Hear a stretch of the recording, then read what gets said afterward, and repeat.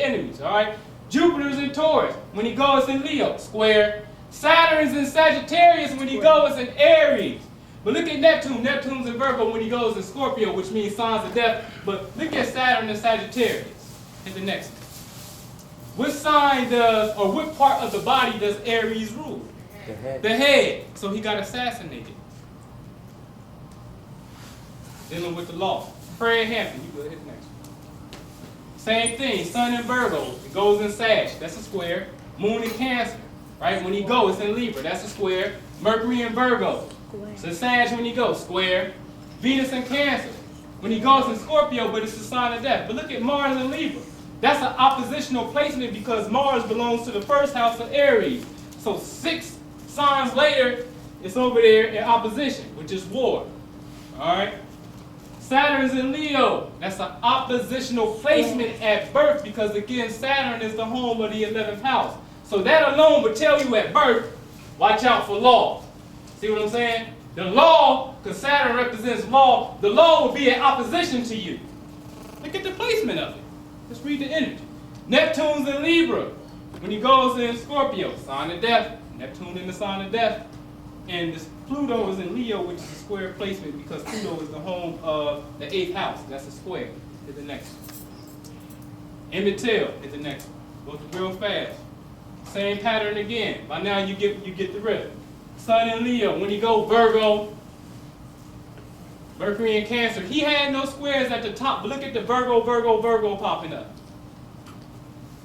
4 6s. But you still see the 666 because Mercury, Venus, and Mars is direct in order. That's order.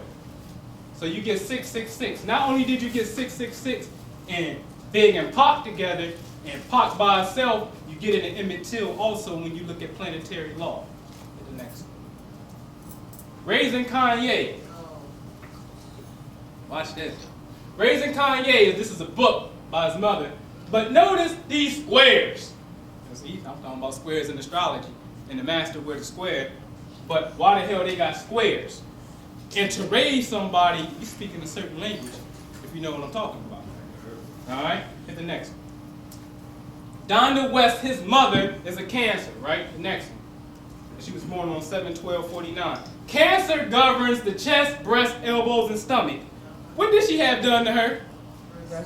Breast reduction and a tummy tuck. So she was going against the divine law in which she was born. Ain't even got to dig no deeper. But watch this. Go ahead. Now watch this. This is the book. This is the album. This is the death of his mother. The book came out 5807. Kanye and Curtis 50 came out on 9/11, right? Now, the death of his mother was 11/10. Now, 5/8 to 9/11 is approximately 120 days. All right? 60 days from 9/11 to the death.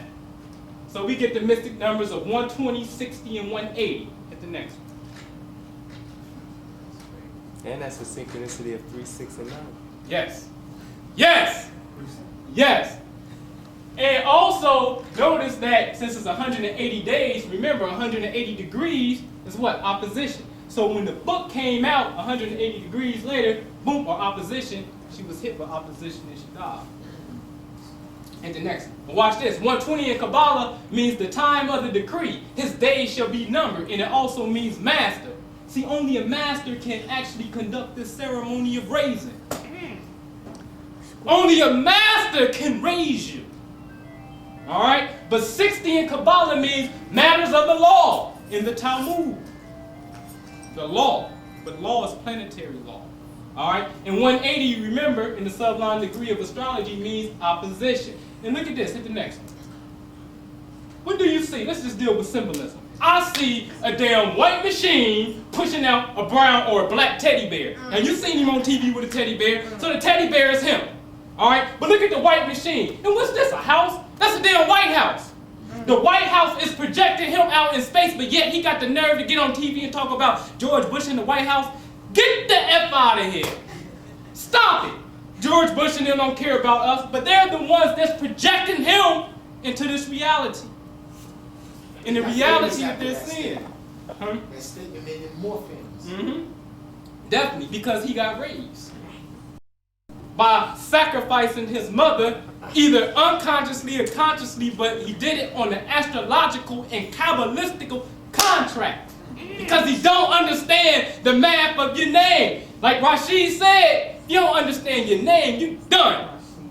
You done. Allah got 99, you got 99, you better flip them. Come to the Hebrew to 72, you better flip them. Because if I can pinpoint your frequency and know where you vibing, I'm a jam. I'm gonna jam, guaranteed. Hit the next one. The Graduations, which is his album. The first week it sold 957,000, and Curtis' first week it also sold 691,000. Listen to this. It marked only the second time ever since the Nielsen SoundScan began collecting data in '91. All right, that 2 albums sold more than 600,000. This event actually occurred for the first time in '91 when Guns N' Roses released Use Your Illusion. Huh? Use Your Illusion, and then when they released Use Your Illusion 2. So the first week sales totals of Graduation and Curtis have outsold the first week sales totals of Guns N' Roses 2 albums. 2 albums. Now, like they said, they started SoundScan. So what they want to be out there is what they will put out there. But 2 albums is symbolic for the 2 numbers. The 2 numbers is what? 1991. And that's 9/11. Stop playing. 1991. You're dealing with the multiple of 2, the variables of 2 numbers. All right? So what they say in all reality, 9/11 is an illusion. Not that illusion that it didn't happen, but it was a spiritual sacrifice that was happening, and like Rashid would say, certain portals have now opened up. Hit the next one. Remember, 60 is the Talmud. Now look at this. The Graduation running time, the length of the CD was 51 minutes and 17 seconds. 51, right? 5 and 1 is 6. 1 and 7 is 8. 6 and 8 is 14. 14 is what? Rashid taught y'all this. We showed y'all. 14 is the Star of David, the beloved one. So his number of his album is actually 14. Go ahead. So again, understand that Neptune in the 12th house. Go ahead. This is called the Temple of Learning. This is actually, you get the next one, the Thomas Jefferson building at the Library of Congress. And remember, Thomas Jefferson had a Holy Quran. Remember that? The congressman that sworn in, I think he was from Maryland or maybe the D.C. area. He came in on the Quran, and the head of the library had to go through a secret tunnel with the Holy Quran because it was so old. What the hell is the 3rd president of the United States doing with the Holy Quran? So ask that question. See, I'm going to touch on some feet. Go ahead, here's the next one. All right, the Temple of Learning inside of this is dedicated to Minerva, which is the Roman god of harmony, peace, health, which actually is the same thing as Virgo. So they say they got over 24 monuments dedicated to her when you step into the Thomas Jefferson Library. At the next one. But before you go there, outside of the library, you will come to this fountain. And this is her uncle. Minerva's uncle is Neptune. So before you go into a library to go read some books, symbolically they're putting planetary energy that is guarding something. They got that same symbol on Grand Army Plaza, right in front of the library. Or libraries. So you got to understand Neptune. It's no coincidence. Everything is a mathematical and astronomical, and when you get deep into it, a kabbalistical sequence. Is there a park around there? Is there a park with green and grass? I don't know. For sure. Go ahead, the next one. All right, and look at Honest Abe Lincoln, right? I'm not going to even get into this. We're just going to focus on the red. His Mercury's in Pisces. That's a square because Mercury is the house of Gemini. 3 and 12 is a square. It's that horrible square. Jupiter in Pisces, that's a square because Jupiter belongs in the 9th house of Sagittarius. All right. Uranus in Scorpio, that's a square because Uranus belongs in Aquarius, not in the 8th house. All right. Neptune's in Sagittarius. We've seen that before. That's a square. But look at Pluto. Pluto's in Pisces. If you look at the square of Pisces alone, 1, 2, 3, 3 squares, right? 12, because we're dealing with the 12th sign, the 12th house. 12 is 1 times 2 is 2. Take the 12 and divide it by 2, and what you come up with? You come up with 6. So you get a 6 3 times dealing with Pisces. Thus you get the mysterious number again, the 666. By understanding your number, I'm a jam. What's your social? This is how this is played. Go ahead. Remember, Neptune and Aries. Aries rules the head. There's that pattern again. Bam! Secret enemies. Blow your brains out. This is serious. Get the next one. The great debaters. It got hype. You really know what the great debaters was really talking about. Hit the next one. The government is yours. Yes, it's yours. Now whether, let's see, this is deep. Whether Barack is a clone or not, I'm not going to touch it. That's a whole nother venue for that. But if he is, and he's been programmed, then we need to be mad enough and men enough, get the women out of it, men enough to go kick some ass. Because why do they have your brother programmed? And if he's not a part of the system, then we still should be behind the brother. Because he's not a part of the system, if that be the case. But the government is yours because the time is dictating that it's yours. Remember, the legend goes that the lease, they have a chart. This is a business. We know this. This is corporation. The lease is up. Are we ready to govern ourselves, or do we want to still keep giving them permission by the way of contract that says, please sign? They beg to do business with us. Please sign. Do we still want to voluntarily surrender our consciousness? The government is yours. The next one. Now, to understand government, in all actuality, is to understand Moorish Judaic law.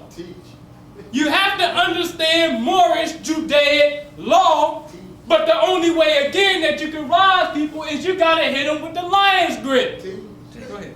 Take. You're gonna fall. Genetic. Everybody hyped because it's a black woman putting out this historical debate that took place, right?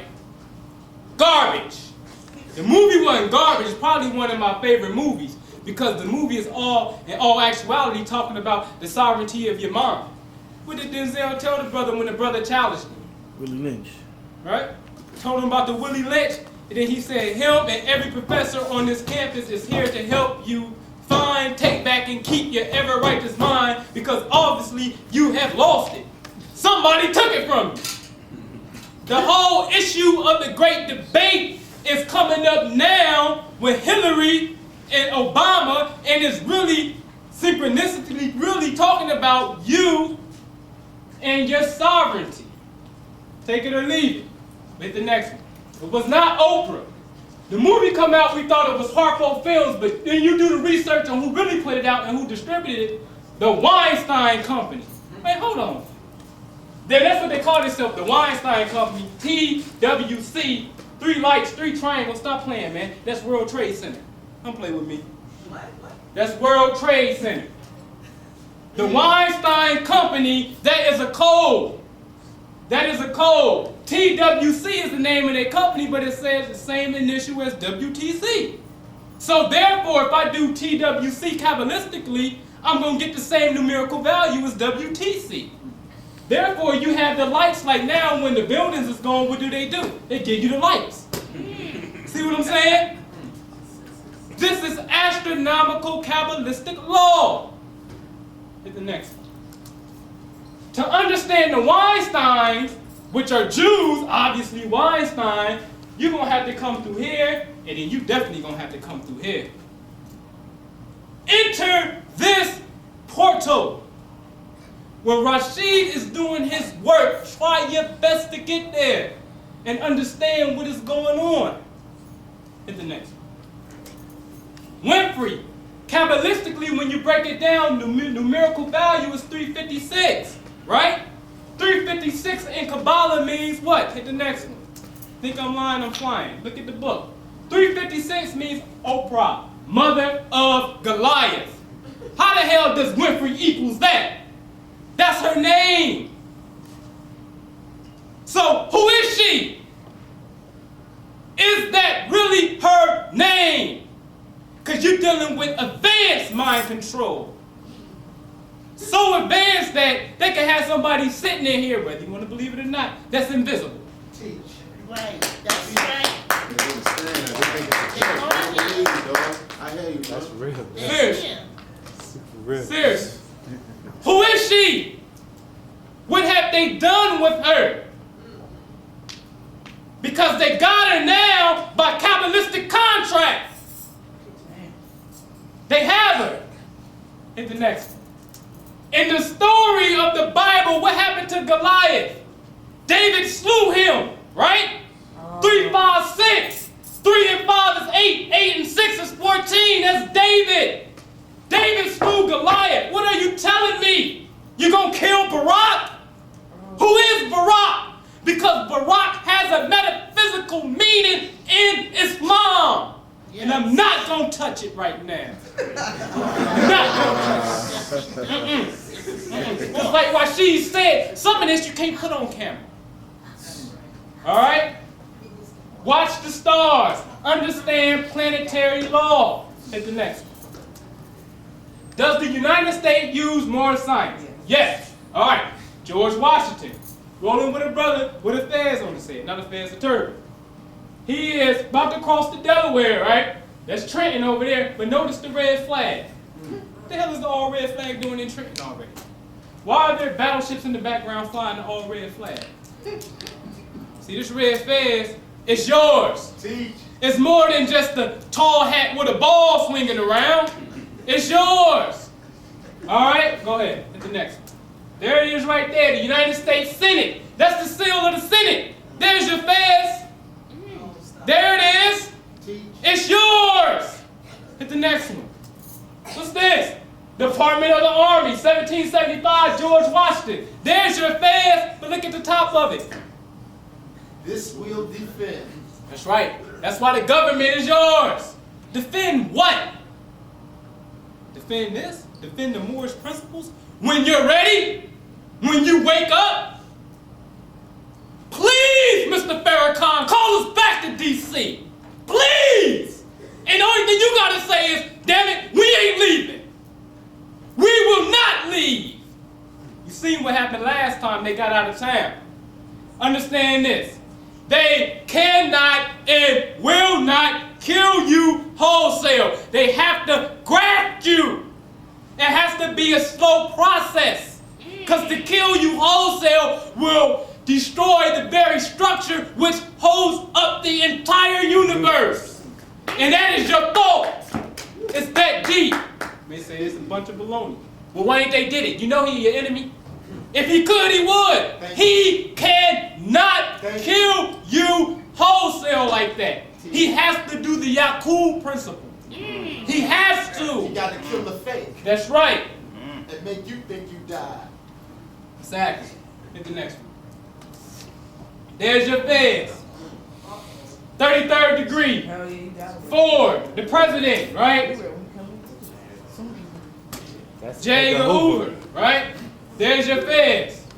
But what is the symbology of that feds? Get past the 300 degrees of wisdom and all that. Talking about why your enemy wearing. Hit the next one. Because we talking about birth control. The sword is suspended above the black woman's head. You see that picture's distorted, but that's a black woman. Why is the sword over the black woman? We know brothers being locked up. We know the war is on us. But it first must be a contract, a mental contract with your woman first. Let me tell you something. One of the baddest Moorish brothers, and y'all know him, but I'm not going to say his name. I asked him, I said, brother, do you have a birth certificate for your daughter? Because I wanted to know. He said, yes. It hurt me so bad. Because, y'all know the brother. The brother is so profound at what he does, but his woman, his wife, at this particular time, she just didn't even have the strength enough or didn't have the knowledge enough. I don't see how she didn't have that because she with him. You know, that she made a conscious decision to sign their baby over, their daughter over. What is in it, you really think about when you give birth, that they present you with a piece of paper and you sign that. That has to stop. But that's what the sword is all about. It is coming after the woman. Hit the next one. Because once they put the sword over your head over the Shriners Hospital, deal with children, right? Once you come out with the birth certificate, the Shriner now has your baby. Teach. The system now has your baby. Those who say we study and we govern the world, let me tell you something about this organization. It is the largest non-profit organization there is on the planet. It is way bigger than the Red Cross. Nobody brings more money in than these dudes here. That's wearing the fez, that's acting like they Moors behind closed doors. And it all depends on the children. Whose children? Your children, black woman. That's why the sword is above your head. Who are you? What is your ancient customs and ancient practices? We got to get back to that. Hit the next one. You can go to the website, travel.state.gov, and actually this is the Department of State website. Hit that link. These are things you have to have if you do not have a U.S. passport. But let's focus on the red.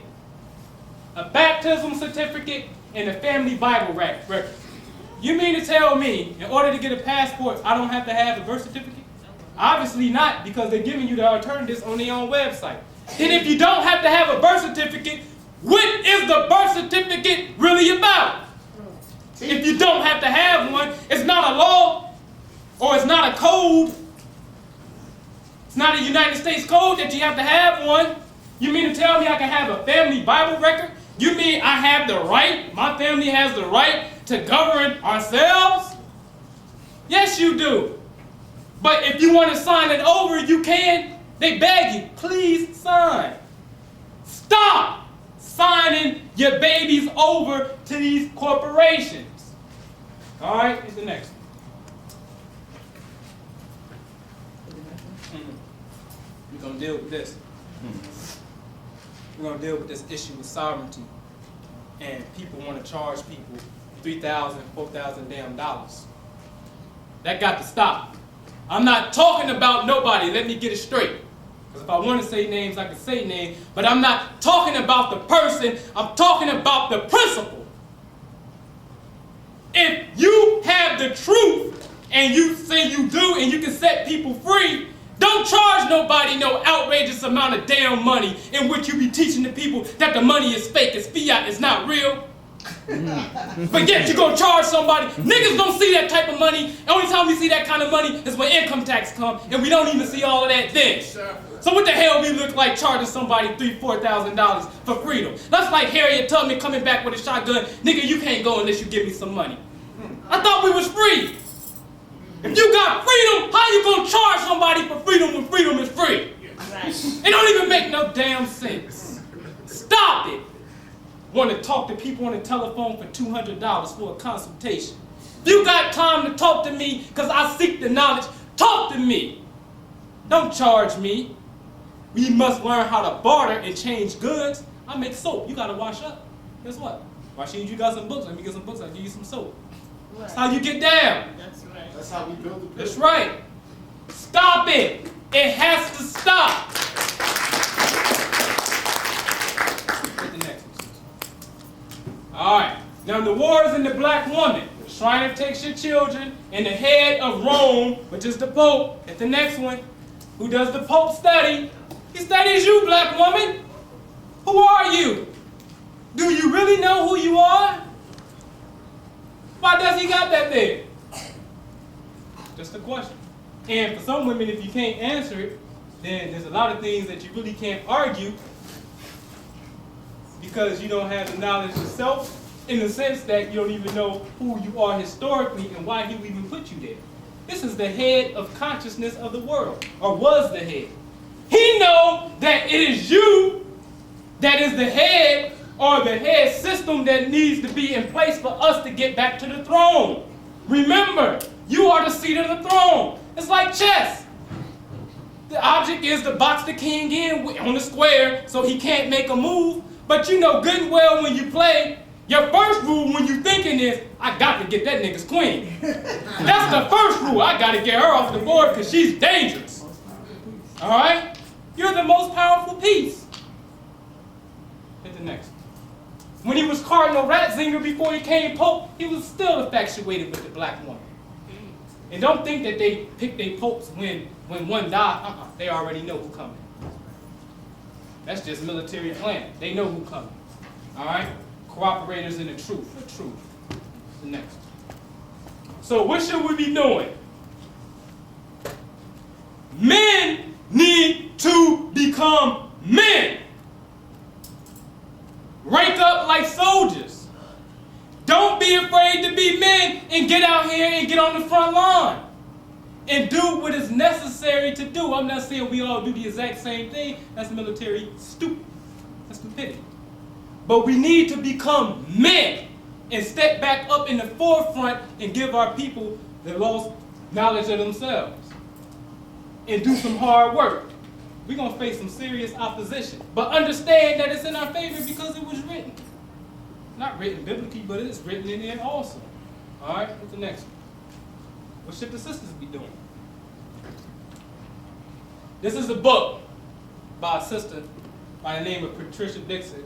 What we want for our sisters, we want for ourselves. Polygamy! Oh shit! Polygamy! They ain't sure. If my wife in here, she'll start shooting. Seriously. That is a cuss word in my house.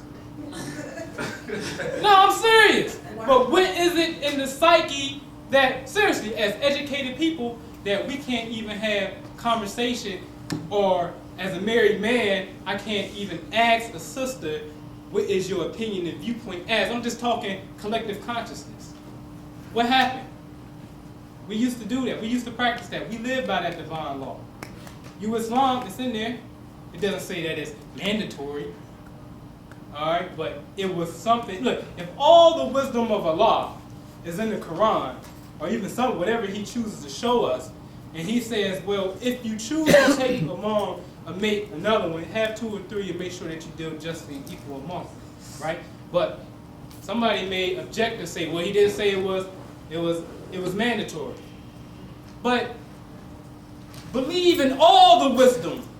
If He said it was good, then understand the wisdom. I'm just saying, challenge the wisdom.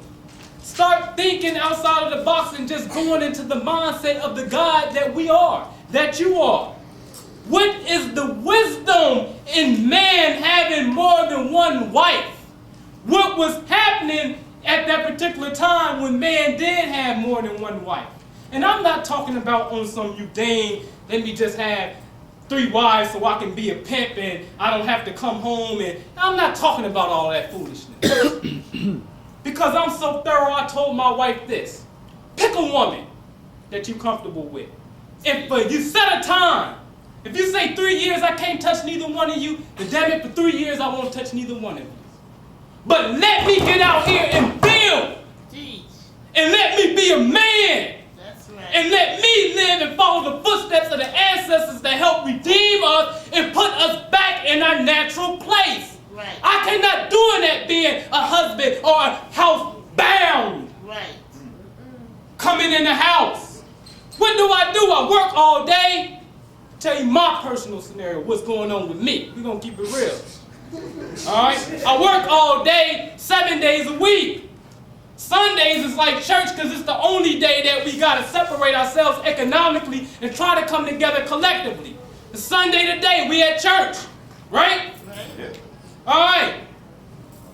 But man can have more than one wife. What's the wisdom in that? Well. Let man be man. Right. See, the woman, you have made a contract. Call it what you want to. You have made a contract and an agreement. If you say, I'm not with polygamy, then that decision alone is in the benefit of your enemy. Teach.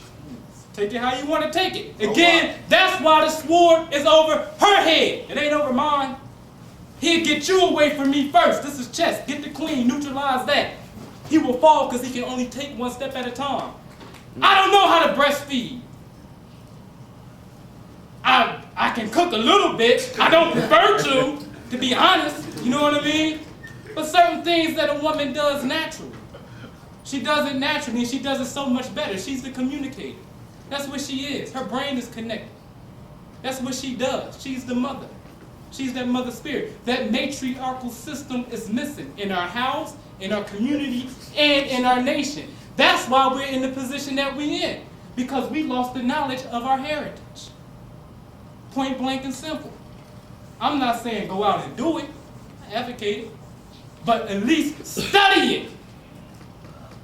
Don't be afraid to study the principles. That's Islam. That's the law. When you get into it, study nature. What do the male lion do? By nature, he's a protector. He's a defender. He's polygamous. He ain't gonna let nothing come into that territory that's not supposed to be there. It's just like now at home. They send me false communication. You be at home, and this is stuff. You be at home chilling. You get some mail, certified mail. Damn, I ain't expecting nobody to send me some mail. What the hell I gotta sign something for? Oh, it's something from a bill collector that's saying something like, you owe me $300-something. You got 30 days to refute this or it will stand true. Please pay this debt. Here's your account number. What? You at home chilling and you got people that's harassing you who you don't even have a contract with in the first place because they're a third-party collector. But that's what we live with. But, see, the remedy is inside of yourself. Because on the bill collecting issue, I showed my wife, because it happened to her, back up. If you show me where I had allowed you to be a third-party collector and a servicer to this day, if you can't produce that contract, you're now making a fraudulent claim. And guess what? That's against the law. You got 30 days to respond to that and show me a contract. In 30 days, they sent the letter, I should have brung it. Thank you for your above inquiry about the account. Please be advised that this account is now closed. That's how they do. It's all in the mind. Let your men be men. The ones that's going to dedicate themselves to the mission of uplifting our people. Hit the next. What should we be doing? This is the last one. I'm not going to even say it. But look at synchronicity. Look at the brother's shirt. Look at the brother's shirt. That's how synchronicity works. My very last slide, and I say, well, I think this is what we should be doing. The brother is here, who was before me, and he has on the very same thing. What is the irony in that? Just study the synchronicity. All right? If you look at the top, that is a photograph taken from Carlos Diaz, who Mother Taneta Muhammad travels with in Mexico when she's down there, and he takes pictures of these mother planes, these light ships. There are dimensions all around us, portals all around us that we can open up and create. Some of you seen the footage that's familiar with me. We probably can go outside right now and we can call upon something just like that. And I seen them summon them. That's right, with no I seen problem. them bring their ancestors. No I got biggest footage. problem. I got footage that shows extraterrestrials in Haiti, and they showed the Right. geometric construct which brought it into existence, Right. and they have a what is that? A crop circle for it. It is all related to us in our consciousness. That's it.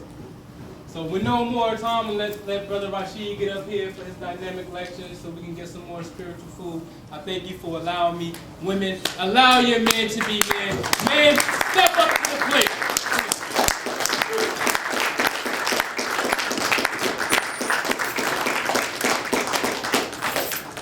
Give me, brother, another one, black man.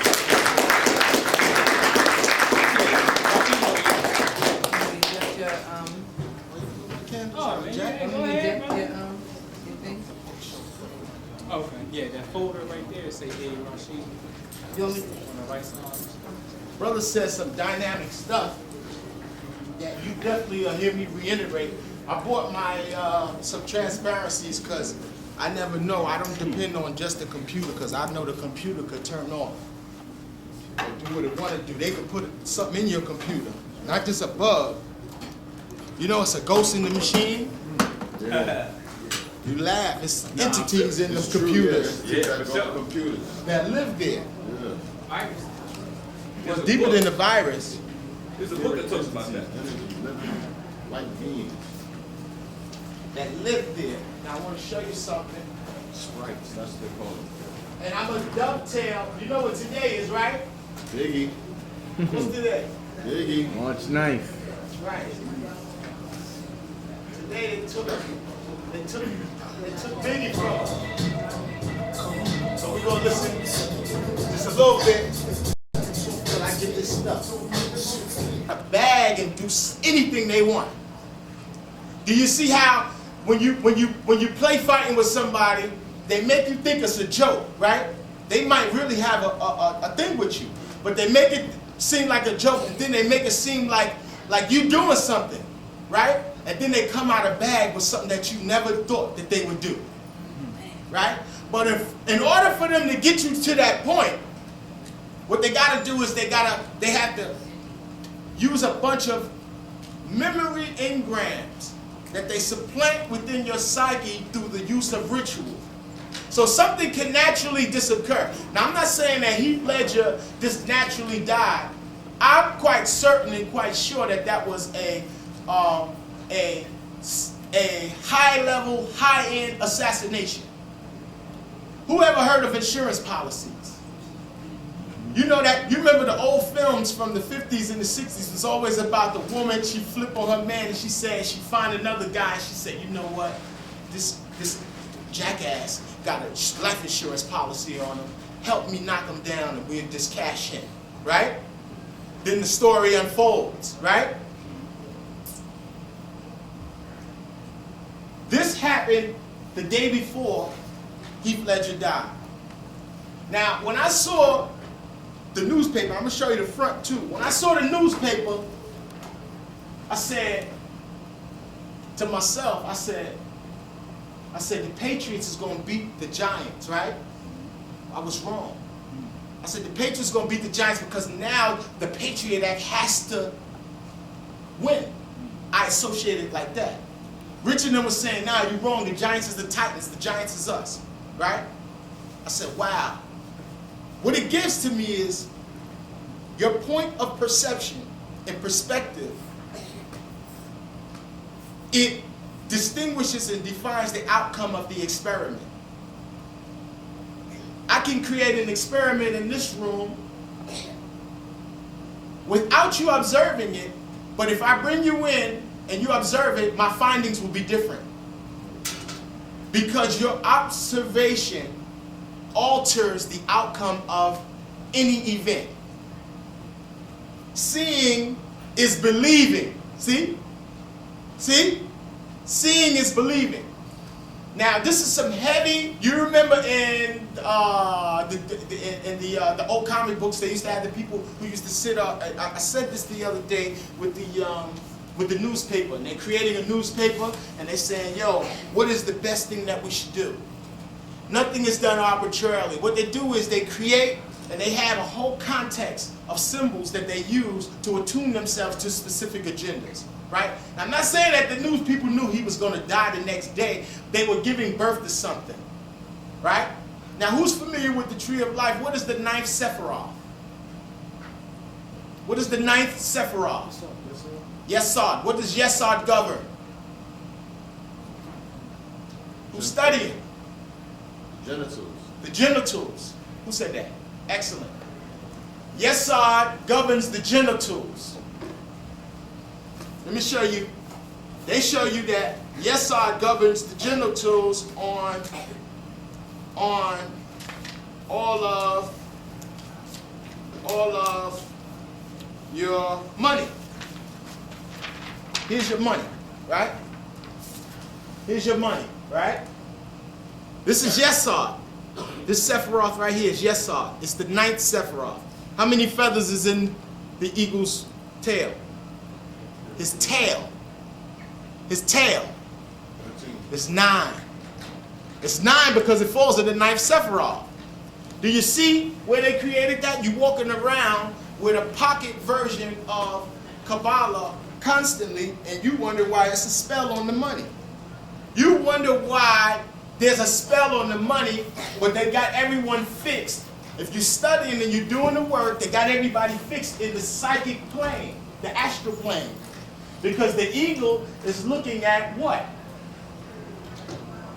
What is that symbol? Woman. He's looking at Venus. war. This Sephiroth is governed by a particular number. We'll get into that and see the synergy of that. But Yesod is governed by 9, right? Now what's below Yesod? Malkuth. Malkuth is what? What? The kingdom.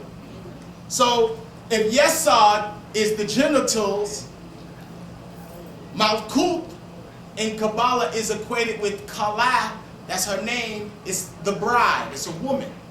The genitals, there's a sexual act occurring always between Yesod and Malkuth, right?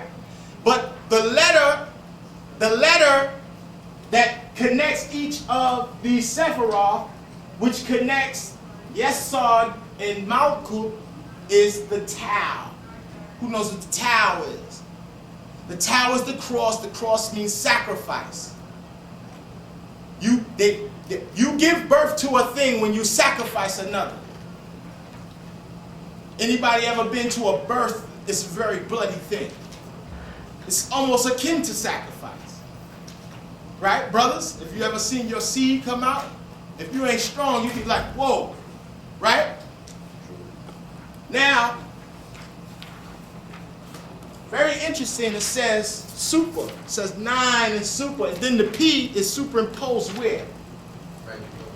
Right over what? Over his genitals, right? So now, super is also a term that's associated with superheroes, right? Right?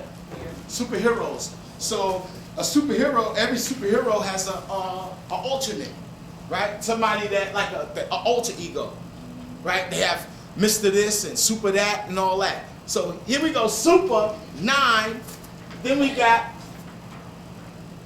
on the back Mr. Freeze. And what's his number? Eli number is what? Eli number is number 10. The following day, Heath Ledger died, right? That's when it began for me. I said, you know what? Universe and spirit talks to us in different languages. It doesn't use this language that articulates with intelligence. It uses different languages. I did a tarot read using a Crowley deck and asked who killed them. The first card that came up was the female. It was a female in the card, right? Then I said, was it a sacrifice? The following card had a little goat on it, right?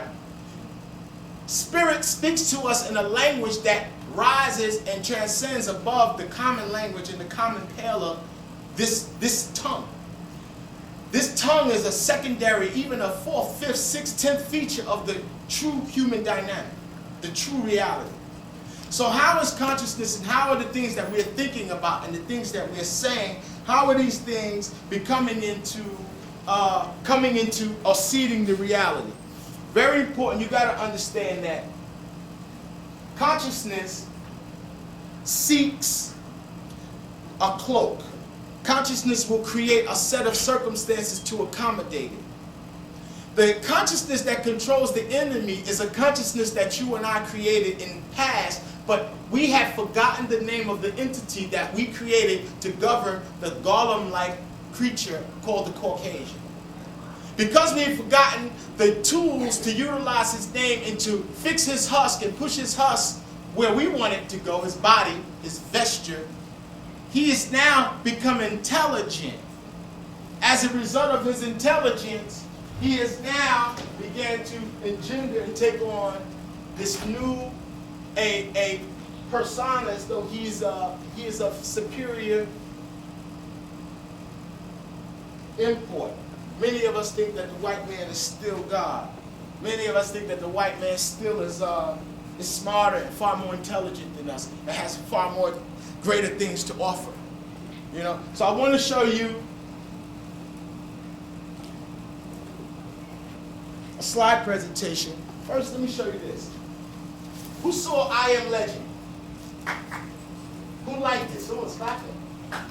Who liked it? I Am Legend. What you think about I Am Legend? What you think about it? What you think about it? I Am Legend was the Honorable Elijah Muhammad's story of Yaqub. Who remembers the part, this is why I knew it was, who remembers the part when our brother Will Smith was in the laboratory and Will Smith said, he was experimenting with what? With rats, right? Honorable Elijah Muhammad said the white man is what? Half what? Right. What else? And what else? It's stranger than fiction, right? Right? But he said in the pig, right? The pig. Well, we could fudge. They teach the kids that Benjamin Franklin invented electricity. Good. Right? So allow me to fudge or make a mistake. All right? This is a Virgo in the house. Give her one black penny. You get a double Virgo. We'll get nothing past her. Right? Nancy Drew. Detective, yeah. Right? So now, because I got a Virgo at home, I know. Right? So now, here we go. He was working on lab rat number 6. Right? Working on lab rat number 6. And he said lab rat number 6 is responding excellently to the treatment, right? He goes out to advance his study and steals a female specimen, right? From the brood where they had all of them creatures, the white folks, sitting up like this. They was cold and trying to stick together. And the breathing indicates it's like an animalistic type of thing. What was keeping their bodies going was the disease that they created, the one that cured the cancer. So now when he brings the woman back to the lab, puts her on the laser down on the what do you call that? The slab. Okay, you should sit right here. Right?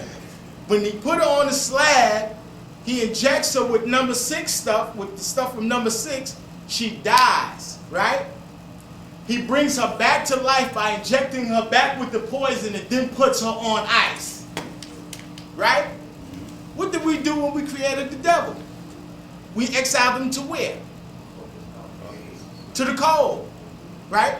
So now what happens is her man comes to rescue her.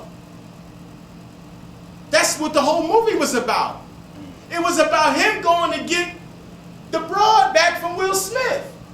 And what happened was the need for that type of love, that synergy, for him to go back and get his woman was what made him be able to stay in the light a little longer. Made him be able to mimic God. Remember that part? Now, very significant. I'm going to show you some stuff and I'm going to bring it all back home. Very significant. The dude's name is Will Smith. A will is your what? Your will is your what? Your intent. And a smith is what? A maker. A grafter. Right? So here it is. Will Smith was in I Am something else too. I Am what? He was in I Am Robot. I, Robot. He was in Independence Day. He was in Enemy of the State. And they had to put him in this one because Arnold was supposed to play Professor Robert Neville in the new film. Very interesting. The same name is from the original story when they first came out, Robert Neville. They've been hip to the number 11 because Neville is 11 spelled backwards. Right? Robert Neville. Now, when I go further into the story, let's boot this up because I want to show y'all the ritual. It's a huge, something huge is going on right now in Leo. Who's a Leo? You're being opposed in Aquarius by 6 planets right now. So it's a big, huge lag on Leo right now.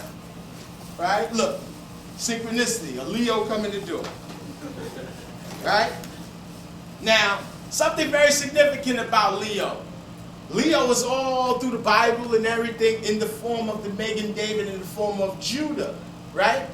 How do you spell Judah? You spell Judah the same way you spell Yahweh.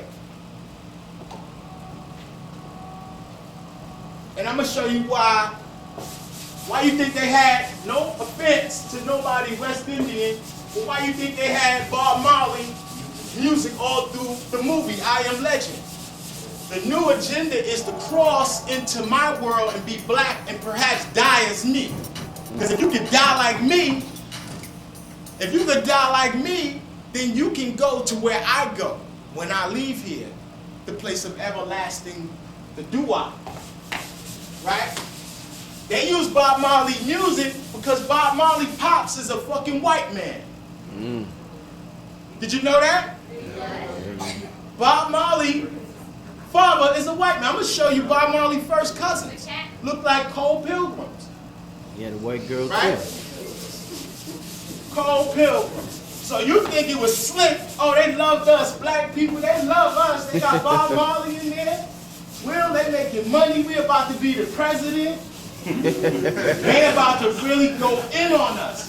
Because if they make that nigga the president, that's where all your liberties is gone. Because I don't understand that you forgot that this is a corp, and all corps have a CEO. What makes him a CEO is their whole corpus of legislature. This is their paradigm. In order to be there, this is the script. You read the script. I don't care if you purple, blue, Muslim, Christian, gay, tough, soft, cute, your cousin, my mother, whoever. If you the president, you a piece of shit. Bottom line, I don't care who's there. I don't care who's there. All right? Who saw the movie Deep Impact? They've been getting you ready to accept this nigga for the longest. Who saw Deep Impact? Okay, NASA did an operation called Deep Impact. Did you know that? Did you know what they did? Deep Impact, they shot a comet with a 770 pound. What's 770? 770 is Oz. 770 is one of those gods that they use to control this whole paradigm. Oz's name is hidden in Freemasonry as Boaz. In Oz. The B means in Oz. Both pillars, Yakin and Boaz, and the name of the director for the film Fresh. Who seen Fresh? About the little black brother. The name of the director is Boaz Yakin. Did you know that? Anybody ever question that? So now, what was we talking about? Okay, no, so now check it out. In Deep Impact, who was the name of the president? What was the president's name? Morgan Freeman. That's his real incognito name. I'm talking about what was the character name. The character name was Tom Beck, right? That was the writer kicking us in the ass, calling you, your black president, a fucking Tom, right? Right? Come on, it's not that hard, right? And then what does Beck mean? Because Beck is what? Beck is the root of what? Beck. Beck in. When you beckon something, you say what? You entreat with, but beckon, look at the definition, it has a special emphasis on the use of language, with the great use of language. Right, you're calling it forth. So what they're saying is, Tom Beck.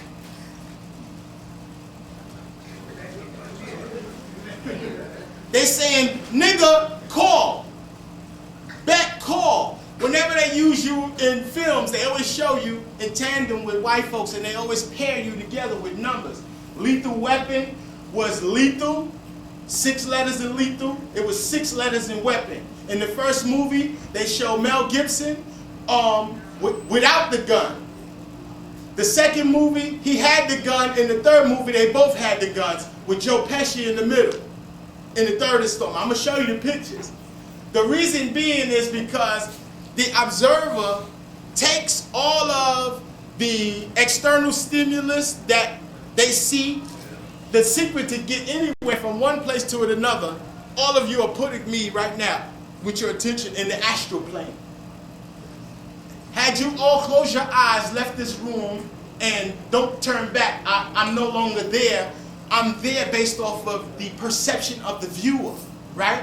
So if I do something catastrophic, a huge event, you immediately channel my existence into a whole nother plane. Let me get visual for you so you can understand the nature of what I'm speaking about. Check this out. Here's the human profile, right? Here's the brain. Here's your eyes, yes? You know you got something right, connects right to the back of your jaw, right? Now, when you look and you view something, say you see this, immediately it goes through your visual cortex, but it doesn't get lodged just here. When you were born, you had a portal at the top of your head. It began to close when the sutures got close and tight enough together, but the sutures are channels for electromagnetic energy. They run and course all through the brain and the top of the head. Reverend Valentine talked about how the Orientals, their level of mind control, they go even deeper. They start doing cranial shift and cranial manipulation, actually affecting the shape of the skull. Even in the Hindus, they know if you do a certain level of meditation so well that they can inhale and squeeze their stomach so far in that they can almost touch their spines. So this human body is very malleable. Now what happens is the image gets captured in your cube of space, right? Your cube of space is your center of perceptual. This is your perceptual envelope. This is where you give everything that you see in 2D, you make it 3D here. See? Once it's 3D and now it's in the holographic realm, it doesn't belong to you, the physical world, no more. It's a part of another dynamic. It begins to reverberate here. Above you, above this being the physical, there are entities that live all up here that are jealous of you because they don't have a body. Right? Right. So they just sit and hover and wait around for catastrophic events to come into existence so they can come in. 9/11 opened up a huge vortex where there's so many entities here that we ain't even tough no more. New York is super soft after 9/11. It used to be hard to grow up in New York, right?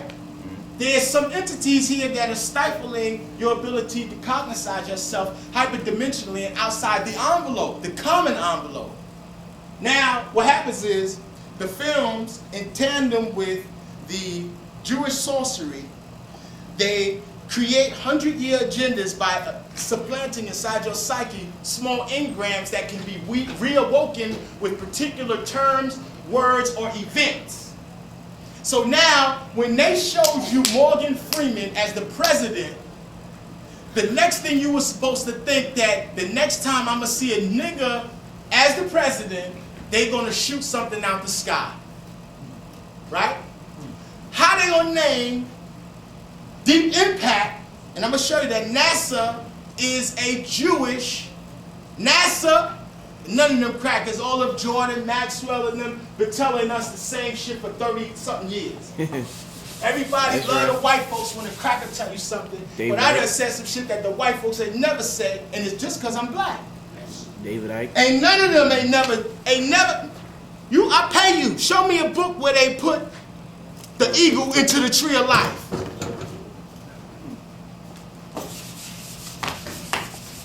I'm going to show you NASA right now. They're going to come get me for this. Hold up. Don't pull it down yet. Press the stop button. Yahweh is what? Yahweh is what? Yah, he, vow, he. Right? Right? when you see any terms that use a tandem of letters twice, like this, see how it says Yod-He, Vav-He. When they write NASA, NASA's what? N-A-S-A, right? In Hebrew, it's really like this, with a he at the end, and nasa means to project, to send, to go. Now, when we transfer, and numbers is the supreme science. All things can be checked and validated, reintegrated into any, in the organic scheme. Anything that deals with the number 6 is the master number of matter. Your psyche can transcend matter, so psyche occupies 7, 8, 9, and all those other dimensions or numerics beyond it. 6 is a canopy, though, for organic mass. It's geometry. Beyond the geometry, consciousness lives within the envelope of geometry. Consciousness has the ability to change its geometry and transcend it and go out of it based off the change of its behavior and its interface with light. So now here we have NASA. Let's put and restore our Kabbalistic numeric equivalencies to each letter. If you've been studying what's the sound for N in the Hebrew? Nun. What does nun equal? 50. Right? 50. 50 is the nun. Also, that's the N form. That's the Sofi. You can also, 5 letters also have dual numbers. They also have an N form number. However, Kabbalists, those of you who are using your encyclopedia to really do stuff, my joint is well used. You're going to find numbers in here that don't have no words next to them. That's why you need a strongest concordance. And then you need to learn the Kabbalah of 9 chambers. It's called Akbeka. When you learn Akbeka, you can take any number and create a Hebrew word out of it. You could say the number of your building and have a representation of it in Hebrew, and then use the Hebrew name as a representation for the number. See? So now, here we go. The Nun is 50. The A is what? Aleph. Aleph would be what? 1, right? What is the S? No. The S ain't the Shin, it's the Samic. 2 S's. The Samic. What does the Samic equal? It equals 60. Here's the Aleph again, right? Here's the Aleph again, right? Yes. Aleph equals the 1. Now, here we go with, you see me, Rich? Yeah. Okay. Here we go with Yod, He, Vav, right? He. Now let's put NASA on it and add it up. Now let's spell it NASA this way. Because Hebrew go this way, don't it? N-A-S-A with our new restoration. 50, right? 161, right? 1 plus 5 is what? 60 plus 6 is what? 1 plus 5 is what? Do the math. 50 plus 10 is what? So why is NASA encrypting their name in the number 6?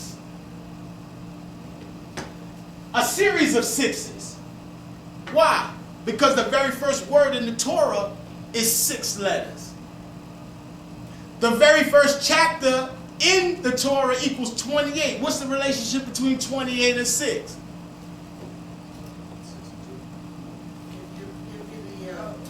Composition of the alphabet. 22 numbers in the Hebrew alphabet. 28 Minus 6. is a perfect number. 28 Kabbalistically means in God. When you go to court and they say in God we trust, God that they talking about is Yahweh. In 26, in Yahweh, in God we trust. equals 28. 28 is the second perfect number in the universe. What makes it perfect? Huh? It's in between the cube and the square. Is all of its divisors are equal. It's the sum of the total of all of its divisors. Okay, now, very interesting. Kabbalah is nothing new under the sun. Many of you have seen this. Pull it down, Bill. Many of y'all seen this. Who's seen the wall stele from Anpu, from the temple? They're showing you interdimensional portals, right? Which look exactly like the tree of life. Yes? You see it? You see the bride here? You see it? Who's ever seen this? This is a popular visit.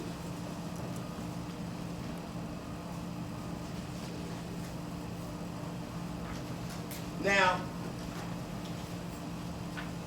what the ancients were trying to impart to us is, I had the film, you need to see the Muppets movie with Ashanti in it. The Muppets Oz, Wizard of Oz movie. Who saw that? I wanted to open up showing that. We saw it. We saw it together. He put me on. My cousin told me about it.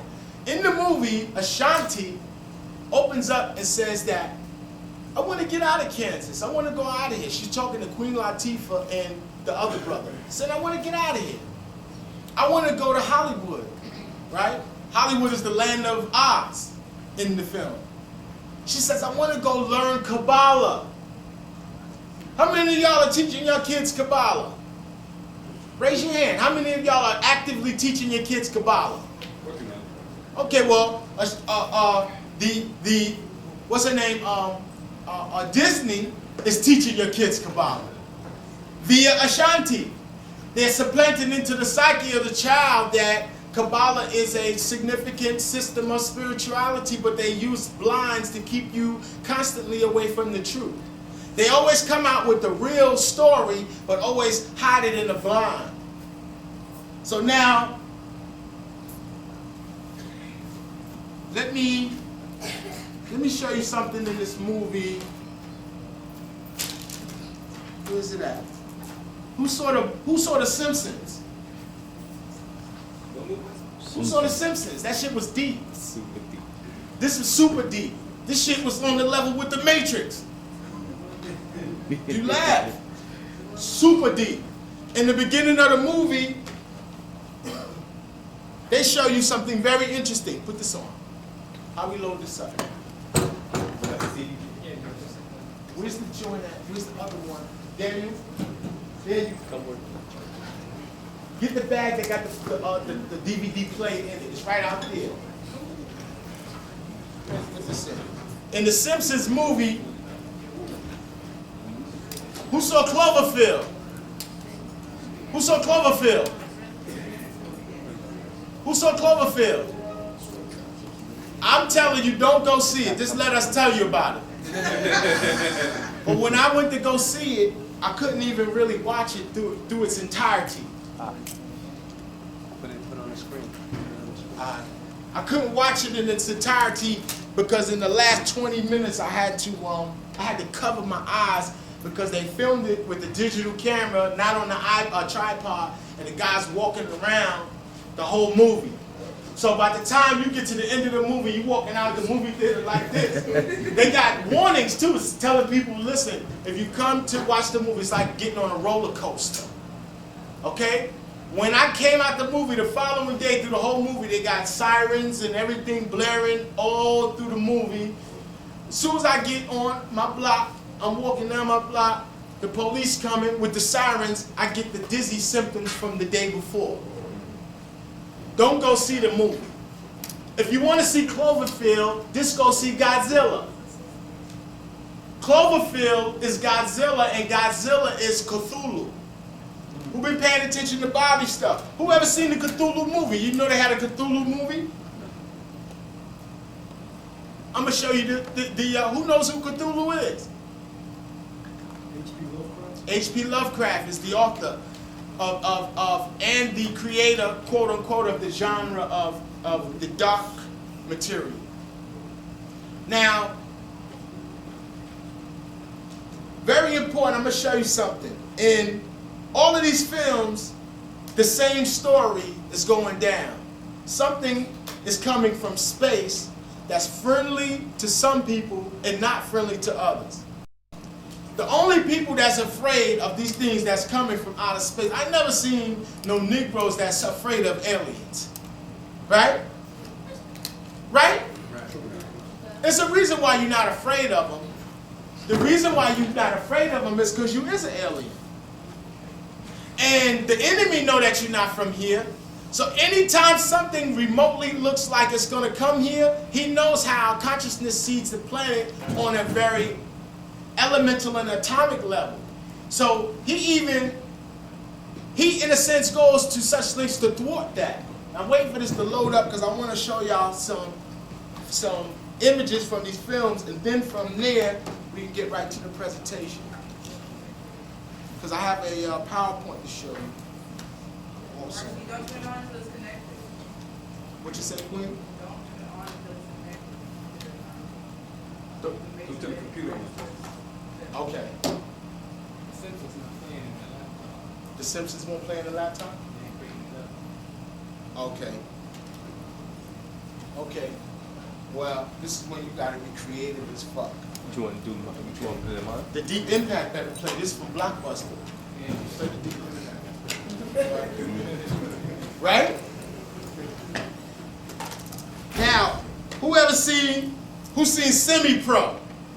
Look at all these films. Who's seen Semi-Pro? This is with Will Ferrell and with Andre Benjamin. They made my man change his last name to Benjamin. He can't use the Andre 3000. Like Ice Cube, he could do the Cube. Ice-T, they could make a movie and not have to change their name. They made Brub change his name in tandem with this, with the Pilgrim. The reason why, when you see the term semi, it's a cat symbol code for shimmy, cat semi code for Semite, for Jew. Pro is the root of what? Protein, it means first, the first Jew. His number in the movie is 33. His number in the film is 33. You good? In the film, when you see on the cover, it says semi-pro, meaning that he's half of something. He's half of something, right? He's standing in between Woody Harrelson and Andre Benjamin, right? What are they saying? He's half black. Just like they did our brother Denzel in American Gangster. They never distinguished for you who was an American and who was a gangster. Go ahead, Philip. He looks like a Hebrew. Look at it. Yeah, his afro. Exactly. And then he got pork chops too. The joints. Exactly. Yeah, the chops is probably the little fake, the little mutton chops. That's what they call them. Now, they've been telling us that the whole story is Jewish for the longest. Even the Dukes of Hazzard was Jewish. The whole Star Wars trilogy is Jewish. But when they say Jewish, they're not talking about Eastern Parkway. They ain't talking about Tel Aviv. They're talking about you. They're talking about the miraculous things that you and I can do. So now, when I go to go see, I'm looking for a Cloverfield movie. I can't find Cloverfield. But I said, let me get the Godzilla. I go get Godzilla versus Mothra. Who remember that? And Godzilla versus Mothra, do you remember what the story was about? Godzilla. The egg. Two little twins. And who was protecting the egg? The twins. The two twins. Who said their name is Cosmos. Who said that they're here to protect the human evolution. And then NASA is in the movie. What the fuck is NASA doing over there? Right? The idea is to continuously put images. Now check this out. Here we go.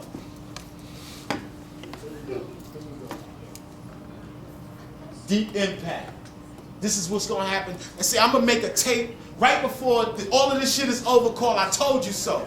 I'm gonna make it called I Told You So, because y'all think that this white man is jive-ass all right, that he would not go to such lengths to trick you to make a black person the president for him to inaugurate the greatest atrocities on the planet.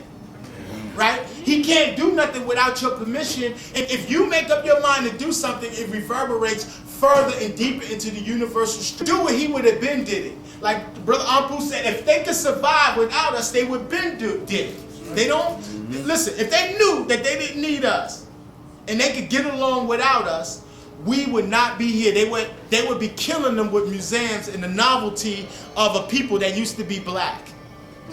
Right? And if you look at that movie about the future, what is it, Time Machine? In the movie Time Machine, they had the black man inside the library talking about the history of the world.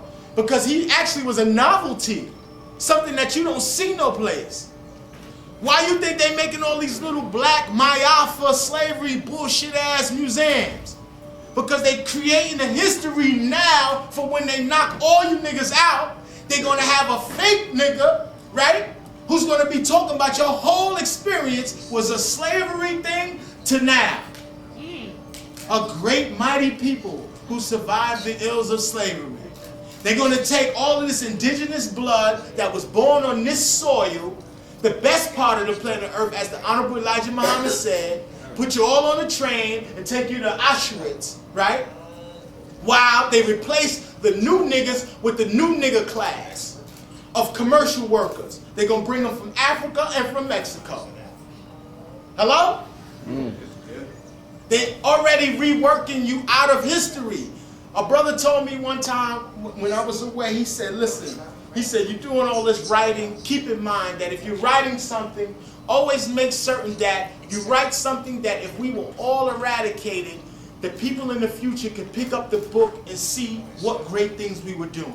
Let's take another picture. You gotta be out of your mind, all that in a bag of chips. We got all these books. All that in a bag of chips. Bloody money. Whole money. Nigga better have my money.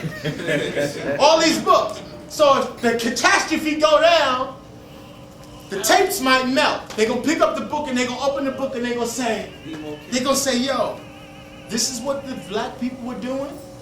Well, who the hell made the pyramids? Let me go to a National Geographic and they're gonna have a pilgrim there. Right? Now look at this. Now they call this comet in there. One of the names of the comet is, damn, how can fast forward it, G? Okay, because I want to go to the next joint. How you doing? That's the scene selection right there. Tragedy struck today as a charter aircraft carrying an army returning from Cuba, Japan. Crashed this morning into the launch. Who saw? I was with the secretary since he's been the governor of Connecticut. Who saw Vantage Point? Vantage Point is the one that they're going to take. Play no dun-dun-dun in here? I don't want anyone to think Huh? they're trying to take something away No? from Dr. Wu. A fake John. Some of them cool. Alright, so I want to show y'all the I Am Legend, and then we're going to go into Jumper. Who saw Jumper? You see Samuel said, and listen, this is an open discussion. Weigh in on what you see. We having an open discussion. When I get off from up here, I'm setting the stage for when Brother True Master comes up. True Master's on his way, and the stuff that he has to present today is very crucial to what is going to go down in the future. They're going to be asking each and every one of you, who are you? If you say the wrong answer, you're going to pick the wrong door. Okay? Nationality is very important in a time when they bring in a nigga that y'all saying, yeah, black man is going to be president, that don't know none of y'all, don't know none of y'all experience, wasn't raised here, and ain't even from here. I'm not from Africa. I have nothing against Africa. Africa was an epicenter of great civilization, but the entire globe is the black man's history. Everywhere civilization was at is the black man's history. What is this preoccupation with confusing us and making us think that we are slaves or black? The word black is a color. It has no nation. Where's the country associated with that color? We here playing chess with words. We gonna watch. You can play chess with words with me all you want. But if you ever been in a situation, if you ever been in a courtroom and they got them service pistols on them and they asking you questions, who are you? What's your name? Is this you on this piece of paper? It seems like you are automaton.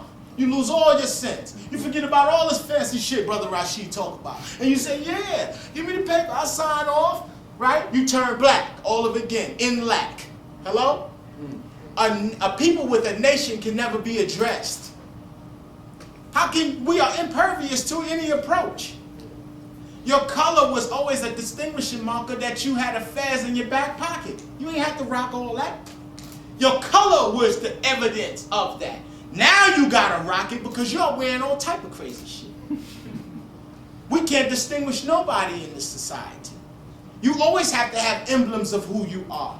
Your emblem of who you are is what's going to give the people credence or the means and ways by which to address you. If you got the felony look, you going down. The police ain't gonna lock me up if I got my the shirts that the twins sell with the comedic images. They have a whole nother approach on how to address that. You look totally different. When women cover their hair and they move in the way of modesty, or you clean, you know what I'm saying? Or you look like you're healthy and you're abounded with joy and you live in a world of abundance, you don't never gotta worry about being in nobody's courtroom. All you gotta do is change the behavior. The movie situation is this. They go, let me see the I Am Legend. We gotta see if this works, because I Am Legend has a huge Leo ritual in there. Brother Rashid. Yes, sir. Do you have any information on the satellite that they just had to shoot down? Now the satellite that they just shot down, they shot it down when Virgo was in the building, right, Paul? In the lunar eclipse. And at the lunar eclipse, and then somebody got sucked up in that whirlwind, Larry Davis, right? What happens is, and anybody that know Larry or know the people in his family, Larry was like, the reason why Larry was so over the top was like Larry had like kind of, whoever been around Mike Tyson? Mike Tyson could be your man, but it's always a feeling that Mike would turn around and slap the shit out you. Like he got the thing with him, right? Like Mike would be like, yeah man. Like, you know what I'm saying? That's the same thing. It's a genius though, that transcends a certain type of boundary. Everybody that's a little crazy right now is really in the right place. All you niggas that got it all together is bugging. You know what I'm saying? You gotta be a little touched in 2008 with them shooting down comets, black presidents, you know what I'm saying? All type of fake shit. You know what I'm saying? Nelson Mandela do 30 years and come home, he the president. And let his wife go to jail. Yeah, Held and him down for what- 30 years. Well, he was mad at her. He let the white man trick him. He was mad at her because she gave one of them young boys some of that stuff while he was in the can. Now, if you did 30 years in the can, you ain't supposed to be asking nobody what they was doing if they rode with you. I don't care what you was doing. You did 30 years with me. You understand what I'm saying? He got in that trick bag and they said, listen, clip her, we make a statue of you, nigga. And you put you on some money and you be on a stamp. And then you can go to USA and get a bunch of money and talk about being in the can, inmate number 666. Did he tell you that story? How they boxed his number in between 2 4s? They did the same thing with Heath Ledger when he signed on to do, you know what? Fuck the movie. I'm gonna go right to the presentation. Show me, take me to the joint so I can show them the pictures. Go, Rashid. When Heath Ledger signed on to play the Joker 727 days before the movie comes out, right? Now, let's see if we can focus this a little more. No, stop it from doing that. Who saw The Golden Compass? I can't find the booty. Put it on the joint, put it on the slideshow and then put it on pause. You already know who this lame is, right? Now, turn back. Now, who is that? That's the Joker. That's the first Joker. Cesar Romero. The first Joker was a black man that actually played the Joker. Was a brother, right, from Cuba. You remember Batman on TV? With Cesar Romero. Anytime you play a role in a movie, it consecrates the role, right? It gives credence to the role. If anything ever was to happen to you, it would reverberate through the role. Anybody that rocks the role later will be a beneficiary of the energy, the accumulative energy acquired through the endeavor. Now, here we go. This is where, very significant, I'm bouncing back and forth. This is how we generate time. The time that you and I call a second is generated by them sending radiation at a specific frequency, high-level radiation at the cesium atom. The relationship between the cesium atoms, proton and neutron, distinguishes the 1 second point. So time, as we know it, is a manufacture of something technological. So you live in a technological, fictitious, facade reality. When I ask you, who are you? You can't tell me nothing but black. When I say, where you at? You saying Brooklyn. When I say, what time is it? You go right to that, right? So how in the hell can you transcend transdimensionally into a whole nother reality? Now they manipulate you within the context of the numbers which take place within that second point. Now this is the who saw National Treasure? Part 2. In National Treasure 2, now they continuously hit you with these numbers. Who seen the movie? They got this new movie called Step Up 2 with the white folks dancing. Step Up 2 is like it's like a numeric equivalency. It's, when you look at it, it says step up, and then they put the 2 like that, little, right? What they're saying is they want to square it. They want to raise their vibration, right? So now in the movie National Treasure 2, they introduce us to the La Boule ladies. Who are the La Boule ladies? The La Boule ladies are 2 of the 3 Statue of Liberties on the planet. You know there's 3 Statue of Liberties on the planet? 2 of them face one another. The one we have in New York is looking directly in the face of the one in Paris. There's a relationship that goes back from George Washington and Lafayette, right? Right? The presidents, right?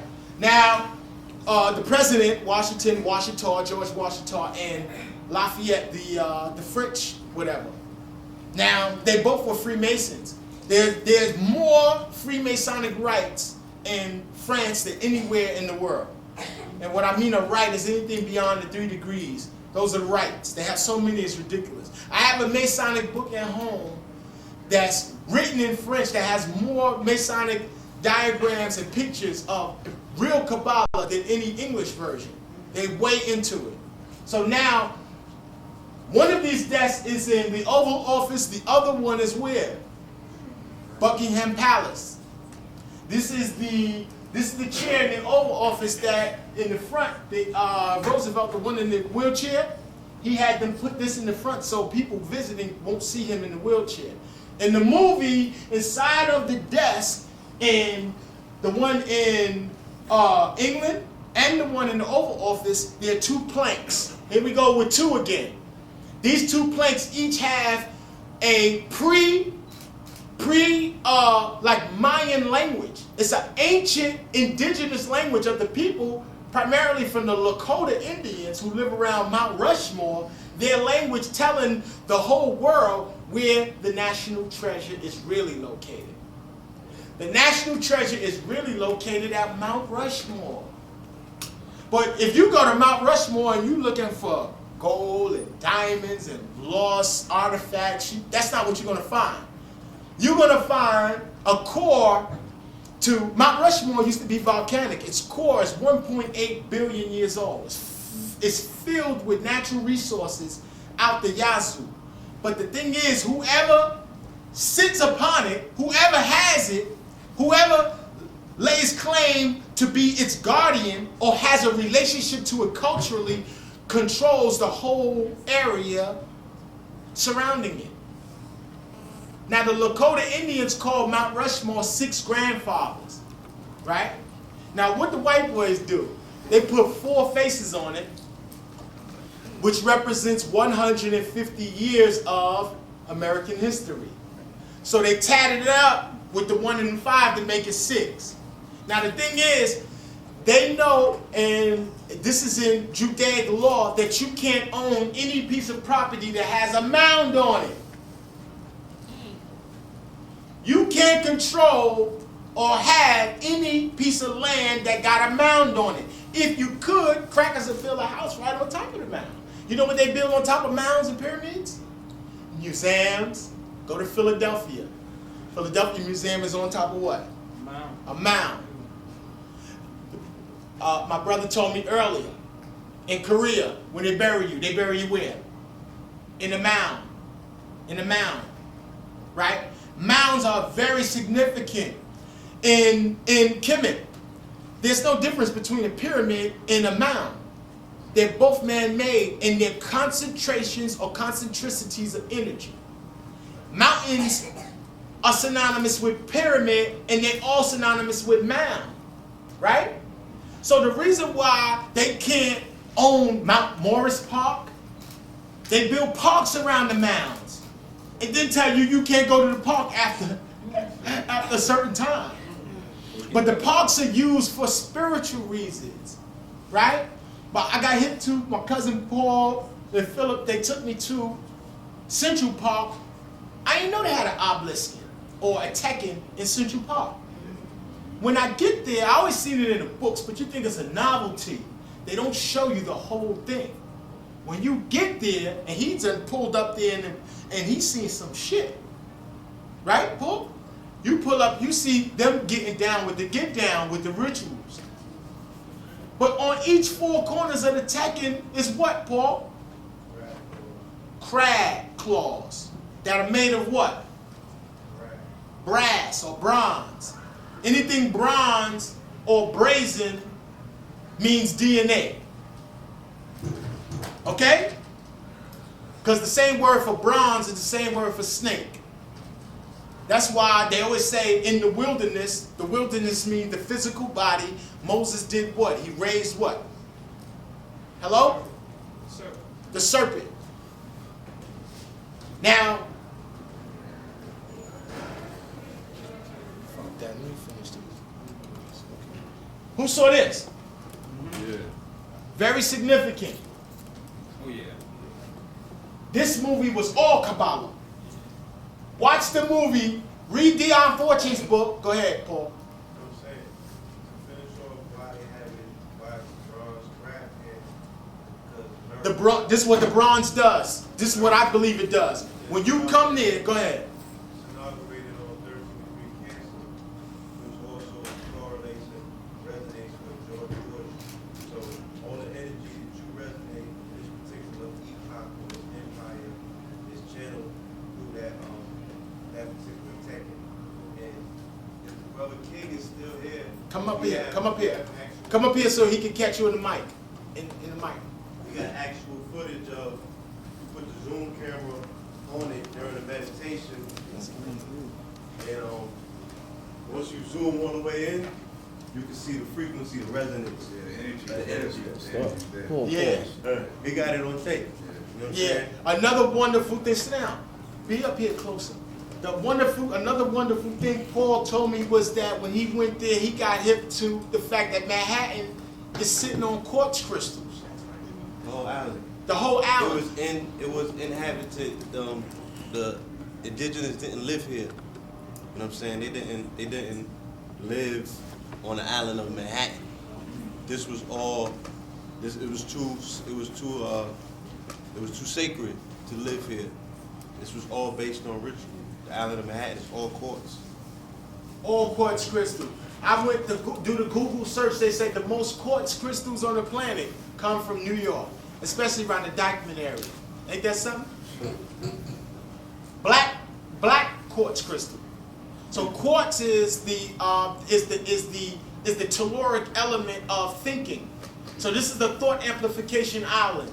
This is why Manhattan Island, if you want to destroy world commerce, you got to just rip Liberty's head off and throw it down the street like in Cloverfield. You got to come and tear it up like Godzilla tore it up. You got to just destroy New York. But that's why they would destroy a magnet frequency, which was the Empire State Building.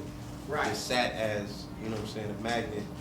Right. Like, Both you know, both Wall buildings Street. was together in a sense underwater Underwater. and with the gold deposits The world perhaps body right in resonated. between them. Because you said Empire State, the World Trade. World trade.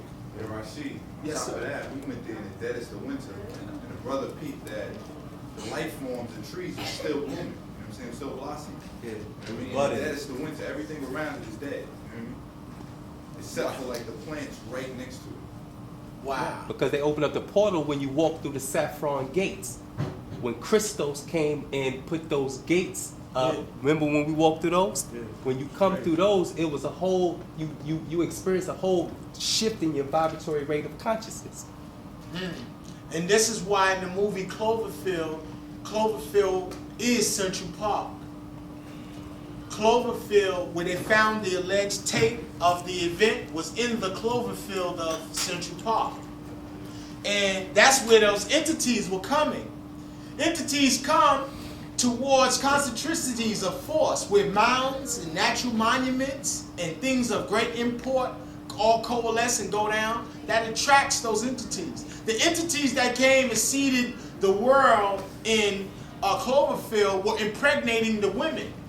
You see the movie, the spiders was getting on the women, impregnating them, and the women was exploding. Now back to Equilibrium. Here we got Batman being in tandem, and this guy, Christian Bale, is going to be in the Dark Knight Batman. In this film, they got him. Now look at this. They got each letter in equal distance from the eye that they're both pointing at. 1, 2, 3, 4, 5, right? 1, 2, 3, 4, 5. 11 letters in total, right? The middle one being the I.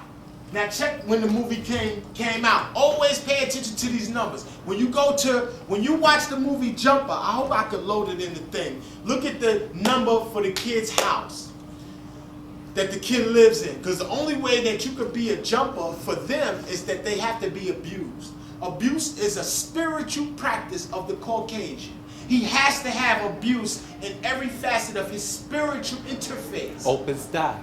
Right? The spiritual practice for him, the most malefic book ever written was written by a gentleman named Kramer and another, and it's about torture and how to elicit the best response from people by torturing them. The science of torture is that somebody can ask you a question that you know nothing about, but the further along in the torture, you begin to tell them the fucking truth. How is that? Your body becomes so innervated and shaken and jolted by the pain that you open up a vortex in your psyche and you're now able to have access to certain things. Do you believe it? Do you believe that? Yeah. They use that in rituals in Africa to get you to raise your consciousness too. That's right. They use pain as a ritual, but they do it like in Al-Islam, you can get beat for something. Like they could give you lashes, right? But even then, like this is, you remember how your mama and them go get this stitch cord, right? And whoop you, right? Yeah, I remember. But they ain't supposed to civilize people, and this show you that there was always in the psyche of the ancients that always knew there was a difference between the psychology and the physical body. There's always a difference. Now, when they say that you spare the rod, you lose the child, they're speaking about addressing concerns in the psyche by first meeting it on the level of the flesh. So the Zulu the pygmy have, I often reiterate this to brothers and sisters, that the pygmy have a 6 months for the male children, a 6-month rite of passage where they are beaten every day.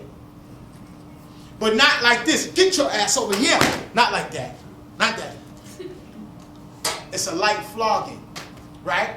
When you're born, in certain cultures, they scar you, right? The scarification, what does the scarification do to the psyche? The scarification creates a bridge between the spiritual experience, a synergy between the spiritual experience and the physical world. Every time you see it, the ingrained, you're reminded. Tattoo's the same. Go ahead. What about circumcision? Circumcision. To the baby on the second day. That's awful. No, circumcision is not awful. Circumcision is not awful. You're supposed to do it at the 8th day because that's when the hemoglobin that's in the Talmud. They got that from Kemet. We even taught them the most propitious time to cut the PP.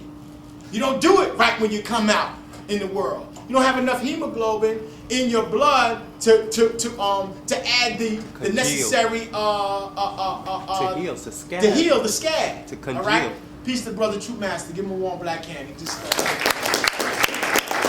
now, when they snip the circumcision, now in certain cultures, when you get to a certain age, that's when, like at 14 years old, in certain cultures, you get circumcised. But if you even make a peep while they doing it in the hut, you bring shame against your whole family. And you ask them sisters, that is a rite of cleanliness. Yeah. You ask a sister about uncircumcised joints. But They'll tell you. what I'm saying Them is that sisters is like loaded weapons if dudes is not clean. For pain in the child forever. No, well, this is the thing. Also, and there's different ways to address the center. I'm saying the aberrant form that the European uses is pain. We use other things too. In Islam, when a baby is born, they do a thing. It's called akika. They take a date and they rub the date on the baby's gums and they recite Arabic to the baby in his ear. This is the first levels of, without all of the negative connotations associated with the term, mind control. The mind control is, it begins to get the child accustomed into love the sound of the name of Allah subhanahu wa ta'ala. It's sweet.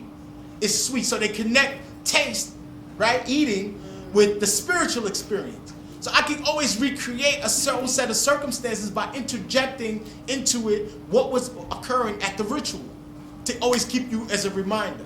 When you see Freemasons, say a Freemason is talking and he's around some guys, they got words where they could just shut it down, right? But then they got signs where they could just cold shut it down, and those are those oath-breaking signs, where they be talking about the oath.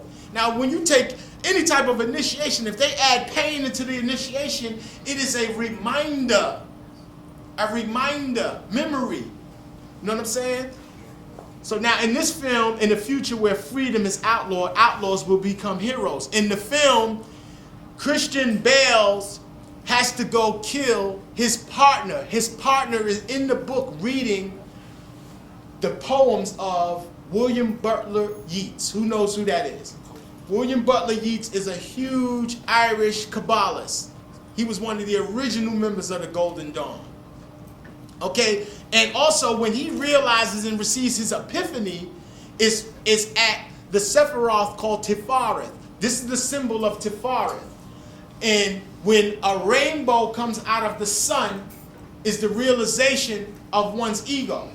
Now, when it's fucked up that now when you say rainbow, people be like, rainbow? I ain't with that. You with the rainbow? I ain't with the rainbow. But that's one of your ancient colors, or your color schemes, schemata to show people. Oh, that's Osiris getting some top. This is who saw what's my movie?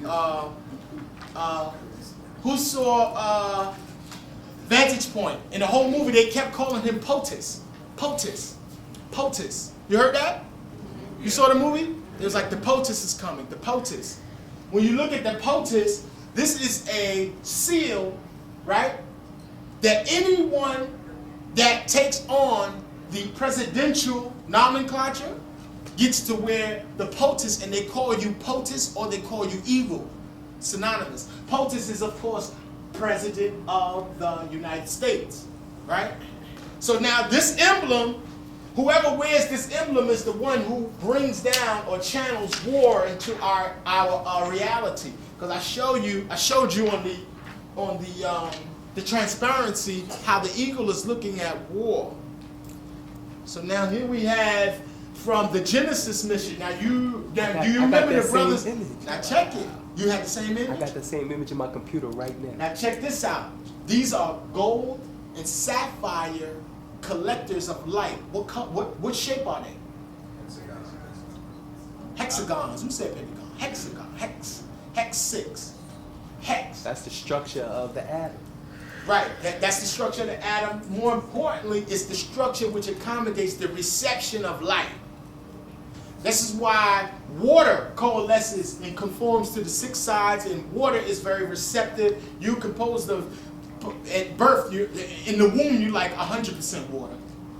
As you grow older, your water levels dissipate. When you get real old, you be like 50% water. You just be bones until you go back to the essence, and then the rook. See, this is the science behind getting old. This show you that the cosmos is on our side. It makes it easy for the soul to escape the husk. You see, when the body becomes more frail, it eases it up. So the rook, which is the breath, when you get older, people say, my grandfather said one day he ain't want to be here. The next day he was gone. Right? It frees up. The soul frees up from the body because it's really not the body. This is a really evil thing, this physical thing. The only people who put something seeded into the physical world, something significant, was us. We made this shit spiritual. We left the keys to redeem the universe. Because the Caucasian is an accident. It's like you keep pouring milk. You go in the refrigerator, you pour milk, go in the refrigerator, pour milk. Soon you're going to spill the milk, right? And if you neglect to pick the milk up, what's going to happen to it? It's going to spoil. And the spoiling is its intelligence, telling it that it don't have a receptacle, right? So the spoil pulls energies and a bunch of things to it. And then the spoil gets hard, congeals, and now it's a part of the dynamic. We had systems of what are called tikkun. Tikkun are, and tikkun is the same word from tekken. It means to redeem. We had systems of tikkun that when we make, that got into Islam, when you make salat, you shave off the superfluous edges of evil. See, we don't have a way to keep evil at bay. Evil is a part of the divine purgation. Whenever divinity comes into existence, there's a margin of error. The margin of error has infinite potential. The diameter of a circle, the radius is half of the diameter of a circle. But the other numbers after the 3, which define the pi principle, do you know those numbers keep going forever, with no sequence? Yeah. That's your reality. In your circuitous route, you keep going. There's so many possibilities. There's nothing new under the sun. So now this was the plate that they used to collect from the Genesis mission actual intelligence that came directly from the sun. Did you know about this mission?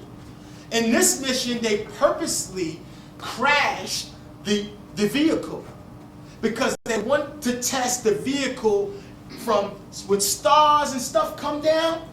They smash. When stuff hits you don't know that we got interstellar material smashing into this planet all the time. So to recreate the whole synergy, they said, let's put them on there and then crash them. But they don't tell you that. They tell you that the people at NASA spent $226 million just so they could install the parachutes on the shit upside down. See?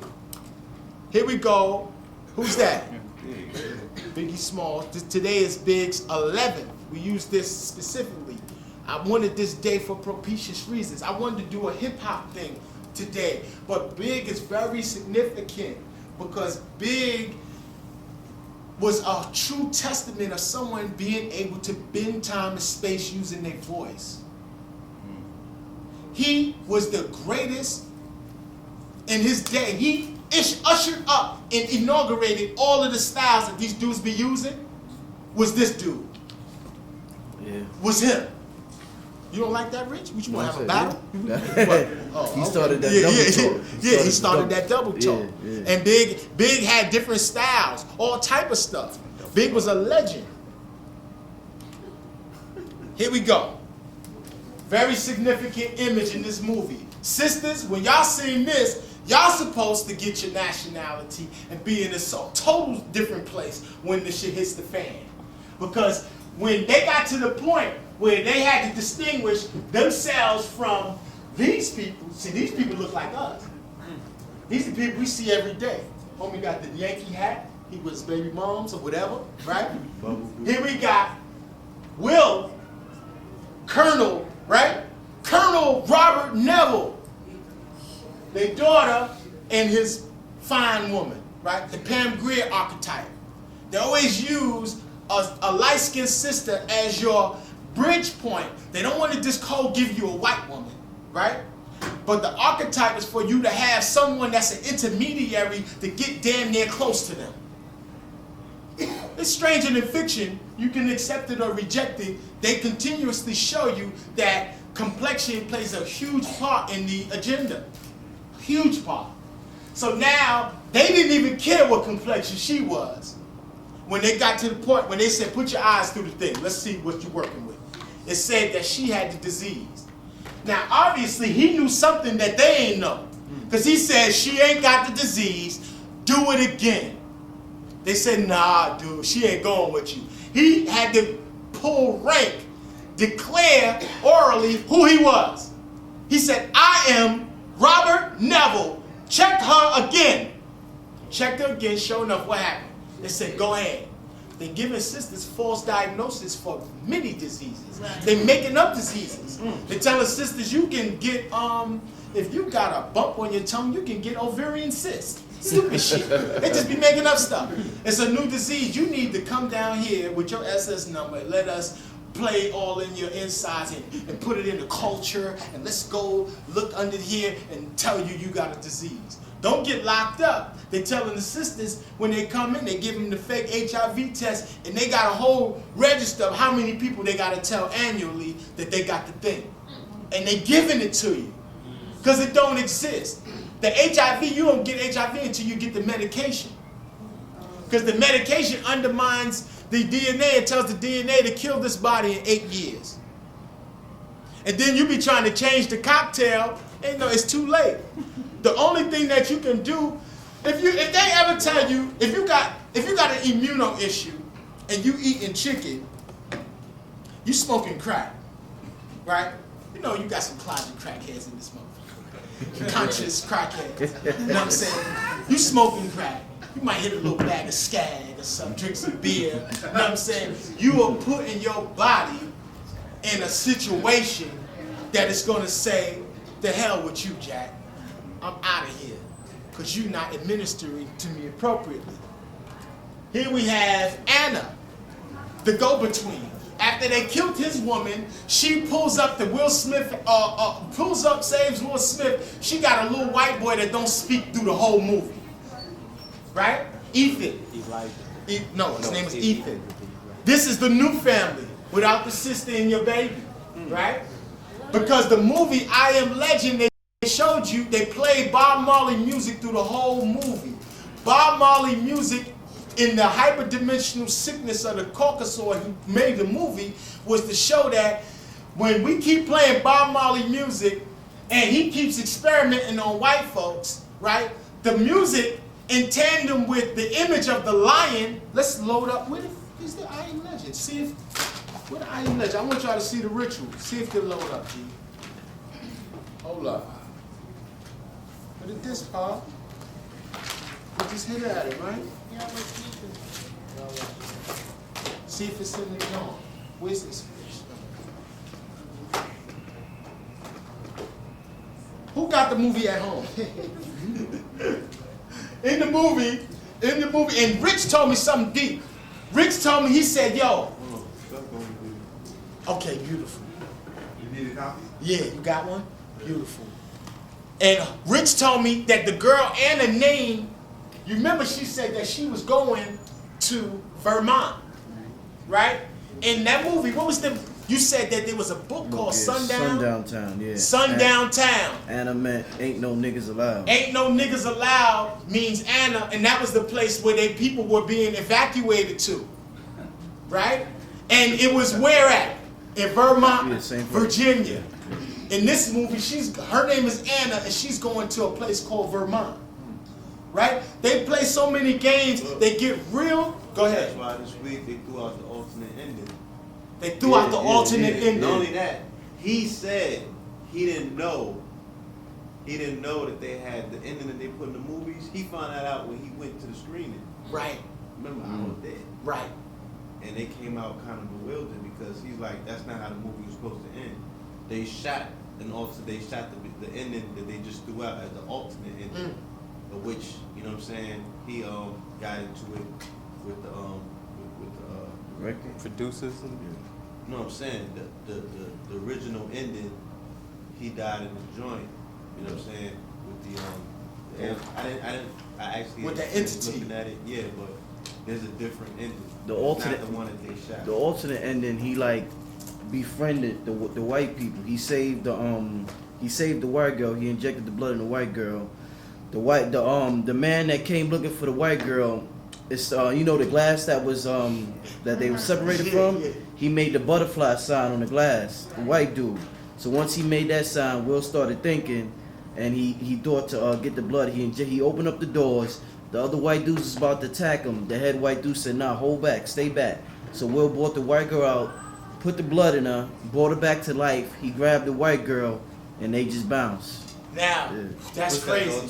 Yeah. Now, that's the alternative ending. Which was the original ending. Which was the original ending. That's crazy. They switched it on. They switched it on that. They switched it on him. Hold up, let me. At the screening. That's super crazy. Now, this is an artist's depiction of the Temple Number 1 event. Now, when did they hit the comet Temple Number 1? Right before Katrina, I think. Nope, they hit it on July 4th of 2005. Why on Independence Day? Why? It reverberates to their whole system of numeric sorcery. July 4th, 7-4 is 11. 7-4, 1776 is even deeper because when you go into the number 1776 is a Kabbalistic anagram for many, many tickle absharim. Who knows what that means or where we saw that? Many, many tickle absharim or aparsin. In the book of Daniel. It's beautiful. In that book, it says that the writing is on the wall. 1776 equals many, many tekel upharsin or upfarsin. It means the writing is on the wall. Right? So the writing, when they say 7, and I'm going to tell you this later in a whole nother thing, where you can do something to get 1.776 out of 666. I'm going to tell you now. Go to the I Am Legend movie, to the gas station scene, and look at the price of gas behind them. Don't read the gas prices this way. Don't read them this way. Read them down. The first line of numbers say 666. The last line say Shalom. It says, what's the code number for Shalom and Solomon? Always remember, it's 375. Or the mix of those numbers. 357, right? Now,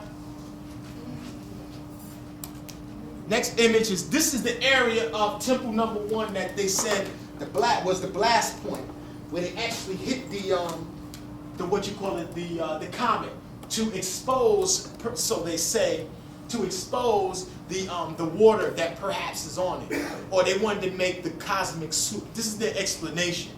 What the explanation is, let me just say this. What the explanation is, Temple Number 1 was before Katrina. It was the precursor for Katrina. If they could affect that, they could affect what happened in the next, it's deep. Every planetary body external to this planet is a holographic expression of who you are. If they can not address you on that level, then what's their next alternative? To create or enter into the external reality and aberration. It will reverberate down into you on that level. They call it temple number 1. Why temple number 1? Biblically, temple number 1 was destroyed, rebuilt in 480 years. The secret of the 480 is that's the amount of time it takes for the sunlight to hit the planet in the form of minutes. Now I'm about to do a class where it's going to be a no holds barred class. It's going to be small. It's not going to be in these venues. If you come to the class, I'm going to tell you where it's at. In the class, and I'm going to blast out the email to those people who are interested. The way to let me know if you're interested is to blast me back with the email. Then I'll tell you where the class is going to be. The class is going to be no holds barred. I don't care if you just know a little bit of Kabbalah. When you leave there, you're going to be more symbol literate. You have to be for the days that are coming because they're not attacking you overtly. Here go the Wu symbol for the brother. Here go Vantage Point. Awesome movie. Now the Vantage Point, when they show you, even in the advertisement, it shows you that there's a dissection. There's so many separate aspects to one man, to one perspective. So your vantage point, when I watched the movie, they show you the same political assassination like 7 times. So the first time I seen it, I said, wow. Then they show you the second sequence. I thought I had it figured out the first one. Then they show you the third sequence. I thought I had it all figured out. Well, the vantage point, the people that I'm going to go into this. This is the first Lethal Weapon movie. Check this out. Now, the Vantage Point film was a political assassination in Salamanca. Salamanca, where's that at? Spain. The terrorist cell were Moroccans. They killed the fake president, shot him in the movie, right? Somebody told me that they shot Clinton about 7 times across the globe in other countries. You never know. They tell you anything. They tell you Benjamin Franklin invented electricity, that the Pilgrims and the Indians was holla, cool. They used to bust it up. You know what I'm saying? They tell you all type of bullshit. You know what I'm saying? So what makes you think that if they murked the fake president in another country, that they would tell you? Right? The fake president gets shot by a Moroccan cell of dark-skinned Arab-like dudes that were speaking Spanish. Right? This is like a sleeper cell kind of thing. It's like almost that they had to go to Spain just to pull it off because Spain is an authentic place of jurisdiction. Spain is an authentic place of jurisdiction. When they went to the president was residing on the 5th floor. They represented the 5th floor as a V, right? The V symbol. When they go up to the room, the people around him in his cabinet, they pulled a stunt and made a terrorist dude kill himself. They said the words to make him turn on was "make me proud." Pay attention to those terms. You might hear him again in another movie. He said, "Make me proud." Then the dude blew himself up while they was telling the president, "Press, just tell us right now, this sign here, let's bomb these. Look, we got the satellite cell right over this little group in Morocco. We can blow them up right now. Let's do it." President was like, "No." You know what he says? He says, "Morocco is the most peaceful country in the Middle East. That is our country of a peaceful country." He kept using the word, what? Peace. Going back to what? The treaty of what? Peace and friendship. Now, oh, hold up. How you go back, son? Let me show you this. Now, check it. This is the first movie. These movies is classics. I love these. All 3 of them. They was good, right? In the 80s, they were good. They good movies. They don't push out these kind of movies no more. Lethal Weapon. Which one is lethal and which one is the weapon? He got the weapon. He must be the lethal one. Here they go, juxtaposing you into the equation. They have to immerse themselves with you to have a place of stasis. They have figured it out. There's no way we can be here without them. Let's go so far as to become them. If we can become them by first letting them accept us here, right?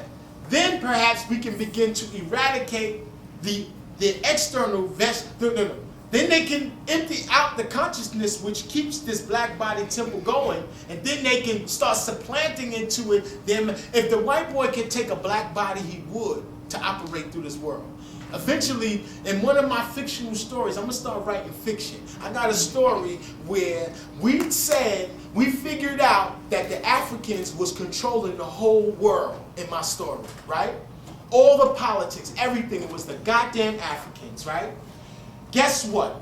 The brothers figured out that there was something in one of those stools, them like Ashanti stools, that predated the shit is from the cosmos. The Africans were sitting on it all the time, controlling the world and didn't know it. They found out, some brothers from the hood put them on, they destroyed the shit that was in there that controls the white folks. All the white folks dissipated and died, and then we never stopped fighting after that. Y'all want freedom so bad, but if the white boy say, you know what? We all committing a mass global suicide because y'all complaining. We don't want to be here with you niggas anyway. And they all kill themselves. All of y'all will go crazy. Because there's no one here to govern us. There'll be infighting. You know what the first thing we'll fight about? What we going to do with all these half-breeds? Then you have a class of niggas that'll say, let them rule us. Their fathers and them ruled us. Then you have them niggas, the blacker than black niggas be like, nah, fuck that, kill everybody. You know what I'm saying? I'm blacker than black. I ain't got no governmental structure, so what? We just go kill everybody, just be black. We black. Right? What's happening in Africa? That's what's going down in Africa with the fake shit. We got our independence. Under hip hop. Yeah, they using hip hop in Africa now as a tool of political advancement. Now, big symbol. The Lion of Judah. Hold up. And becoming us, let's not forget. Right. Barack is half white. Thank you. But check it. Barack name means. The brother said he didn't want to touch it. My feeling of it, Barack means in Yara.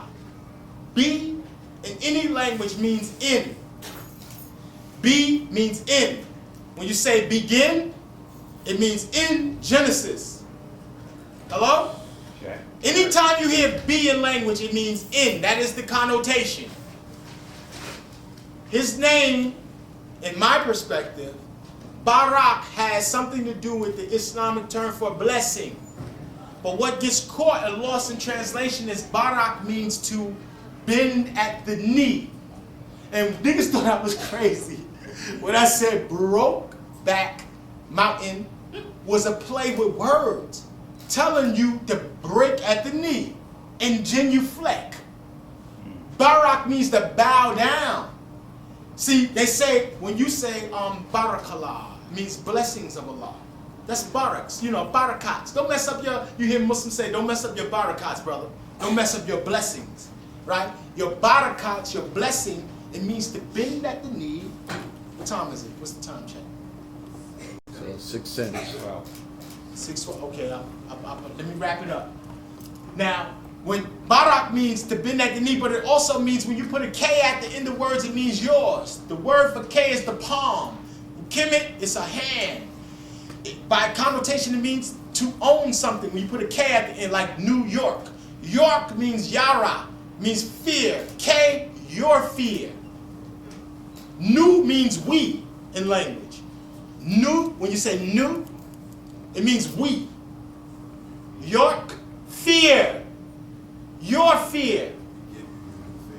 Right. Barak is in Yarak, in fear. In bending, in genuflecting, in bending. And he is Tom Beck from Deep Impact. Because the Beck, all you got to do with the Beck, when you spell Beck to call, all you gotta do when you spell Beck to call is to add the resh right here to make it Barack. Barack Obama, I don't care who, if I run for president, did you know that Eldridge Cleaver ran for president? Did you know that? Eldridge Cleaver's an awful nigga. He got little Bobby Hutton killed. They let him, they gave you the same blueprint in the 60s. They gave you the same blueprint they gave, who did Barack kill to get to that point? Because Jesse killed Martin Luther King to get to go, for niggas to be like, go Jesse. I remember people was disillusioned. People that close to me that I love in the 80s was like, go Jesse. They even had me thinking that we could pull that off. But like it's a huge accomplishment, which is not. Getting a job is not a huge accomplishment, brothers and sisters. Being able to get up, I get up and go to work every day. I take care of my kids. That's not an accomplishment. That's the shit you're supposed to do. Right? Everybody want credit for the shit they supposed to do. Right? Now, in the I Am Legend, they used, I wanna go and show you the movie. You go and look at the movie. Look at the part where they go in when Will Smith is chasing the elk, right? The memory engram feature in that scene, they did a lot of branding in the movie. They were branding so much stuff. They branded the next movie with Superman and Batman. You remember that? Yeah. They'd show you a trio. It says trio for like the phone trio. It says trio, and then while you're sitting there waiting for Will to shoot the lion, what happens? Here comes the trio. Remember the brother was speaking about Leo? Who comes? The lioness comes and does what? Eradicates the elk. Then coming with her is who? The lion and the cub, right? Who has Bob Marley's album called Legend? The album is called Legend. The whole soundtrack is to I Am Legend is Legend. Then they show you the Lion of Judah, because now they manipulating Judah to be a representation of Jew. They use your faces fronting like you. All you gotta do to create the word Judah is put a Daleth in Yod-He. After the vowel, put a Daleth there. It's Yahudah. That's how you say Judah. It's Yahudah. The symbol of Yahudah is the lion, because the Yahudah is the symbol of Leo. Now, change the tape. Go ahead, change the tape. Where's it hanging from? Did you see the Hebrew letter? Huh? Huh? It's a Tau. Tau, I told you in the beginning, means cross. Cross means kill that nigga. Cross means sacrifice. Motion is like this. It creates a vortex. Motion. When I stop it, it creates a cross. When you put spirit on the cross, you kill Jesus. See? When you want to get to a point, an agenda, what do? X marks the spot. In language, whenever you hear ta ta ta ta ta ta, that ta sound means where something is. T denotes where. It gives the context of where something is, because X marks the spot. The T, how we write a T? Like this? Or like this? The Tau is like this. Tau is actually a resh, or excuse me, a daleth, the door, with a yod descending from the top in swift motion down here to culminate here. Now, when Will Smith bled from the top of his head into the water, it was right before the dawn, right? Before the dogs came out of Grand Central. Grand Central Station is a huge Masonic lodge dedicated to the god Mercury. Go there, you'll see it. There's nothing in the north. There's stations in every Masonic lodge. 3 major ones, but there's nothing in the north. Go to the station, there's nothing in the north. They have an eastern balcony, western balcony. If they wanted to do a grand session, they could do it right there with thousands of Masons in attendance. You know what I'm saying? Grand Central Station is the illest artifice because it's also an amplifier. It comes straight 5th Avenue, run into it, and then it goes down into Washington Square Park. But it all starts at 120th Street and 5th Avenue, out of the water that's coming out of the mountain at Mount Morris Park. There's an electromagnetic low coming out the rocks at Mount Morris Park, and then they have like limestone pillars that amplify it down 5th Avenue, where the ritual was going down here. Then when you get to Washington Square Park on the 5th Avenue side, it's a man there wearing a fez behind George Washington, holding a book of law behind George Washington's head with a fez on his head made of a castle. He lived across the street from Washington. Thank you! Robert Neville lived across the street from him. You see? See how far it goes? How far are they willing to go with it? And Obama, when he came to New York, Yes, sir. my brother was there. He did his speech right there in the park. At Washington Square? Exactly. Wow. Right there, right across the street from the dude. Wow. He From said he where? From now? He said he wanted Will Smith to play him in his life story. Oh, he gonna play the assassination. And I got pictures of Will Smith as president already. And I think that Vantage Point is the movie that is telling us the Salamanca and Moroccan theme is the black man. That's the Morris assassination thing I said. Right. Right. And then check this out. Who saw the movie Shooter? Yeah. What was he practicing on? He was practicing on a can of soup called Dinty Moore.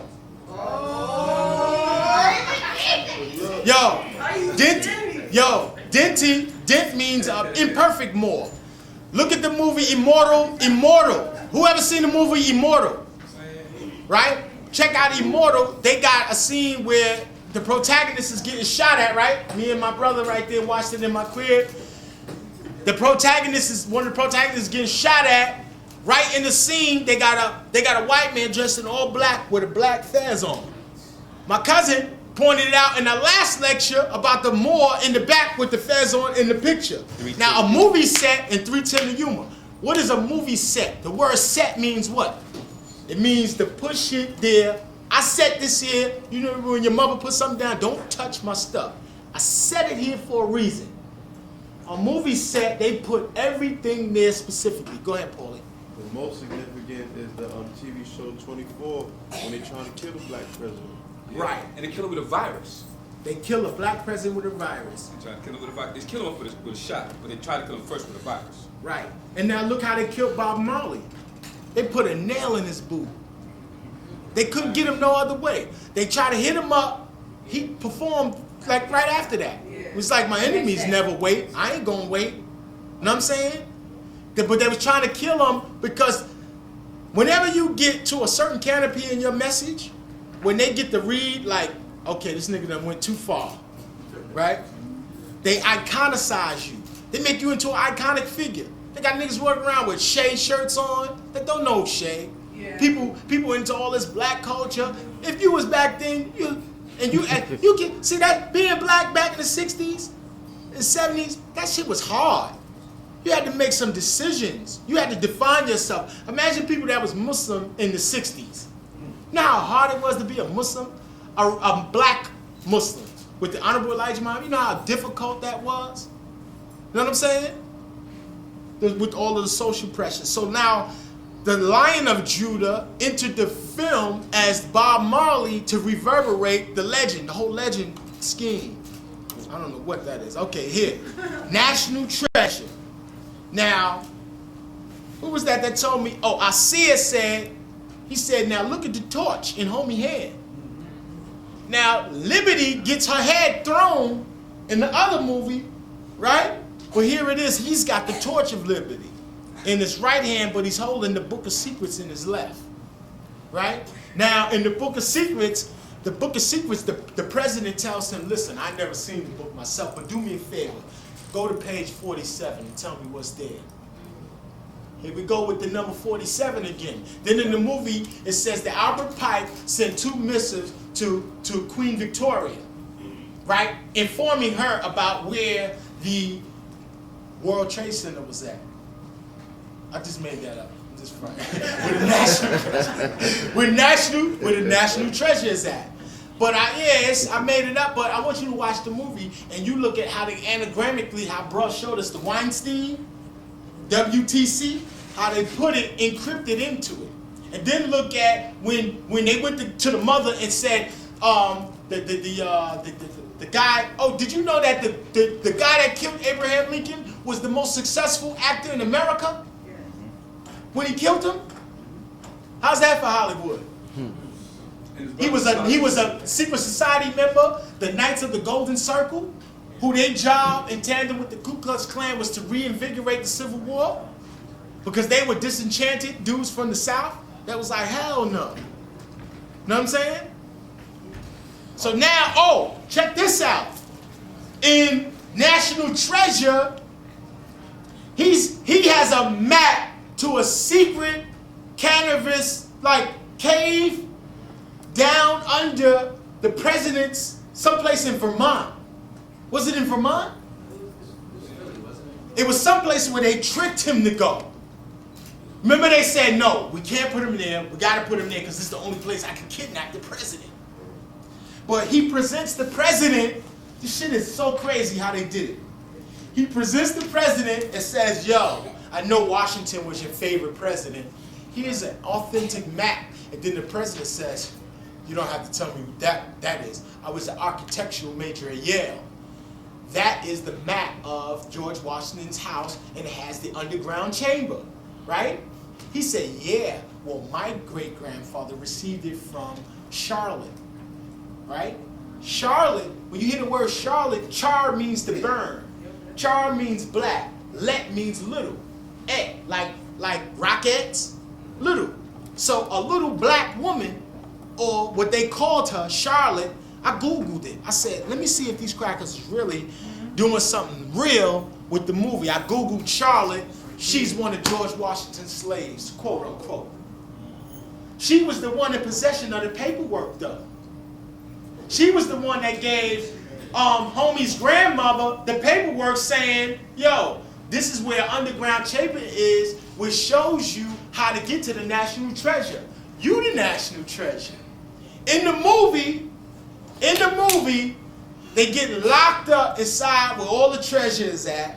Then to get the way out, they gotta find the current of water, which way the current is going.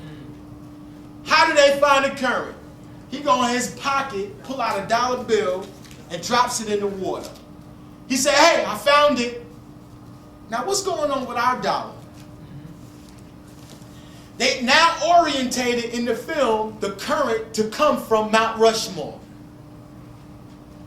You get it?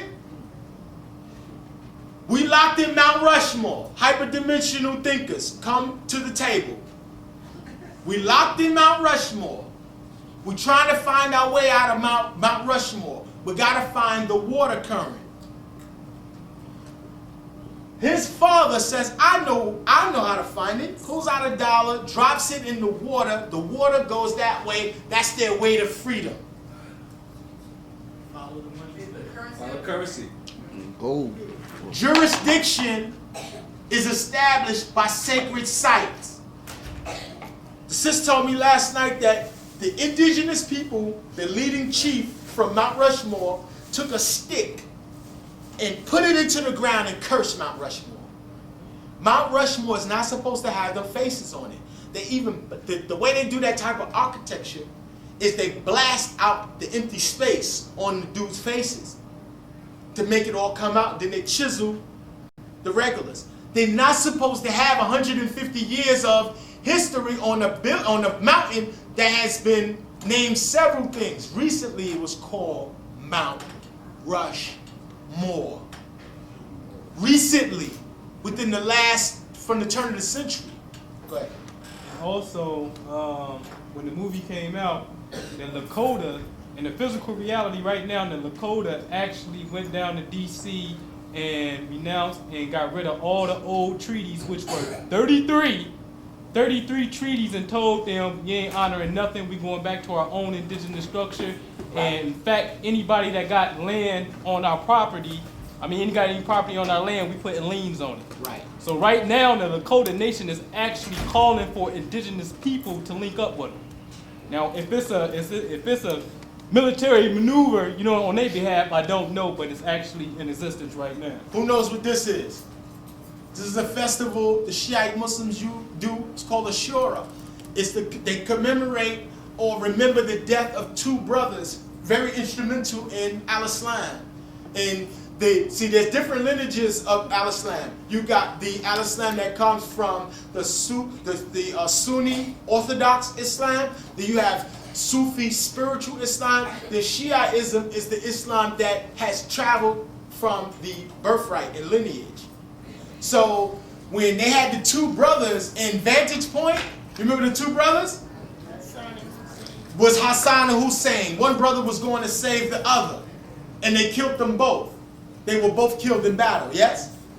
That commemorates the death of Hassan and Hussein. And each year they do a festival where the men and the boys, they cut the head and they allow it to bleed. They also have a thing where they beat themselves. They beat themselves, almost like the Inquisitor. Okay? I want to speed through. Check this out. Here's the guy who made up the Batman, Kirby, right? I believe it's Kirby or it's the other ones, two guys. But one gets all of the credit, then peace, bro. One gets all the credit, and then one started just recently getting credit, right? Now, here we go. You remember this in the movie? And I Am Legend? I said, what the hell this come from? A Superman movie. I said, the first thing I said when I seen this, I said is going to have fun with this shit here. Because you know, I see it go up top with the comic books.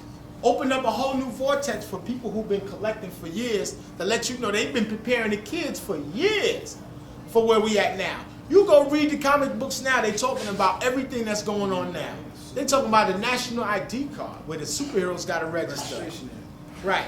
Here's Cesar Romero playing the Joker. The Joker is a very spiritual symbol because it comes from, I'm sorry, I got to skip all this shit. It comes from... You passed Keith the Legends, Joker. Look, nah, I want to show y'all this. Victor Hugo's The Man Who Laughs. This is where the Joker comes from. He was an abused person in the story who got both sides of his face cut so he has a permanent smile, right? As a result of that traumatic experience, he just becomes an awful cat. You know what I'm saying? So now, here we have, who saw the Golden Compass? We're going to talk about that too. Here we have, in synergy with the lion, they have created the image that Bob Marley is synonymous with Judah, right? You got some West Indian brothers, you tell them that the Messiah, Selassie I, the Messiah is Bob Marley, right? Some of them be like, hell no, how you gonna be the Messiah and your daddy white? Who's this? Mark Hamill. Mark Hamill. What's he famous for? Luke Skywalker. Luke Skywalker. What else? He's the first person to do the voiceover for Batman in the cartoon. He was Batman's voice. They hyperdimensionally put different agendas into play with the exchange. Here we have Lethal Weapon 3. Both of them got guns, with Joe Pesci in the middle. Here, in the first movie, Danny had the gun. Now Mel got the gun. Now look who he pointing that sucker at, and the sucker loaded. If y'all ever had a pistol. It's cocked back. A lot of niggas be so angry, ain't never had a gun. Who you gonna kill when this shit pop off? You gonna remember what you seen in the movies? I pop the top, right? Because it's going to get to a point where you're going to have an armed struggle. The very bottom, and all them kids that y'all be seeing in the street, that you be seeing with their pants hanging off their ass, and they be having that diddy bop, and they be coming through like this, and you be like, what the hell is their problem? Right? When the shit hit the fan, they're going to be the ones there in front of you, making certain that they don't violate. See? We be thinking that consciousness always have to talk slick and look cute and wear fancy dashikis and look, you know, cultural. Consciousness seeds itself wherever it feels like, especially melanin. Melanin do whatever it want when it feel like it. Whenever it feels like it. Melanin is the jumper from the movie. You seen the movie Jumper? Mm-hmm. Jumper and you see, and in the movie, go ahead. They only jump linear in the movie. They could never jump back. They never jumped the way that we jump. You know, Right. It wasn't intergalactical. They only was jumping through their times. The way Right. that the white boy does it, which is linear. Right. We jump in time. We jump back linear and everything. That's the reason why none of them could wear none of the old shit that they wore in the 70s, but we could wear the shit we wore in the 70s and make it new. And you see that with Denzel. I mean to cut you. You see that in Denzel and Deja Vu. This is He was able to jump. Right. You know what I'm saying? Right. But the only thing that helped him in Deja Vu was the love for the black woman. Mm-hmm. And they knew that the only person they could get to go back in time was a black man that loved a black woman. Because that's the energy, that energy alone that he has for her is what keeps this whole dynamic going anyway. Kabbalistically, the whole universe exists predicated on the warm embrace of Binah and Chokmah. They're in an embrace that's so tight. Pre-Torah Judaism, the Haggadah, and all those legends that come out of Judaism, they always say that Adam and Eve was in one body. One face facing the other and the other facing the other. And then they were split in asunder from the back, right? And creation. And then became separate fold. You had asked, did Barack have to kill? Yeah. We didn't finish up. Yeah, well, he probably killed somebody. But I heard Barack was an awful bastard over in his hometown. They had a lot of people that didn't have no heat. No lights. They had a lot of foul stuff going on in his political district. That is the big sacrifice for every. When I was in prison at the year 2000, people think brothers in jail be playing. A God named Just God shut down the whole system. He preemptively started sending out the word to people leaving jails, getting on the bus to go to other spots, shut down the whole system on the year 2000, right? I was in the max joint, Coxsackie, with all the prisoners, 35 years, 40 years, 25 to life, ages from 16 to 19 years old. Only a few adults sprinkled out. So it's gladiator school. But when the shit hit the fan, all them little babies was in their cell holding it down, right? You know what they did? They sent a dark-skinned Spanish-speaking nigga from Albany, relocated him to that jail so he can go as a double agent and go on every tier and gallery and tell them in Spanish and in English with his black ass, right? Saying, y'all the only jail in the whole state still doing this. Everybody else is back in child, doing their time, right? And that, when the whiteys was coming up there, brothers was like, oh, you forget that, we in jail anyway, what you gonna do with us? Right? You know the socks that you wear get made in the penitentiary? You know the stray jackets that be in the insane asylums? The pajamas you wear? The boxes you wear? The strap around the boxer? Why you think, yeah, Corecraft. You ever seen the Cisco trucks? Yeah. The Cisco trucks is killing them off the prison industrial complex. Okay, what happened? Oh, okay, you gotta keep going. Okay. The computer hibernating, ain't this some shit? Okay. Now, back to Heath Ledger. If you ever came to my house and I was dead, right? And you be so silly as to call Paul, hey Paul, I'm in the house. Ahmed's dead. Right? And Paul says, oh, okay, fuck it, let me call my personal security so they can go down there and assess the situation, right? When they get there, right, they gonna lock Paul up. They might lock my ass up too, because I'm dead. They be like, I'm locking you up too, right? You ain't supposed to be in the same room with him dead, right? Now why? Because it's Heath Ledger. Ashley, what's her name? Kate Olsen? Mary Kate Olsen could go send her personal security to come to the room to see the boy, and the boy is laying on his stomach, sheet pulled up over him, right, with drugs strewn around him. A few weeks earlier, they asked Jack Nicholson, they said, Jack, are you happy that Heath Ledger is playing the Joker? He said, absolutely not. He was angered. He said, I'm going to be something that I never was in the interview. That's angry. Hell yeah, I'm angry I'm not the Joker again. Right? And then he said, I warned him. Go online, I ain't lying. He said, I warned him. This is his official statement. He said, I warned him. Then he tried to qualify it and say, I warned him about the Ambien. The over-the-counter drugs, Ambien, right? People are saying that this role, if you've seen the trailer for Joker, I did not know that was Heath Ledger. He got so into this role that he was possessed by the franchise, damn near. Know what I'm saying? In order for you to be, in the military, they got something called total control. I can see a movie director doing that to the actors, making them go over, take 1, take 2, take 46, take 51, until you get it right. Come on, get it right. You had got it right. What they do is they walk into the person, break down the psyche, and each star walks away less than who they were with each movie. You be in, like they said, who was that? They said he was enrolled so much that he stayed enrolled.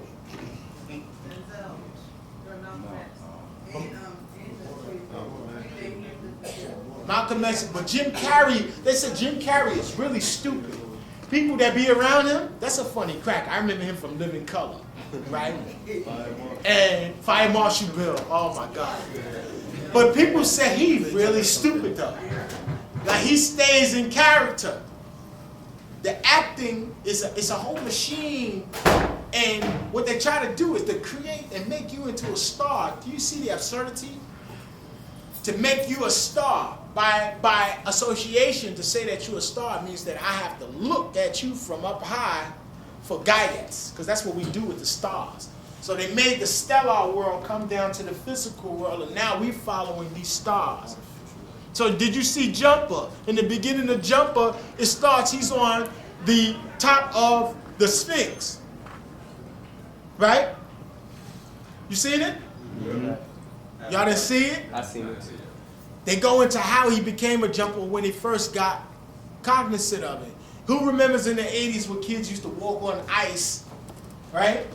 And they go down under, but they drown, but they're not dead. Remember that? Yeah. So many cases. It was so evident. In the 80s, it was happening all the time. That you be submersed in the cold, it freezes you, but when the people was coming out of it, they was coming out of it with powers. In one place, you be developmentally, you have to start over again. But you have access now to a whole different corpus of spiritual stuff. The dude linearly jumped from going under into a library. Twice he jumped from there to a library. Then another scene, he becomes an international banker. He's jumping all over the world, taking the currency from all over the world, and then the shit made me think that he was the one that created all of the bullshit in the world with all of the jumping, and this Samuel Weathers, a good guy. Said, you ready, True? Almost? This is what we're going to do, Mass. We're going to take a 15-minute break, and then we're going to come back. All right? Hold up, y'all. Now, this is what they did. They did, like Philip said, a bunch of linear jumps in the future. There was a part where he was sitting down, watching the television, the news, right? Yeah. And he seen Katrina. Yeah. And he sat there and turned the fucking channel. He turned the channel. That ain't got nothing to do with me. That's what he said. And kept letting it go down. If you had the power to go someplace and trans-dimensionally pull the people back and forth, you know what I'm saying? Now, As you can see, we had a large number of individuals speaking because in my paradigm, there's no one star per stage. We are trying to inaugurate for the community a whole new set of people, including you. If you have something significant to share and that is going to broaden our horizons and make us think outside of the present paradigm, you are more than welcome to present. All right, you hear that?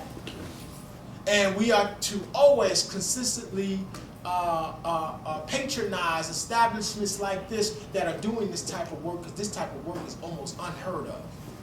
You know what I'm saying? So with that, we're going to take a 15-minute break, but when we come back, this historical, and I was privy to a sneak peek.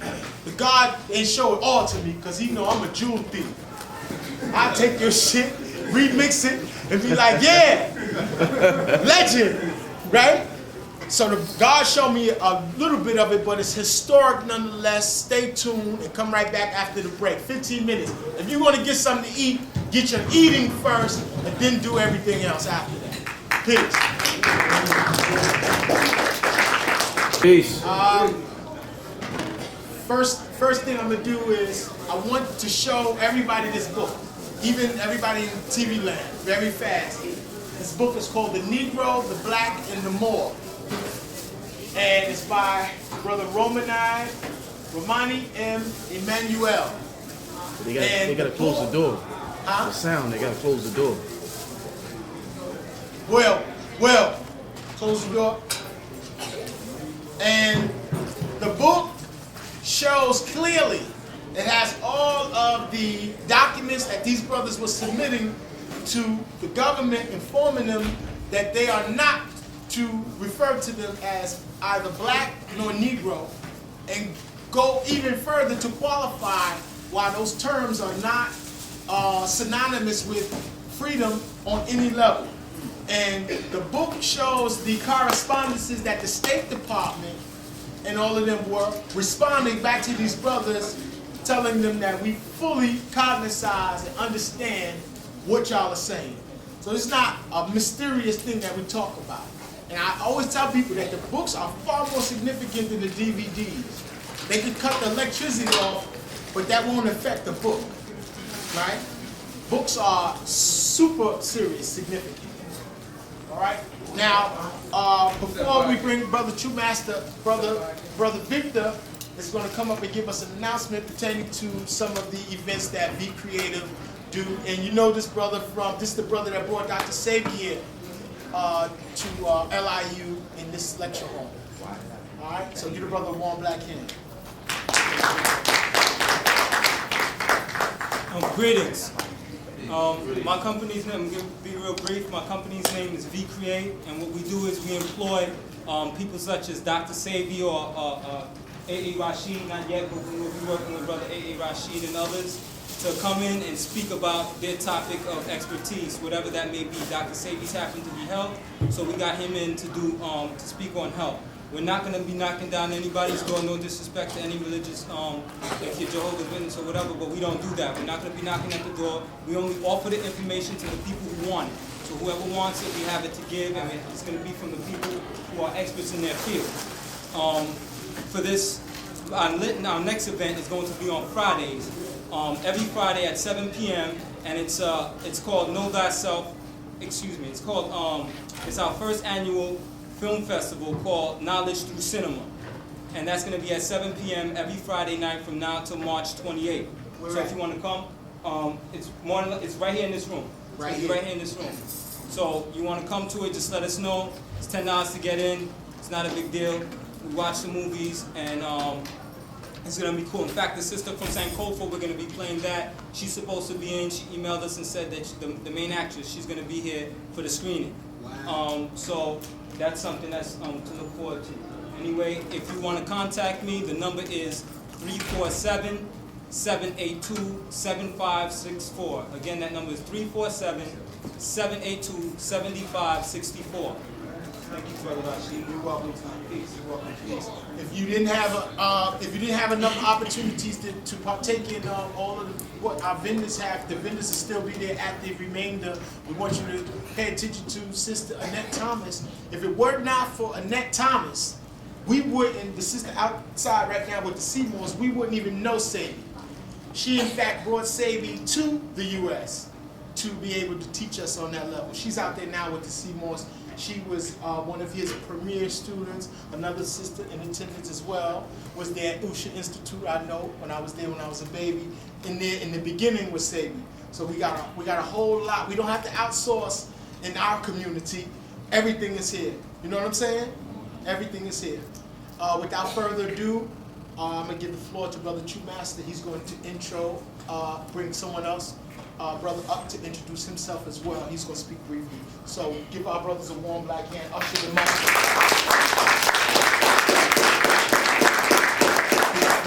Peace family. My lecture today is called The Original Catholic and Protestant Moorish Nobility of Europa. For a long time, there was a lot of information that really just didn't add up to me, so I wanted to really do some research and make a lot of things clear, and it definitely became a lot clearer to me once I did the research. But before I get into this, I want to bring up my man, Yeshua L.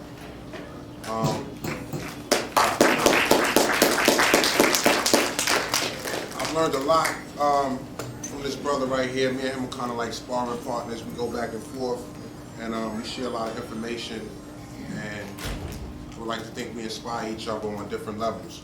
So, y'all, you know, what do you think? Good afternoon, family. How are you? Peace. Peace, Hotep, Islam, and so on.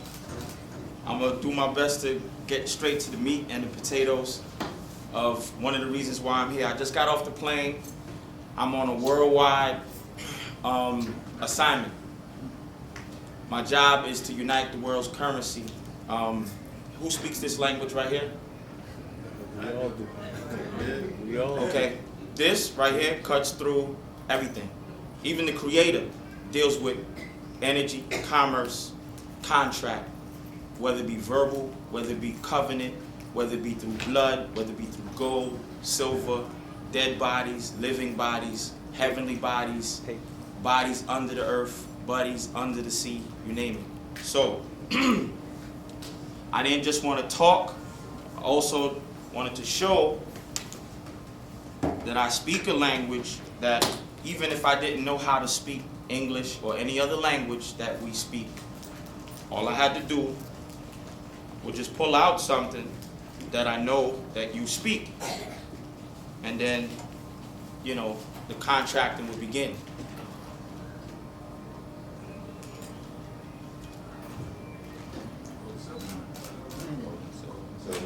What's that?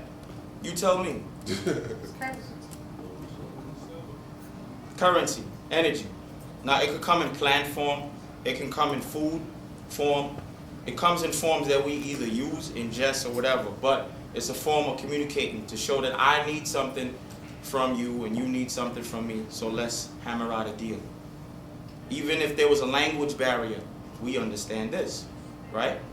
So, no matter what race, religion, color, or creed, the whole world intersects in a vortex known as commerce. Wherever you see the word covenant, you have the word contract. So, long to the short, in a more condensed level, everything that we've ever read, anything that we've ever written is written in a form known as verb fiction. All the nouns in any language on planet Earth has been modified by verbs and adverbs, and verb is motion. So when you put a noun in motion using adverb, verb scenario, because all nouns are person, place, and thing.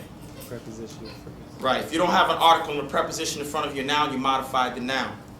When you do such a thing and put it through the mail or put it on money, it becomes worldwide fraud.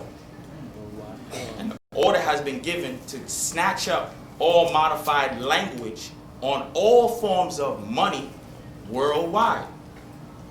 And people will be shot, killed, stabbed over what we think is money. Whether it be the fiction money or whether it be the gold and the silver, either way, it has modified language on it.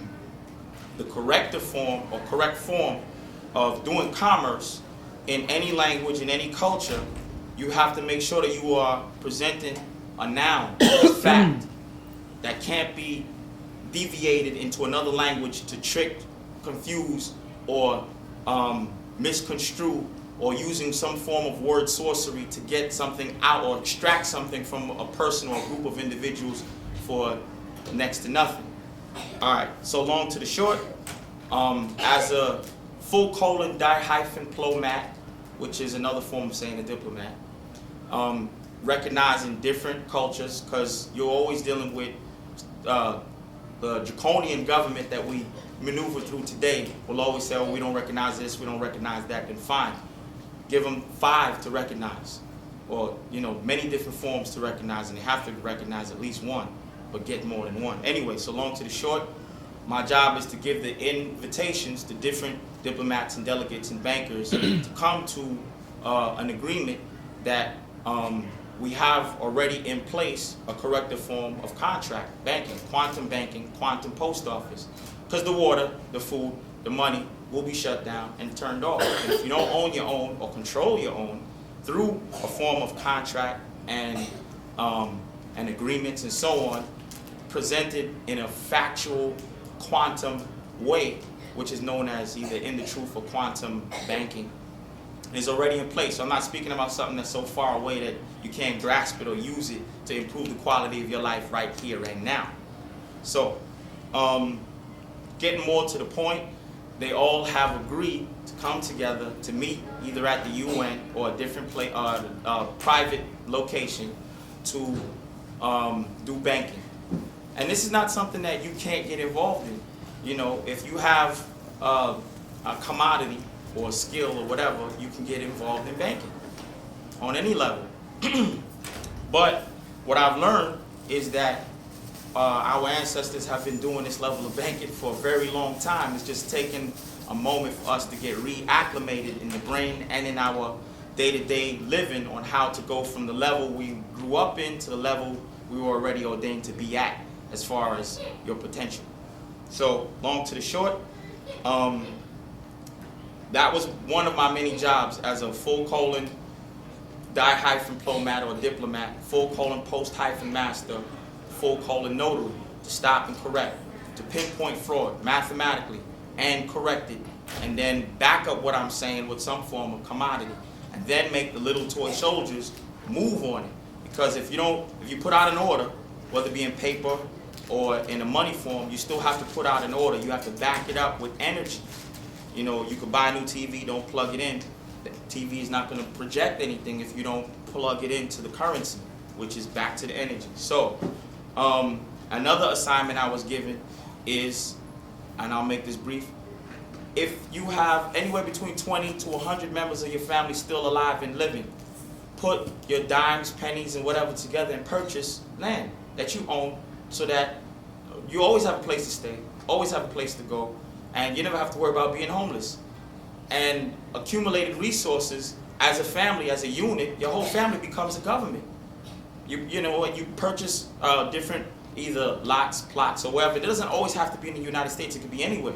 And you gate it off, and you receive all your mail at the post office and hire a trustee within your family to balance all the books and keep things moving on a contractual business level. So, and the way things are being communicated, the fiction world and the quantum world intersect in the world known as commerce. So if you ever bought anything, if you ever invested in anything, you know how to get involved in contracting. You just have to know how to project your interests and the terms of your contract, no matter what it is. But first and foremost, purchase and own some land, even if it ain't a lot, even if it's raw land that don't have nothing on it. At least you own it. So, and then the next level is if you choose to go to the route of land patents, which you can, or quantum land patent, which is on another level, articulating that you own the land, the minerals, and the airspace over it. And you have to really dig deep and get into it, just like all the other nations are doing. And they've been waiting for us to, and there's a seat at all of these tables, already have your names on them. But if you don't step into that spot, then they just give it away to somebody else. I know I was there. I go to the, where all the different delegates and whatever. Some of them duck me because they know that certain changes they want to stop or they want to slow it down, but you can't prevent it. It's like trying to stop sunlight.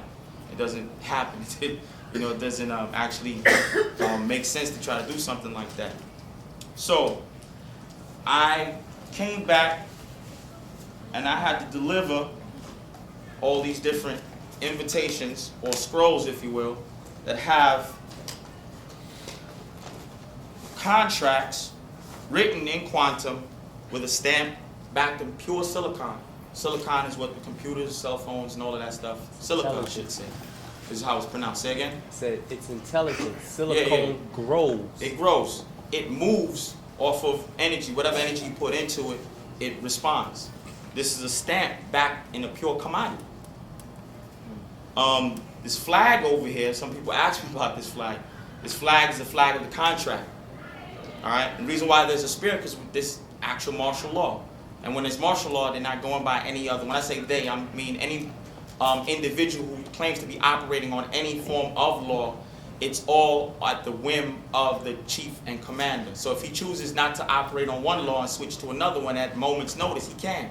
And you can't really fault him for it because it's war. And then the next stamp is backed in pure gold. It's a triangular stamp. And it's registered with the Unity-States of the World, World Corporation and the Universal Postal Union in Bern, Switzerland. So the post office controls all your contracts and all your money, moves everything. And if we don't get into our positions, which means when things stop or slow down or shut down, the contracts are still going to need to move. When everything shuts down, paperwork is still going to need to be moved. Books are still going to need to be printed. Contracts are still going to be or offers and return offers are going to be needed to be moved from ports of entry to other ports of entry.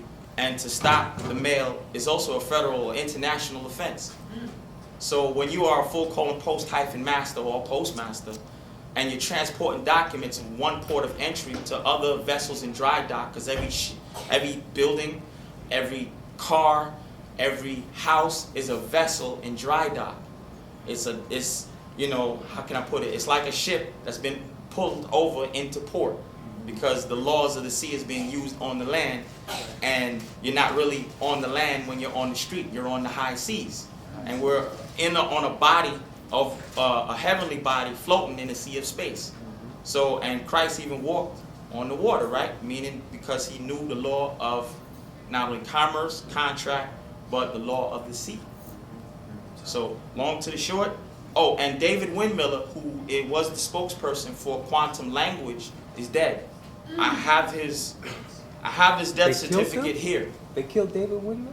Well, he's been chipped up since 2003 when he went to go see the Rothschilds. We'll discuss that later. Wow. When did this happen? Well, my spirit read it, and I saw him and dealt with him eye to eye back in 2003. He admitted to being a fraud and a fiction here in this document, and I called him on it. I know, I used to be one of his students. And we're going to deal with that at the UN, because he's also contracted and beguiled a lot of other diplomats and a lot of other bankers.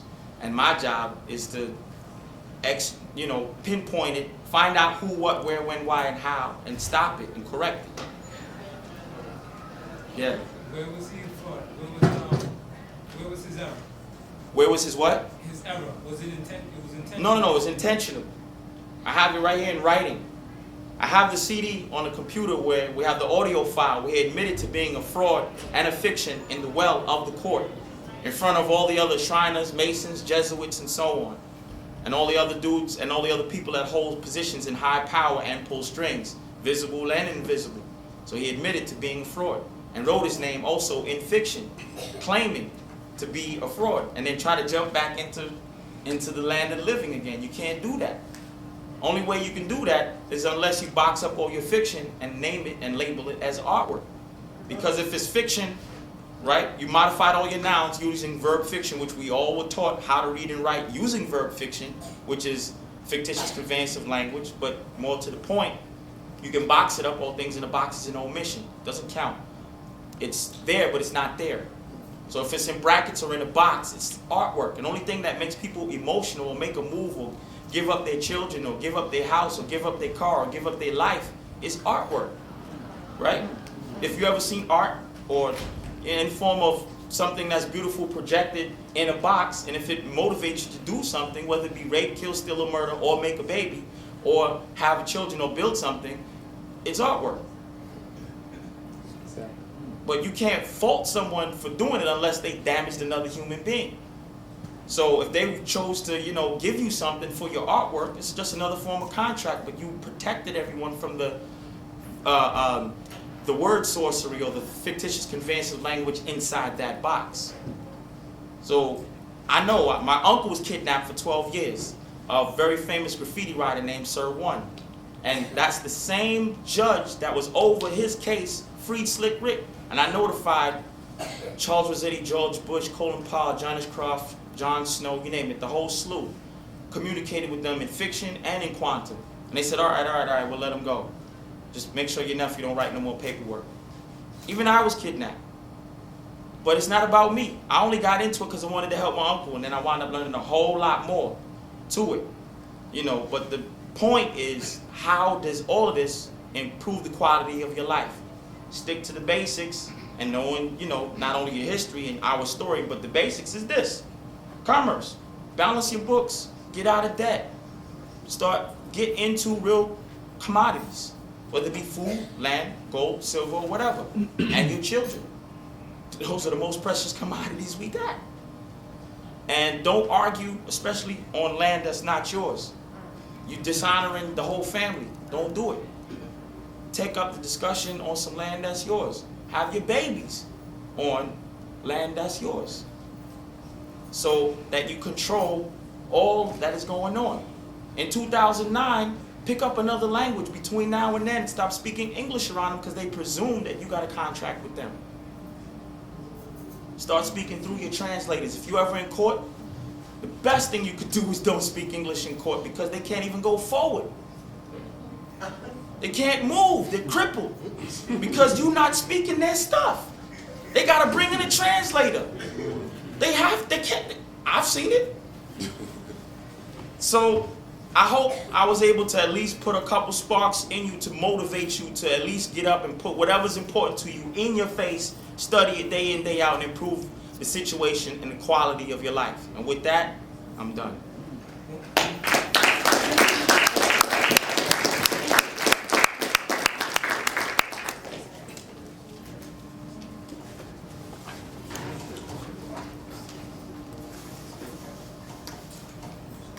Rich, is it possible to tone the lights down a little bit and still be able to see me on the... Yeah, will. You know do that? Some I couldn't do it. I don't know how to do that.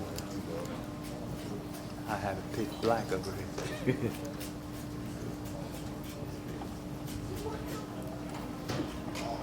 You good like that?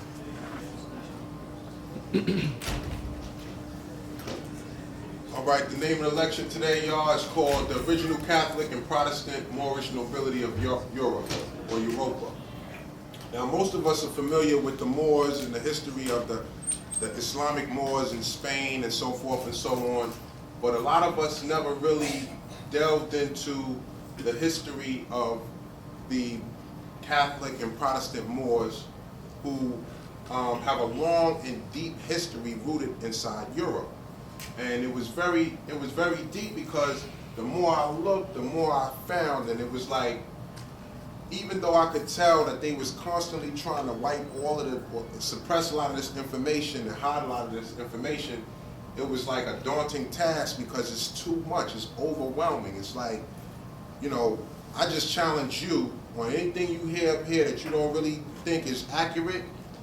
You got names, you got dates, you know what I'm saying? Go and do the knowledge yourself and you'll find a lot of information. I couldn't cover a lot of things because I tried to keep everything a little focused. On the left, we have the coat of arms. Now, what's interesting is that the coats of arms of municipalities that I'm going to show you today are still all in effect. They're not like, from the 1300s and they're not in effect right now. These are actually the coats of arms that are still over all these different municipalities. Okay, now, also, I found a lot of Catholic and Protestant Moorish nobility, and it would seem almost as if they started getting into conflict with each other, and it wasn't so much that Caucasians destroyed the empire. It was more or less a lot of inward fighting amongst the families. I called it Europa because Europa is actually the original name of Europe, for those that don't know. It's named after an African queen who was kidnapped by Zeus, who took the form of a bull and went into Africa, North Africa, kidnapped her and brought her back to Crete. He then proceeded to rape her and gave her 3 children. To this day, any major law that's passed in Europe is called a bull. And this is just a commemorative coin commemorating the signing of the Constitution, which brought Europe together as one body, sort of like a United States of Europe. Okay, the lecture outline is going to initially deal with sovereignty, familiarizing any of y'all who are not familiar with what sovereignty is and what it's really rooted in. Then we're going to deal with the Holy Roman Empire versus the Roman Empire. And doing my research, I discovered that there was 2 Roman empires. In school, they really only teach you about one Roman empire. The Roman Empire that they teach you about actually was not an empire at all because it didn't have a coat of arms. Okay, it actually was a republic, a nation state, which was given permission to exist by the sovereign empire called the Holy Roman Empire, which in fact was a Moorish empire. So, again, you got to keep in mind that you have 2 Roman empires. So when you do your research, remember, holy, in the 5% lessons, we learn that whenever you use the word holy, it's something that's made or grown from the beginning. And here, it's the same thing is relevant because the Holy Roman Empire is in fact the Moorish Empire. We will get into that in a minute. Bavaria, we're going to cover Bavaria in depth. Most of the lecture is going to deal with Bavaria. Now, most of us really never heard of Bavaria until we hear about the Illuminati, we hear about Adam Weishaupt, we hear about Hitler and the Nazis, all starting in Bavaria. And it never really occurred to me that right in the place where they would begin all of their madness is right where most of our history is at, and it's still intact. Then we're going to deal with Islamic nobility and its original relationship with Europe's Christian, Catholic, and Protestant nobility.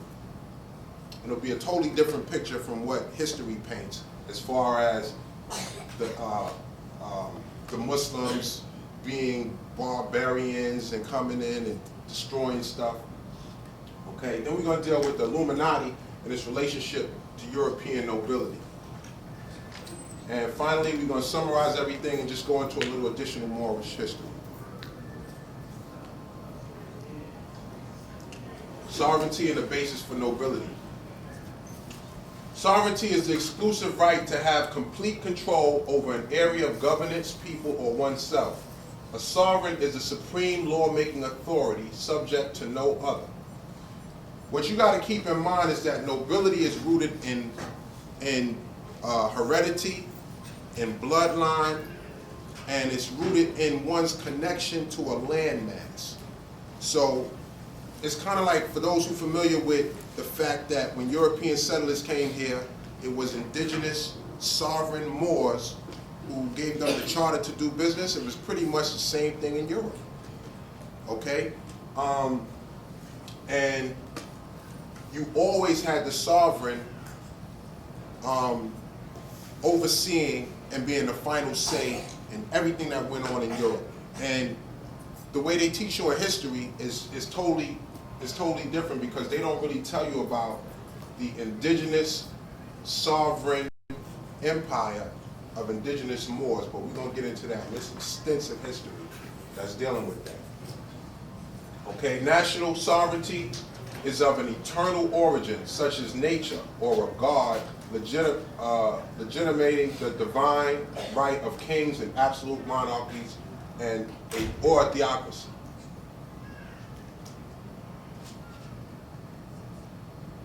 All right, the Holy Roman Empire versus the Roman Empire. This is the coat of arms of the Holy Roman Empire. Again, the Holy Roman Empire, as you will see, is a Moorish empire. They have the two black eagles back to back, and this dates back to about the 11th century. Interestingly, after the fall of the Roman Empire, which was the Republic, and when you start doing the history, you realize the fall of the Roman Empire was done by the Ottoman Empire. Now, when we study Moorish history in Europe, we tend to overlook the Ottomans, who were Moors as well, and it's a lot of our history inside the Ottoman history. We're going to get into the Ottoman history as well.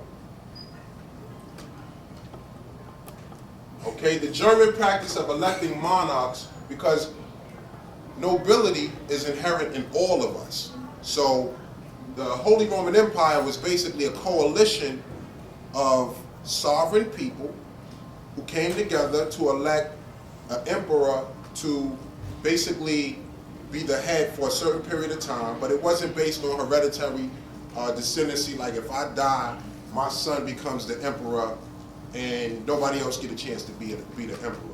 So this was basically a collection of ancient Germanic tribes that formed a coalition and elected leaders thereof. Elections were regularly held by the Franks, whose successor states included France and Germany. The French monarchy eventually became hereditary. When they say hereditary, they still mean that, see, the French still participated in the Holy Roman Empire, so they still participated in elections, but at the same time, within France, the monarch, it more or less, started to, and also, the times where these things start to change is when they start to marry into a lot of Caucasians, and a lot of the original laws and everything was abandoned over time, but they still held elections where, as a collective body of monarchs or sovereigns, they would elect an emperor of Rome. And again, you got to keep in mind that the Holy Roman Empire is not the Roman Empire that you were taught about in school with Julius Caesar and all of them. In fact, the Holy Roman Empire did not even have Rome within its borders, which is interesting because, they didn't even have Rome within the borders. The central location of the Holy Roman Empire actually was in Eastern Germany, in Bavaria. Okay, and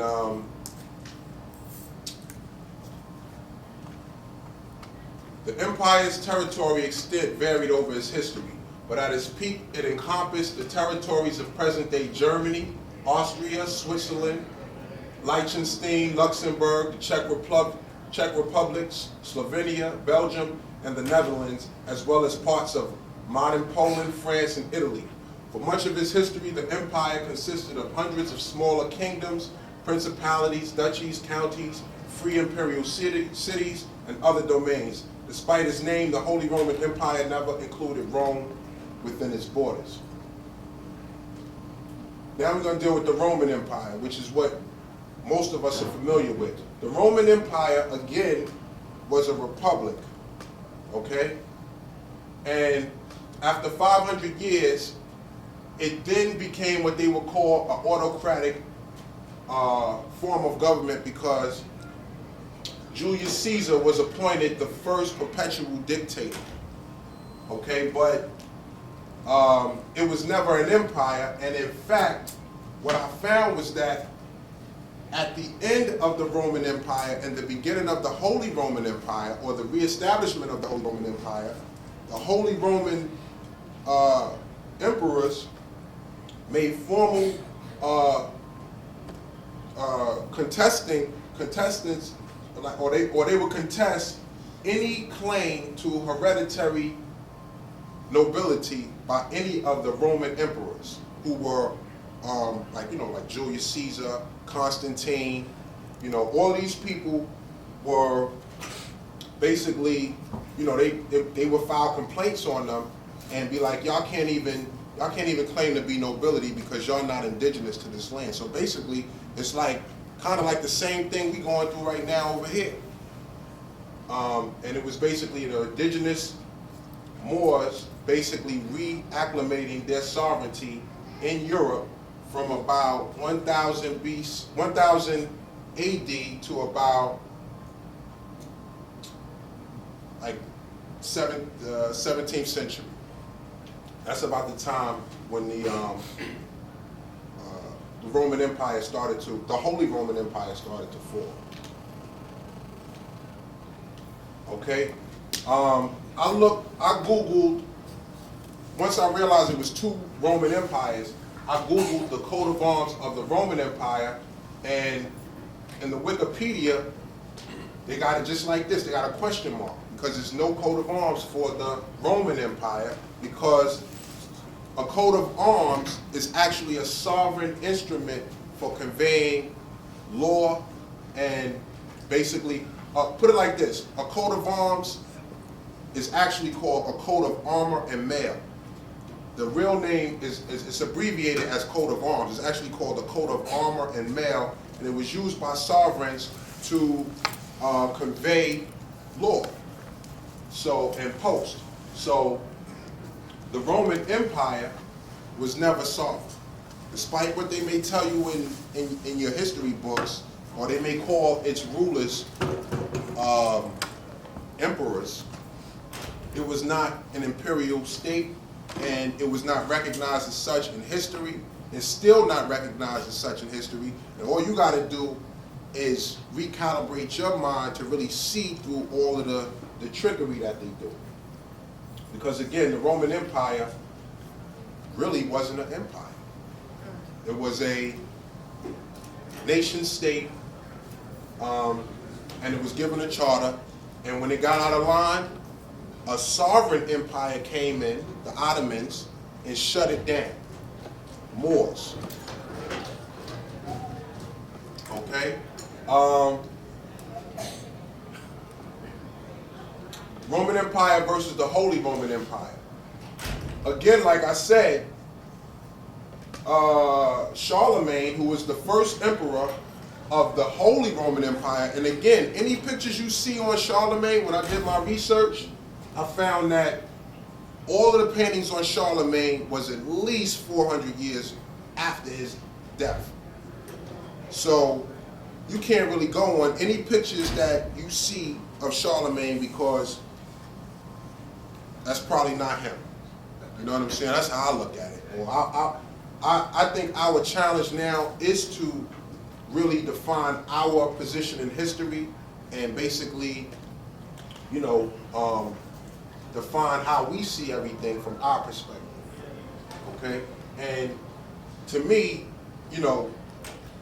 if all the pictures of Charlemagne is only like at least 400 years old, we gotta get a little more, on point as far as just accepting what anybody that doesn't really have our interests at heart would tell us.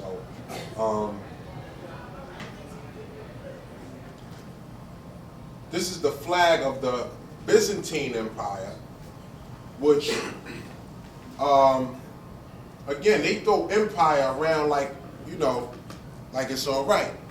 Empire implies indigenous bloodline to a landmass.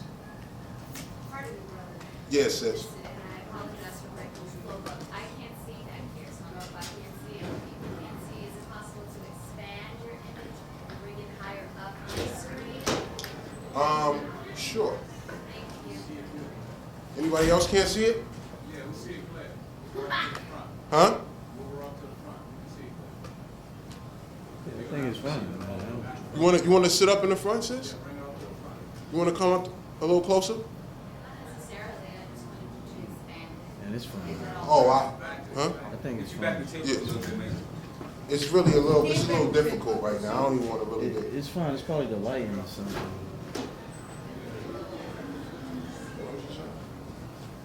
That I You can don't also see. put some The things- smaller words, the smaller print. Oh, the smaller print? Yes.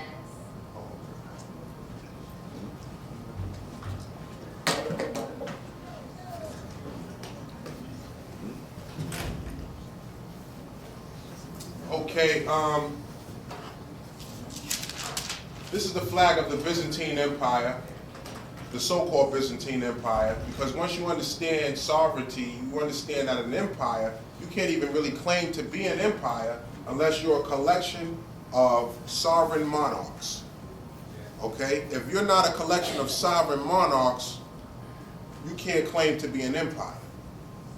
And the so-called Byzantine Empire, which picked up where the Roman Empire left off, and they call it a continuation of the Roman Empire. It was actually never called the Byzantine Empire during its existence. The term Byzantine Empire is an invention of historians and was never used during the empire's lifetime.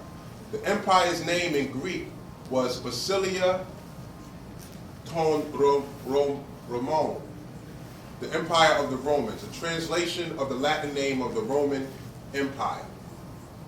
The term Byzantine itself comes from Byzantium, the name of the city of Constantinople. That's the name it had before Constantine came and conquered the city. Okay? The designation of the empire as Byzantine began in Western Europe in the 1500s. So again, a lot of times they start to rewrite history and then they make everything retro apply to the new stuff that they come up with. But it's still a lot of it's a lot of information that you can look and find that will, disprove a lot of the stuff that you hear in school or a lot of popular opinion. Okay. Before the 1500s, the empire was described by Western Europeans as Imperium Graecorum, Empire of the Greeks.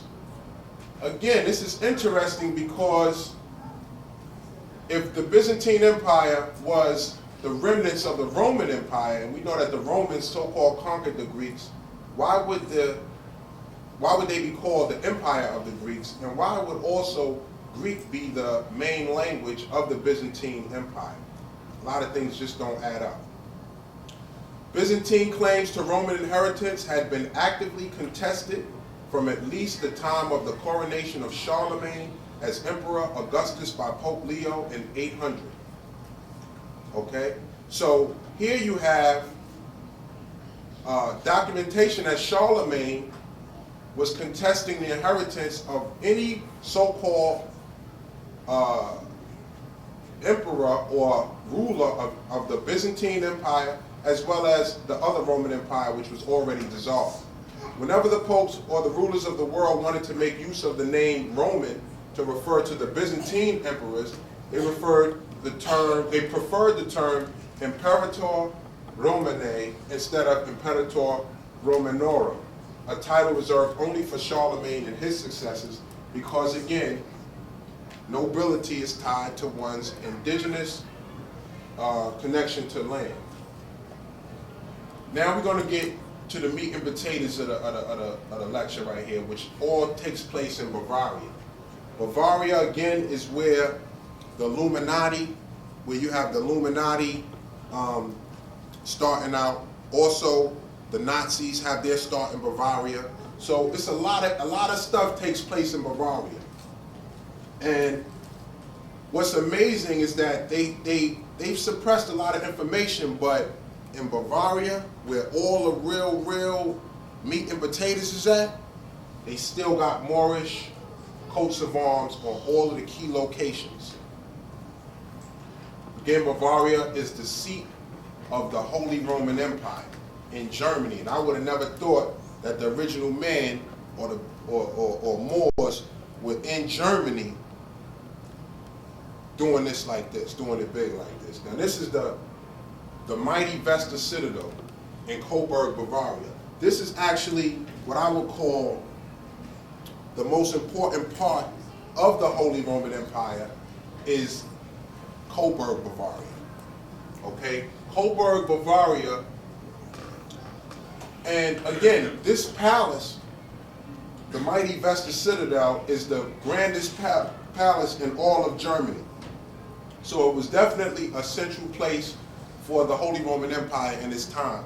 Now, most of the Holy Roman emperors were, prior to becoming emperors, they were dukes of Bavaria, and they all, at one time or another, had a very powerful position in Bavaria. Bavaria is also, as you will see, it's the seat of the Archdiocese of the Holy Roman Empire. It's also the seat of the hereditary imperial marshals of the Holy Roman Empire. Now, if you notice, it sits on a mountaintop. Now, it is my opinion that these ancient palaces are built on ley lines and meridians. When I went to Spain and I went to the Alhambra Palace, in the tour they tell you that the Alhambra Palace is built on a meridian, and all the palaces are sitting on big hills or big mounds looking down on the town. And when you go to like the Alhambra, it's just a grand feeling when you're up on that mountain and you're looking at all this beautiful architecture and you see, you know, all of this natural, beautiful stuff around you. And it's definitely an energy center. This is the Alhambra Palace. It's actually on a mountain as well.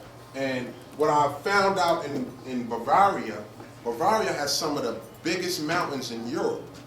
They have mountains that go up to 3,000 miles high, which is unbelievable. I was like, you know, now in these districts where you have all of this amazing land, it's still Moorish districts, as you will see. This is the coat of arms of Coburg, Bavaria, okay, where the palace is at, where I just showed you. Now, the palace there, the Vesta Citadel, it was built in 1225 upon the site of an 11th century chapel.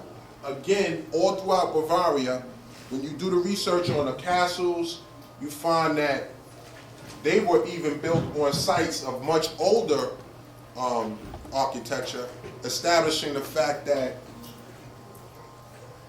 this goes back into ancient history right here. Now,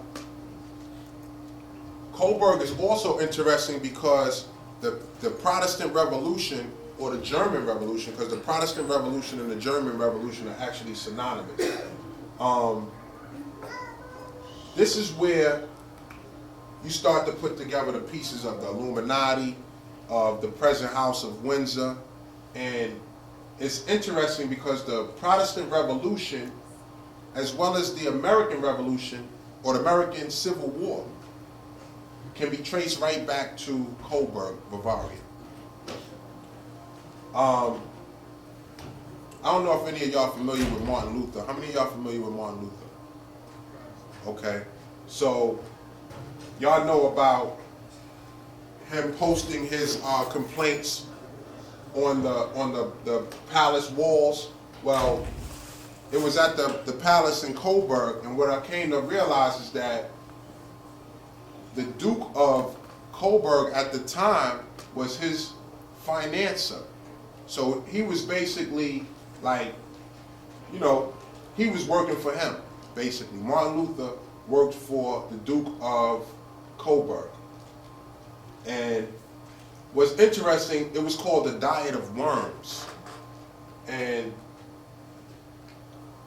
it definitely seemed as if a plot that is still in effect nowadays, from this time, is still in effect because you find that the same families are in power to this day that was in power at this time. And, you know, for example, the House of Windsor, the present British Royal House, is a new name, okay? Prior to 1917, you cannot find any history on the House of Windsor because it's just a name that they made up in 1917 to hide the fact that they were a German royal house ruling England while England was at war with Germany. So it didn't really make any sense. So they basically created the name Windsor to sound more English, because initially they are a German house out of Coburg, Bavaria. Okay, prior to 1917, if you do any research, you'll find that the House of Windsor is really called the House of Saxe-Coburg-Gotha. This is the coat of arms of Saxe-Coburg-Gotha. Now, it's interesting because you see certain Moorish colors. You see like the red, the black, and the green. And you also know that the Coburg family crest is a Moor. So up until and also Coburg is the capital of Saxe-Coburg and Gotha. This is where the British royal house, the present House of Windsor, the capital of it, up until 1917, was Coburg, Bavaria. Okay? And they changed the name because when World War I started, and you best believe they had something to do with it, but they didn't want the people to start an uprising because they were a German family ruling England at the time. All right? Also, when you do research on the House of Windsor, you find that they're really, even though their claim to power came through Coburg and through Saxony, they are actually of the House of Wettin.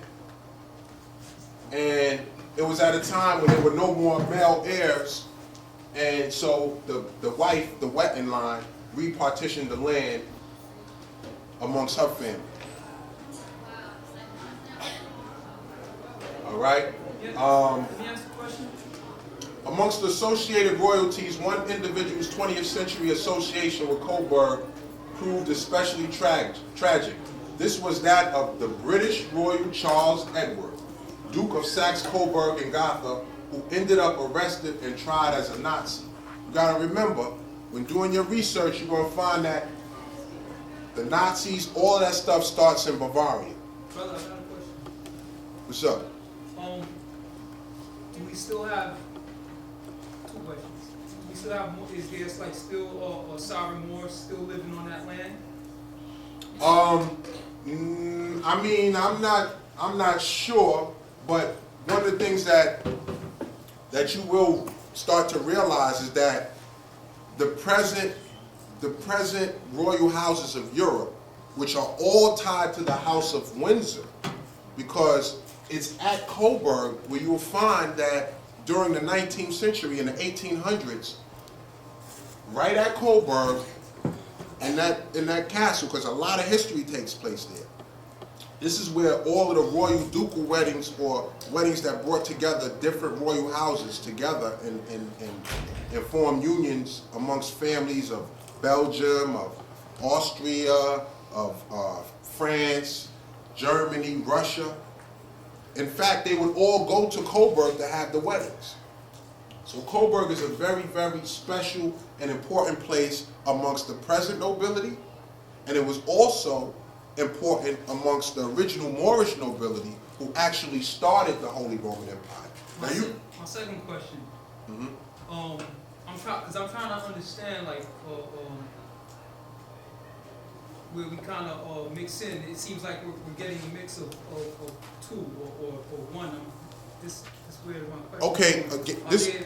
Okay. Melanated Moors over there, like are we talking about melanated? Are there also Caucasian Moors, sovereigns? Well, what you have to understand is that sovereignty is rooted in one's bloodline connection to a landmass. So, in order for the present nobility to claim nobility, they have to claim descendancy from the family crest. Right. You get it? This is the family crest of Coburg right now, 2008, march. If you Google Coburg, Bavaria, you're going to see that this is the family crest right now of the municipality of Coburg, where that castle is at. So that means we got people that looks like us that lives over there, that owns land. What I'm explaining to you is that the present British Royal House, this was their capital up until 1917. Right. So they're not far removed from Moorish history. I mean, what I'm showing you is that in Bavaria, which is the root of the Holy Roman Empire, stop thinking Rome, because Rome is where a republic nation state existed that was not sovereign. Okay? It was not the final say of the land. It was chartered and allowed to exist by sovereigns. And it eventually got out of control, like our nation state right now is out of control. It's the same thing. There's really nothing new under the sun. It's like a time-space continuum almost. Because here in Coburg, it's like you got to recalibrate your thinking.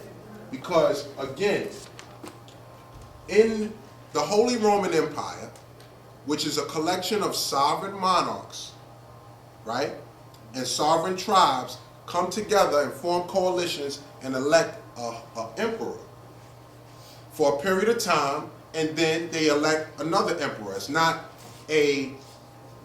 like when you die, your son, the way they got it now, they done switched it all up. Because in that time, all of us are sovereign. We all indigenous people. You know what I mean? So we're all noble. So today you might be the emperor, tomorrow he might be the emperor, tomorrow he might be the emperor. We all nobles. Now in Bavaria is the root of the Holy Roman Empire, which is a collection of indigenous black Moors, Catholics and Protestants in Europe, centered in Bavaria. Now, again, like I said, the present British Royal House, up until 1917, was called the House of Saxe-Coburg-Gotha. And their capital was Coburg. Up until World War I, when they no longer wanted people to, think that they had something involved, or they was under, had some underhanded involvement in World War I, because England is at war with Germany, and yet they're a German family. You understand? So here comes the Illuminati. We're going to get to the Illuminati question in a minute and find out that this is where Adam Weishaupt ran for sanctuary. When he was found out and they went looking for him to kill him, he went Saxe-Coburg and Gotha. You know what I'm saying? Because, again, like I said, it's all right there. It's not even like, it's just you got to recalibrate your thinking to stop thinking in terms of everything is just one big, like put it like this, the present houses of nobility in Europe, they don't claim descendancy from the emperors of the Roman Republic. They claim to be descendants of the true indigenous nobles. They claim to have black blood flowing through their veins. They claim to be descendants of the Holy Roman Empire. You understand?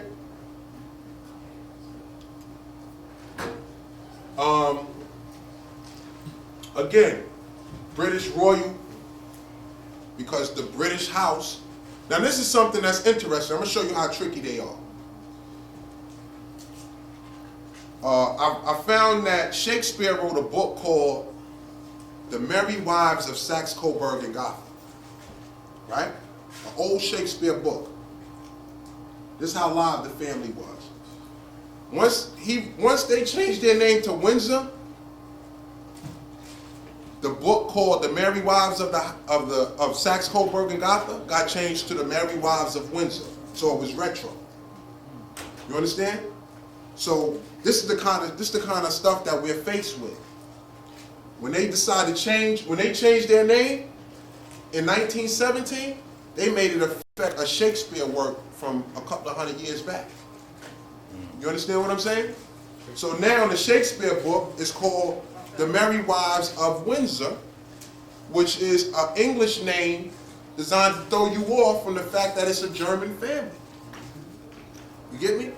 So a lot of times when we do our history, we got to pay attention to the time that we're doing the research and the context in which something may be spoken in, because the time dictates the context that something is in. So today, if we researching something, we got to be aware that, okay, at this particular time, we realize that the House of Windsor is a new name. So don't get tricked into thinking the House of Windsor is something beyond 1917. It's not. But after 1917, they try to make it retro. Get me? Because now it's easier to see, you could easier see more clearly now. But again, the Duke of Saxe-Coburg and Gotha ended up arrested and tried as a Nazi in the 20th century. All right? From 1826 to 1918, because again, in 1917 is when they changed the name. Coburg was one of the two capitals, or the main capital of the Duchy of Saxe-Coburg and Gotha, which really is the House of Windsor. Okay? During the 19th century, dynastic marriages created ties with the royal families of Belgium, Bulgaria, Portugal, as well as Great Britain, the last being achieved when Albert of Saxe-Coburg and Gotha, born in suburban Schloss Rosenau, married his first cousin, Queen Victoria. This marriage established the present British royal house, which renamed itself Windsor during World War I. This marriage in turn led to a union with Germany's ruling dynasty, the Hohenzollerns, when the couple's eldest child, Victoria, married the future Kaiser Friedrich III. Again, Coburg is a site of all of the royal ducal weddings that bring all of the houses under one house. And it's interesting because what it appears that they're trying to do is to recreate the Holy Roman Empire the way it was. Because you'll find later that at its peak, its borders encompass all of these places. So again, a lot of times when you see Caucasians doing something, they're just trying to redo something that you already did. Again, the mighty vested citadel on the mountain. Due to the royal connections, Coburg was the site of royal ducal weddings and visits. British Queen Victoria made 6 visits to Coburg during her 64-year reign. That's because she was raised in Coburg. In 1896, one ceremony brought together Queen Victoria, her son Edward, the future Edward VII, her second son Alfred, Duke of Saxe-Coburg-Gotha, her daughter, the German Dowager Empress Friedrich Victoria, and many of her grandchildren, such as Tsar Nicholas and Alexandra of Russia, Kaiser Wilhelm II of Germany, and the future King George V of Great Britain. So it was like, this is where the family reunions take place, at Coburg, Bavaria.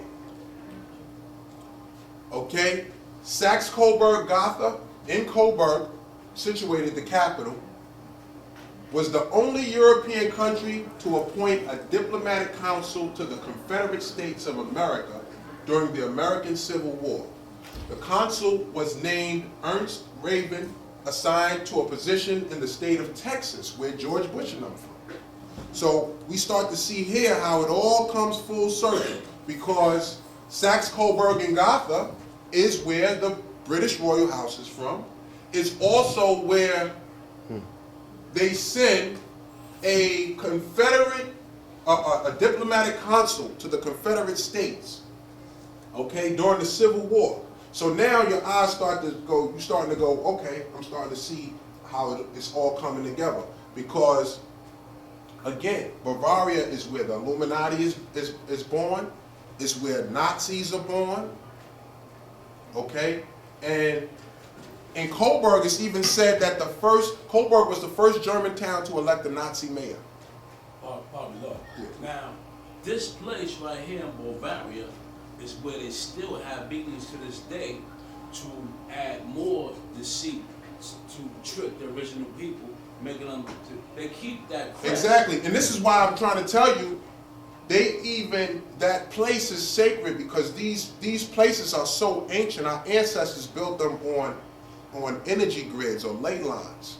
You know what I'm saying? When you see like if you go to the Alhambra and you know, you could basically, it looked like a line is going across the countryside and goes right up the mountain to the Alhambra. And then it got somebody asking something over there? Then it has like the most natural springs are found around these mountains and all of this stuff. This is a high-powered jewel right here because as long as we know where all the information, see this, when they trick original man to get into this palace in Coburg, that information is there. So they have to renew how we're going to keep deceiving these people. So every chance we get, they call it a big wedding. It's a meeting of the family to bring more to see. Oh, I'm going to show you something real interesting a little later. You're gonna be like, whoa, because it's a build-up. You know what I'm saying?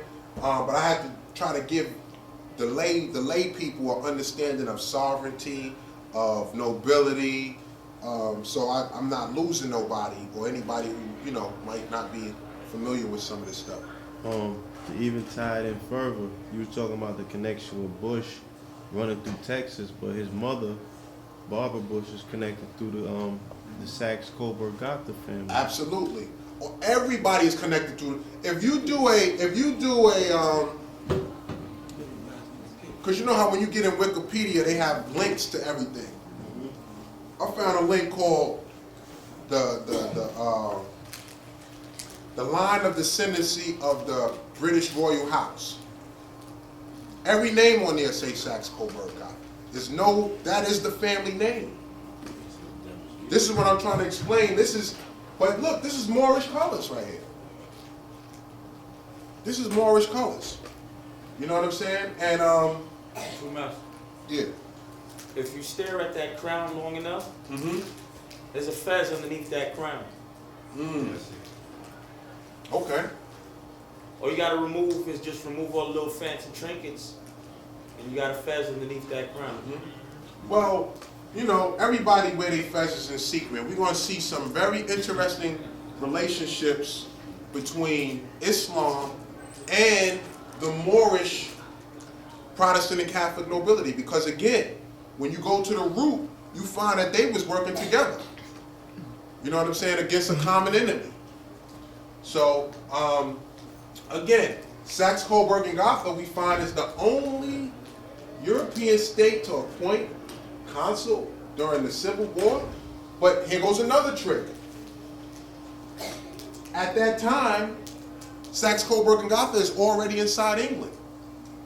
So they're playing two sides of the fence again. They're up to their Illuminati tricks right here. And this is why we have to be aware of our ancient history from a Catholic and Protestant perspective, because it opens up a lot of doors that was closed and a lot of information starts to come out. But again, he went right to Texas, and we already know what goes on in Texas. You know? Now we're going to get into some ancient black history in Bavaria. One of the first emperors was named Henry the Black of the Holy Roman Empire. Now, it's interesting because when you read it, they try to tell you that black meant pious. So when did black ever mean good from Europeans? They always had it meaning negative, bad, this and that. Now all of a sudden they want to tell you that black means pious. But what I found that was interesting, we had Roman emperors named, we had one emperor named Louis the Blind, right? Now, Louis went back on an oath and they plucked his eyes out. So Louis the Blind was called, he was an emperor though, but he was blind for going back on an oath, because you didn't play, you noble, testify, nuts, it's real. So Louis went back on the thing and he became Louis the Blind. Then I found an emperor named Charles the Fat.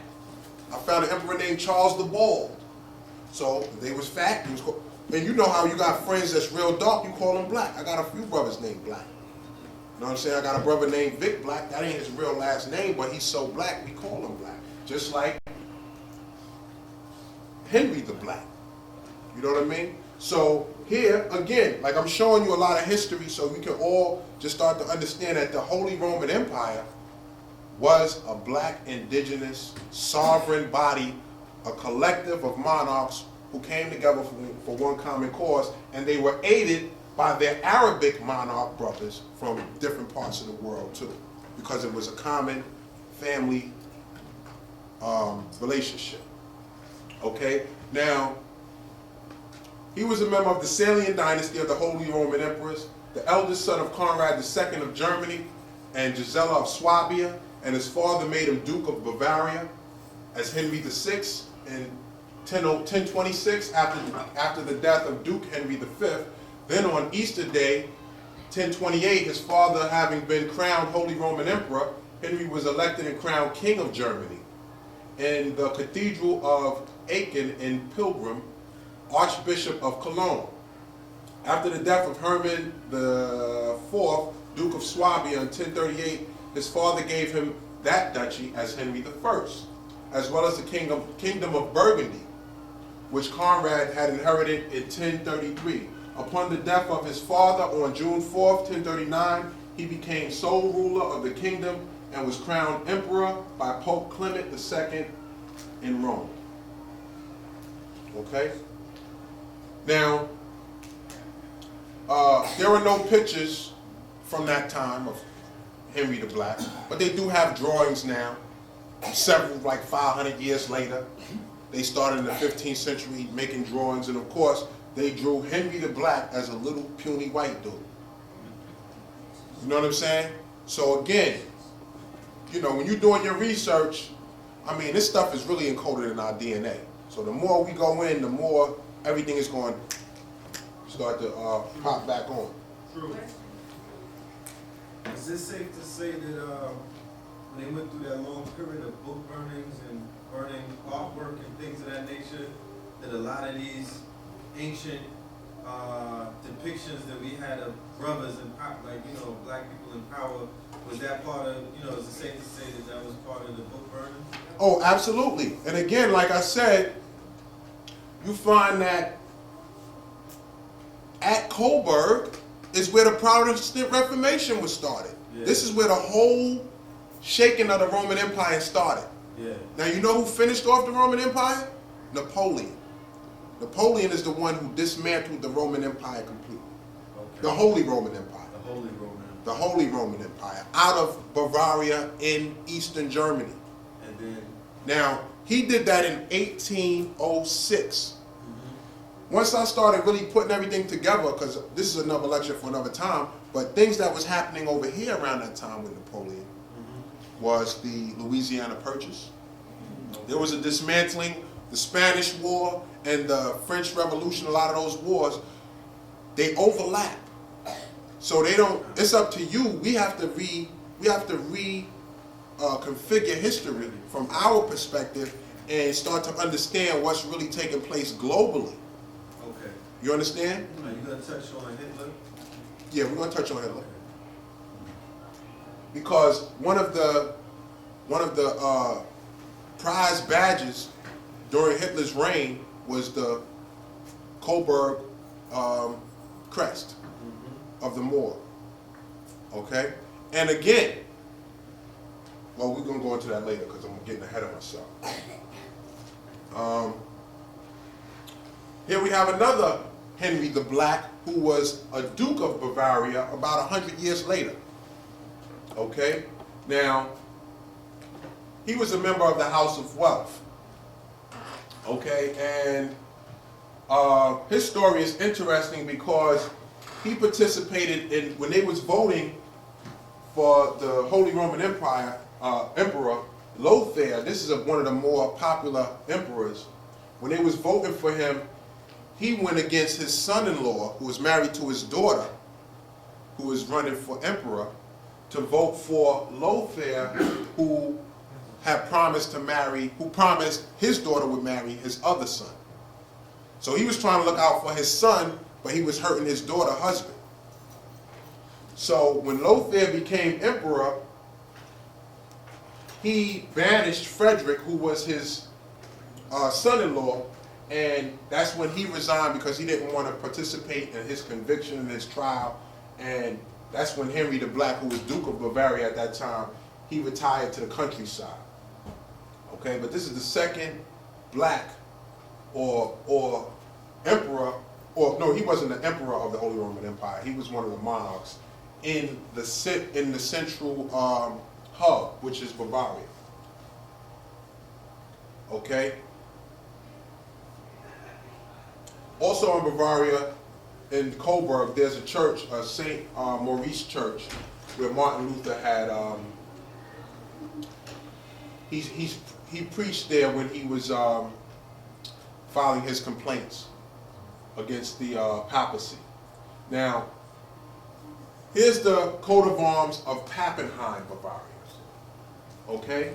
Bavaria, again, was the seat of the Holy Roman Empire, and basically, they leave all of the coats of arms intact in Bavaria for some reason. In fact, when Hitler came to power, he removed all these coats of arms, and right after after the Nazis were defeated, they put these coats of arms back up.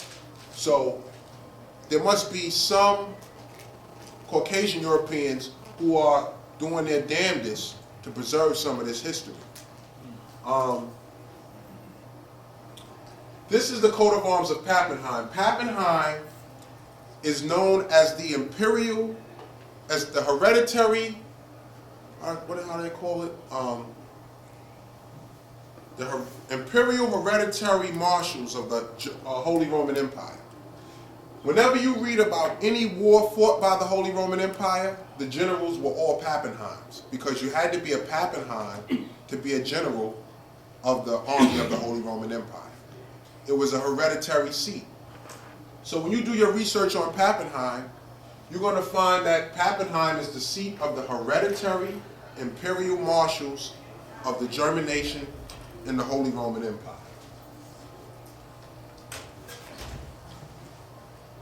Okay? As you see, Pappenheim was the seat of the hereditary imperial marshals within the Holy Roman Empire. This imperial hereditary marshalship was confirmed to the marshals of Pappenheim by the Holy Roman Emperor Ludwig IV, also known as Ludwig the Bavarian. Before he was the Emperor of Rome, he was also the Duke of Bavaria. Okay, now, again, any research you do, in fact, the Crusades, even if you do research on the Crusades fought by the Holy Roman Empire, you'll find that the general or the field marshal is always named Pappenheim.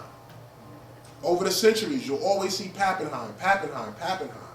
Because, again, the Holy Roman Empire, which is based on inherent nobility, is based on inheritance, bloodline.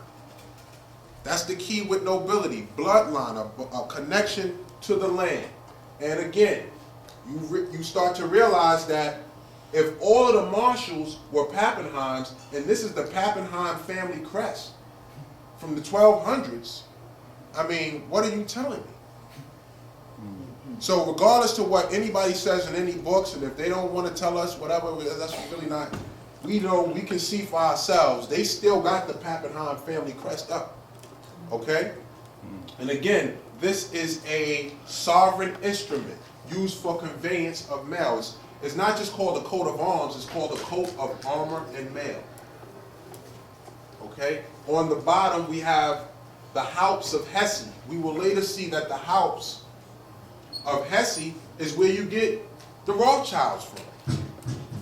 So a lot of stuff we got to start to look at from different dimensions, because once we go digging, we see original people on all of the coats of arms of all of these noble families, or all of these so-called indigenous royal families. Yeah.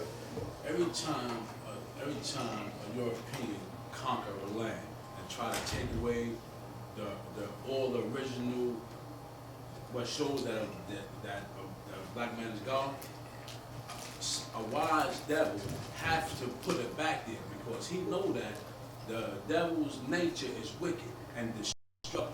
And if he don't keep putting a sign so the black man can see it, there will be no way for us to save the devil from destroying the world and himself. And that's why every time somebody conquered it. Well, they do something because when Hitler came to power, he took all of this down.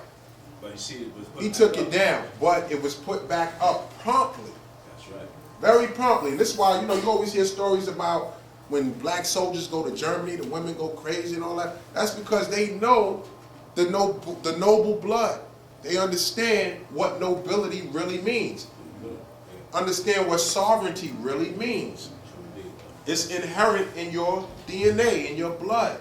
That's why you always see twin serpents, because this is something that is inherent. You are the inheritor because you are the progenitor at the same time.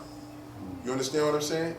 So, again, Pappenheim, the seat of the hereditary, and they specify hereditary imperial marshals. And when you do your research, the First Crusade, the Second Crusade, any beef between any other people or anybody, you see the Pappenheims at the front.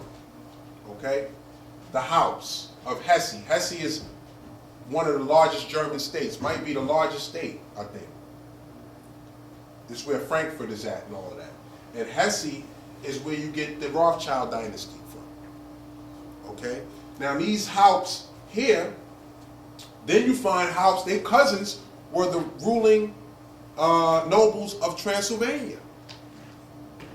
And we then find that Transylvania was paying tributary monies to the Ottomans. So we're going to start to see some interesting relationships between the Catholic and Protestant Moorish nobility and the Islamic Asiatic Moorish nobility.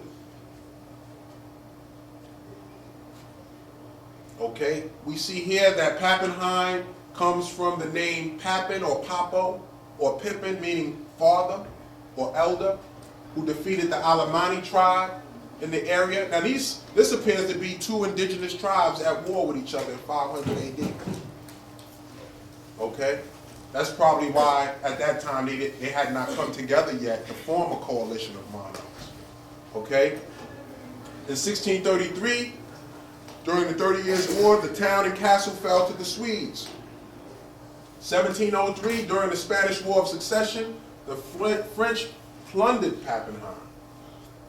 The castle, however, was successfully defended. In 1704, there was repeated plundering of the town and the castle by the French. On April 30th, 1705, the French troops left Pappenheim. In 1830, the main hall or palace of the castle collapsed. The swords appearing on this page are 17th century Pappenheim rapiers. The helmets above are 17th century Pappenheim helms. Okay? 17th century is the 1600s, so this is probably right before the 30 Years' War.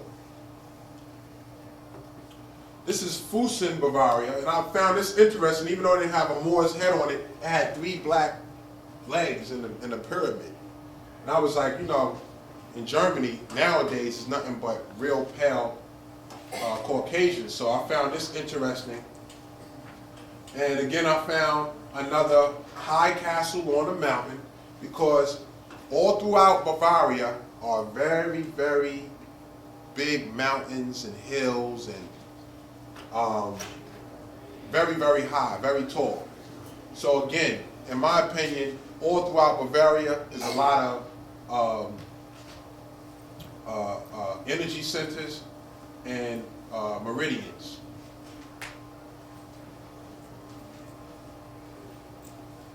Okay, it says here that high castle was also built on a much more older site. And all throughout Bavaria, you'll find that all these castles, even though they date back to like 1100s, 1000s, you find much more ancient information about the sites that they were built on. Freising, Bavaria. This is another place in Bavaria where today this is the present coat of arms of Freising. This is not an old coat of arms. It's an old coat of arms, but it is still intact all throughout Bavaria. The center of the Holy Roman Empire, we find another Moorish coat of arms intact in a place where Freising was considered the center of the archdiocese of the Holy Roman Empire. This is an image of Saint Corbinius. Saint Corbinius is the patron saint of the Holy Roman Empire. Okay? Oh. He's the patron saint of the Holy Roman Empire. He founded Freising. They tell you, that Saint Corbinius founded Freising in, I think it was the late 900s. Now there's a very interesting story about Saint Corbinius. He was supposed to be on his way to the Alps, through the Alps, those big mountains. And a pack of wild bears attacked his horse and killed his horse. And he was supposed to be so spiritual and so in tune that he somehow made the bear carry his luggage and ride him over the Alps, you know what I'm saying, to where he had to go. And all throughout Eastern Europe, this story was, told for hundreds of years that Saint Corbinius was able to make a wild bear submit to his will and carry him and his luggage to where he had to go, and then he let the bear go. So this is a story of Saint Corbinius. Now, your boy Cardinal Ratzinger, who's the or Pope Benedict as he's called now, he used to be the bishop of Freising, Bavaria. Okay? So he was the Archbishop and Cardinal of Freising, Bavaria before he became the Pope. And this is his coat of arms when he was the Cardinal of Freising, Bavaria. Of course, it had a Moor's head, and it had the bear who St. Corbinius, in this picture, made carry him and all his belongings to where he had to go. So this is Cardinal Ratzinger. This is his coat of arms when he was the Cardinal of Freising. But what's interesting, and what you got to keep in mind, is that he was a Nazi youth. And at that time, you didn't have a choice. All the children in Germany was Nazi youth. All the children in Bavaria especially. So it must be interesting. You got to imagine, for someone like this, growing up with all of this Moorish, noble information in your face, and then at the same time, this is where all this hatred is being born. This is where all of this, violence is taking place. And it's real interesting, but I think something is up with the Cardinal himself. You know what I mean? I think something is up with him, because it almost seems as if what they're trying to do is recreate the Holy Roman Empire and now put the Cardinal from Bavaria back in the seat of the Archdiocese, even though the Vatican wasn't part of the Archdiocese of the Holy Roman Empire. But he was the Cardinal of the Archdiocese. It's not the tree of life. Huh? It's not the tree of life like this. Indeed so. Yep.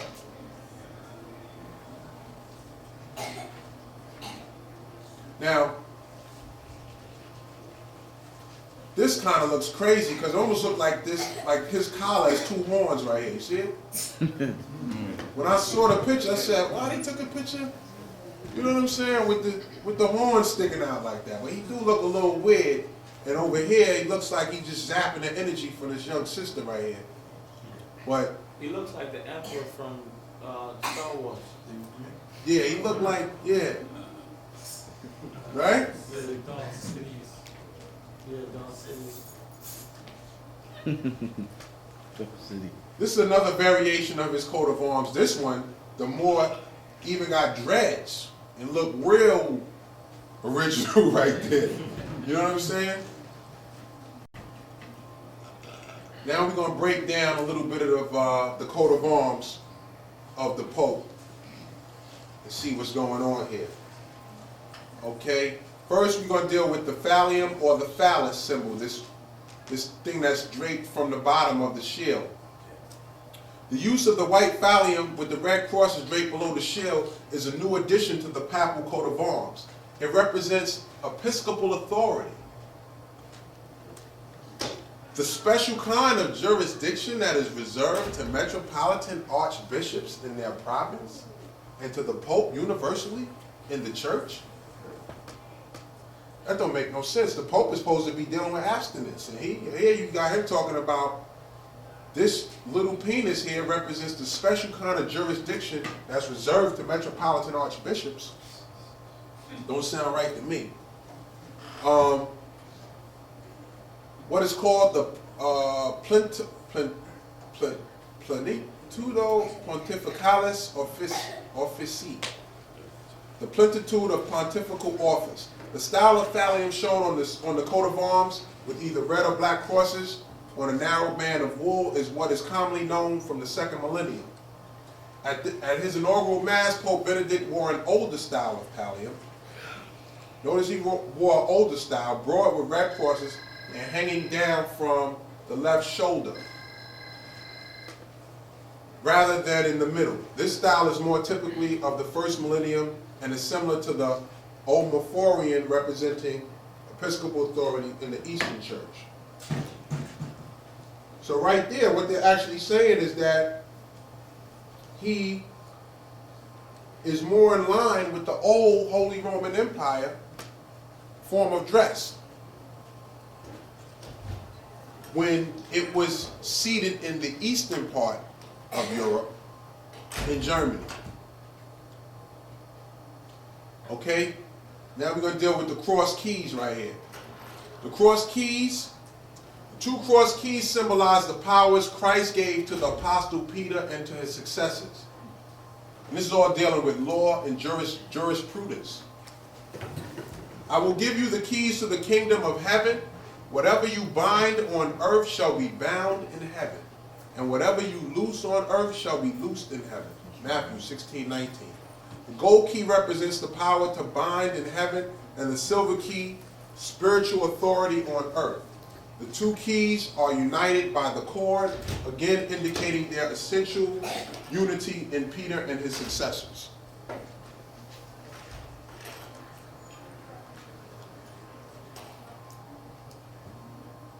The kaput Ethiopian.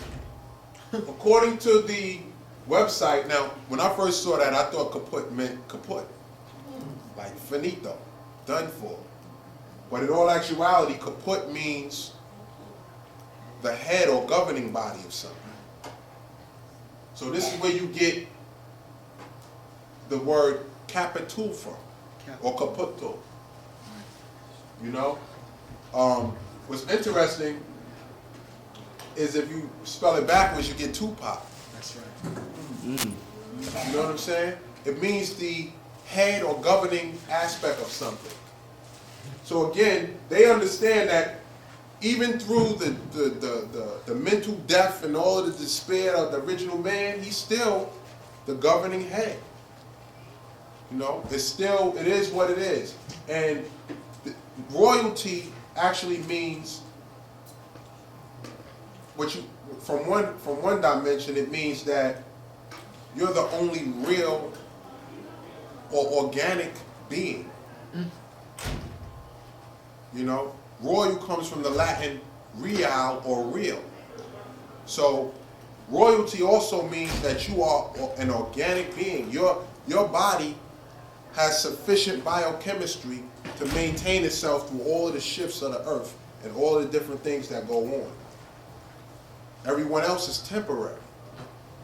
And so that's why you're the inheritor and the progenitor.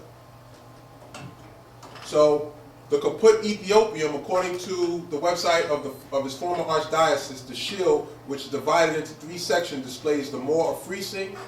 The Moor's head facing left and typically crowned appeared on the coat of arms of the old Principality of Freising as early as 1316.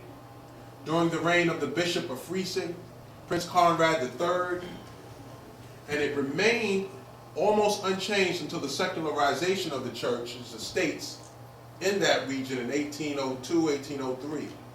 Ever since that time, the archbishops of Munich and Freising have included the kaput Ethiopium, the head of an Ethiopian, in their episcopal coat of arms. Okay? What's interesting is a lot within the Holy Roman Empire, a noble could be a duke or he could be a bishop. You know? It kind of reminds me of the difference that some Moors go through with other Moors by claiming that they're too religious or too much Islamism. You know how brothers, oh, that's too much Islamism, man. So, but it's, you know, it's different ways that indigenous people go about doing their things, but we still all one family. This is the Swiss Guard, the mercenary army that protects the Pope. This is their coat of arms. This is the head of the Swiss Guard's personal coat of arms. And whenever you see that, a little axe like that, that's the sign to let you know you're dealing with fascists. Okay? And in all my research of coats of arms, the first time I saw an axe in anybody's coat of arms was in Napoleon's coat of arms. That's the first time I saw an axe. Then I started seeing them everywhere. So he was ushering in the fascist state. Again, he's the one who dismantled the Holy Roman Empire. And this is the coat of arms of Italy under Napoleon. This is the coat of arms of Pastet in Bavaria. Again, this is present coat of arms. And Bavaria is where all our history is intact because that is the seat, and this is where the present nobility of Europe claims its descendancy. Again, from out of Bavaria. Pastetten is a municipality in the district of Erding. Okay? What's interesting again, it says down here that where it's built, it's established around 1400 in a place of a far older and smaller church. When you do the research on all these places in Bavaria, you find that wherever the castle was built, there's all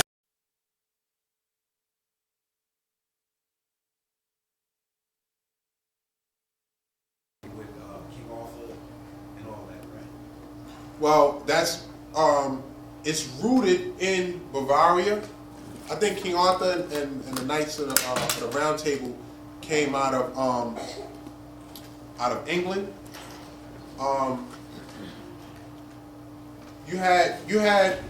There was a time you had again you had one Roman Republic, and then you had a Roman Empire, but it was almost like as if while the Roman Republic was doing its thing, the empire wasn't together. And then the Republic got out of hand. And then what's interesting is you have Islamic nobility coming in to check the Republic. You have the Ottomans coming in. So it's like we're working together against a common enemy because we're all nobles. So in Europe, you had the Roman Republic that got so out of hand, the Ottomans came in and regulated them. But they regulated them for their brothers who were Catholic and Protestant and who reestablished themselves as nobles. As a matter of fact, they came and helped them up because here you find, I think this is where you find lime trees at, all around, is it past that? But we know that the Moors in the 7th century brought in limes and lemons. So we know that they went to their brothers and helped build their palaces for them Because again, we know that when we look at some of the palaces in Europe at a time when the Arabic numeral system wasn't supposed to be in use, because the numbers 1 through 9 and 0 are called Arabic numbers. Okay? They were brought into Europe by Moors. At a time when Arabic numbers were not the standard use in Europe, you have all these castles being built. So who was building the castles? It was Arabic people building them for their cousins. In fact, they came into Europe and dismantled the Roman Republic, which had got way out of control. Okay, this is Garmisch, Bavaria. Okay, what's interesting about Garmisch is that it's located in the Bavarian Alps and includes the highest mountain of Germany, the Zugspitze, 2,962 miles high. The highest peaks are grouped along the Austrian border by a river called the Osar River. You know, it's amazing. It's a river called the Osar River. And here we have, this is in Bavaria, in the place where the highest mountain peak is at. And this is still the coat of arms to this day. Okay, this is another variation of it. I found this one kind of interesting because again, now you even see like dreads and locks right there. Okay, now we're going to delve into some Islamic nobility and its original relationship to European nobility. Remember, I told you that the Ottomans came in and shut down the Roman Republic when they got out of hand. So we're getting ready to get into some interesting stuff with Islamic nobility. Okay. The research I was doing was crazy because I was finding stuff. It was just so much stuff. I found this brother named Averroes, or this is the name that they call him. His name is actually Abdul Walid Muhammad Ibn Rashid. It's Rushdie. They pronounce it Rushdie. They spell it Rashid like that. But it's Rashid. That's Rashid. Right? That's how I see it. That's you. That's an aspect of you. Now, he was the great commentator. And what's amazing about this brother, he wrote so much, right here. He wrote he wrote over 20 books on medicine alone. Okay? This is the brother that when you do research, you find that they plagiarized so many works that he wrote. You can't get none of his works in Arabic now. You can only get them in Jewish translations, Latin translations, French translations. So here you have a person who, when you really do your research, you find that he is responsible for giving them mad sciences. Mad science dealing with astrology, everything, okay? He commented that Islam aims at true knowledge, which is knowledge of God and his creations. This knowledge of us and everything that we create. This true knowledge also includes knowing the various means that lead to worldly satisfaction and avoidance of misery in the hereafter.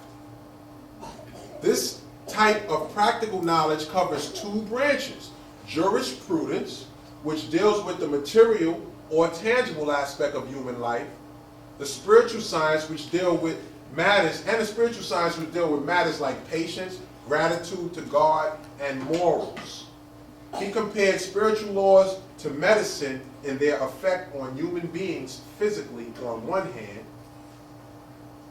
and morally and spiritually on the other. He pointed out that spiritual health is termed taqwa in the Quran. Taqwa means oneness. Ibn Rashid, or reconciling the paradoxes, made remarkable contributions in philosophy, logic, medicine, music, and jurisprudence. He was a judge, by the way, in Cordoba when he was real young. They made him a judge. And his father was a judge, and his grandfather was a judge. And then he started studying everything, philosophy. He was the one that gave the Europeans all of the commentaries on Aristotle, Pythagoras, all of that. Okay? And when you start researching, you'll find the name Averroes so that they can cover up the Islamic name. Right. But even when they use the Averroes, you can't find nothing in the original script. You know? And they tell you that most of his works have been plagiarized. He's one of the troubadours, right? And he was from the Moravid dynasty. And isn't Averroes the one that brought romantic literature into Europe? He's credited with some of that as well.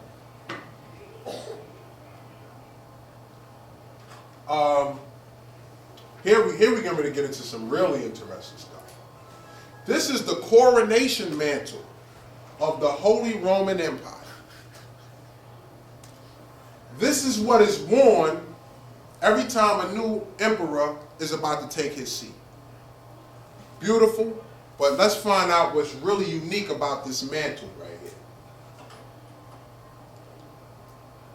The precious mantle embroidered with gold, pearls, and cloisonne enamel plaque was part of the coronation set of robes used at the coronations of the kings and emperors of the Holy Roman Empire.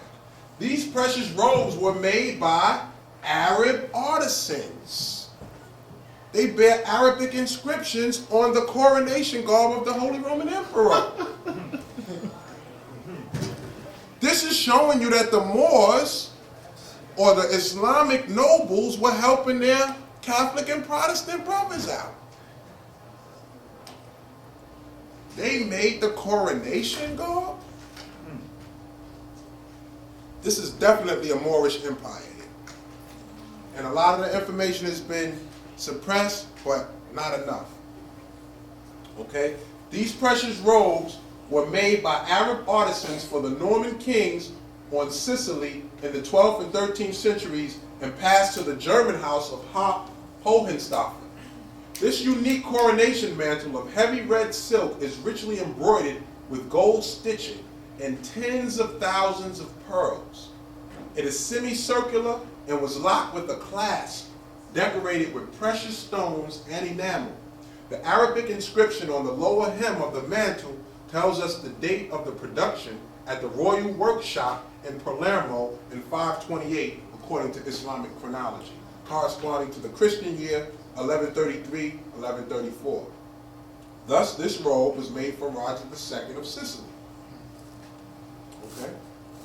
Again, this is right around the time that the Holy Roman Empire is starting to get back on the scene, get back, you know what I mean? And this is right around the time when you already had the Ottomans come in and shut down the Roman Republic, and you had the Moors come in Spain and shut down all the nonsense over there as well. So it appears to me that the Holy Roman Empire, which was originally Moorish, had no conflict or is totally at odds with the way history reports the occupation of Spain by Moors or the occupation of Hungary and Austria by the Ottomans and so forth. The Oriental motifs are borrowed from Arabic art, two symmetrically, because in Europe and at this time, you got to remember, Oriental and Asiatic and Arabic are all considered one, or Eastern. The Oriental motifs are borrowed from Arabic art, two symmetrically endorsed back to back. Lions triumph over a camel. Between them, like a stylized palm tree, is the tree of life. The lions symbolize the ruler who defeats his foes because of the preciousness of the mantle. The kings and emperors of the Holy Roman Empire, ignoring the foreign motifs, had used it as a coronation mantle since the 13th century. In the 14th century, it was believed that the mantle belonged to Charlemagne. Now notice, in the 14th century is when they start to rewrite history after they get rid of the Moors. So what they do is, they try to create a rumor that Charlemagne won it from the Moors in battle. But then the truth comes out that it was actually bestowed upon the Italians as a gift. So right there, you see a conflict with the way they try to give you the story of history right there. Now let's go check out the Ottoman Empire for a minute, because we really don't pay too much attention to the Ottomans, but when I did the research, I found a lot of interesting stuff on the Ottoman Empire. Definitely Moorish Empire. This is a picture of the Ottomans coming into Constantinople and shutting down the Roman Republic. Okay? Now, even though this is hundreds of years after the fact, they still got Moors in there, and even a brother on a horse is a Moor. And then you got another darker Moor right here. But they went into Constantinople, an official empire of sovereigns, and shut down a nation state that was out of control. What's up, bro? I just wanted to ask, is there any reason why it kind of looks like the Haitian flag? The what? The Haitian flag. Haitian flag? The symbol in the middle. That looks like the Haitian flag? Exactly like that. Yes. Well, you know, those are Moors here too. See, what we got to realize is our empire was global sovereigns all over the world. You know, and the Ottomans ruled the seas, bro, for a while. They was in charge of the water for a while. The real pirates. They had them under pressure. These is pirates right here. They were straight up pirates of the Caribbean, like we said. That's back down to Haiti. You know what I mean? So it's up to us to start looking a little deeper into Haiti, start looking at synchronicity, synergy, anything that's, coming together, because it's all in front of our face. So it's like, this information is sitting right there, like, come get it. You know what I'm saying? Now the Ottomans, again, straight up Moors. The first Ottoman emperor, he wasn't called the emperor, he was called just simply Osman Bey. And Bey is a title that's first used by the Ottomans and the Persians, who were Moors. Okay? When I did the research, the first three rulers of the Ottoman realm were titled Bey. The chief sovereign of the Ottoman Empire only came to be called Sultan starting in 1383, when, what's this? Murad, that sounds like a Moor, the first was granted this title by the Shadow Caliph. Who the fuck is the Shadow Caliph? It's like when you doing your research, on these pages, everything had little links to it. But they ain't have no link for the Shadow Caliph. They just said, it was a Shadow Caliph that got them started calling themselves sultans, because they all called themselves Bey. Okay, Bey is a Turkish word for chieftain. The term is of Sogdian origin and is traditionally applied to the leaders of small tribal groups. In historical accounts, many Turkish and Persian leaders are titled Bey, or Bey. They are all the same word with the simple meaning of Lord. The regions or provinces where Beys, equivalent of duke in Europe, ruled or which they administered were called Beylik, roughly meaning emirate or principality in the first case, province or governorate in the second. Today the word is a social title for men, like the English word mister. What I also found is that when they also now in Turkey, they starting to use Bey in a derogatory way. So where it used to mean chieftain and stuff, now they on some real funny with the Bey right now, because they know that that's part of our ancient history. And that last Bey, just reverse B, the E and the I is beige, which is brown. Mm-hmm. No doubt. Under Salim and Suleiman, the empire became a dominant naval force controlling much of the Mediterranean Sea.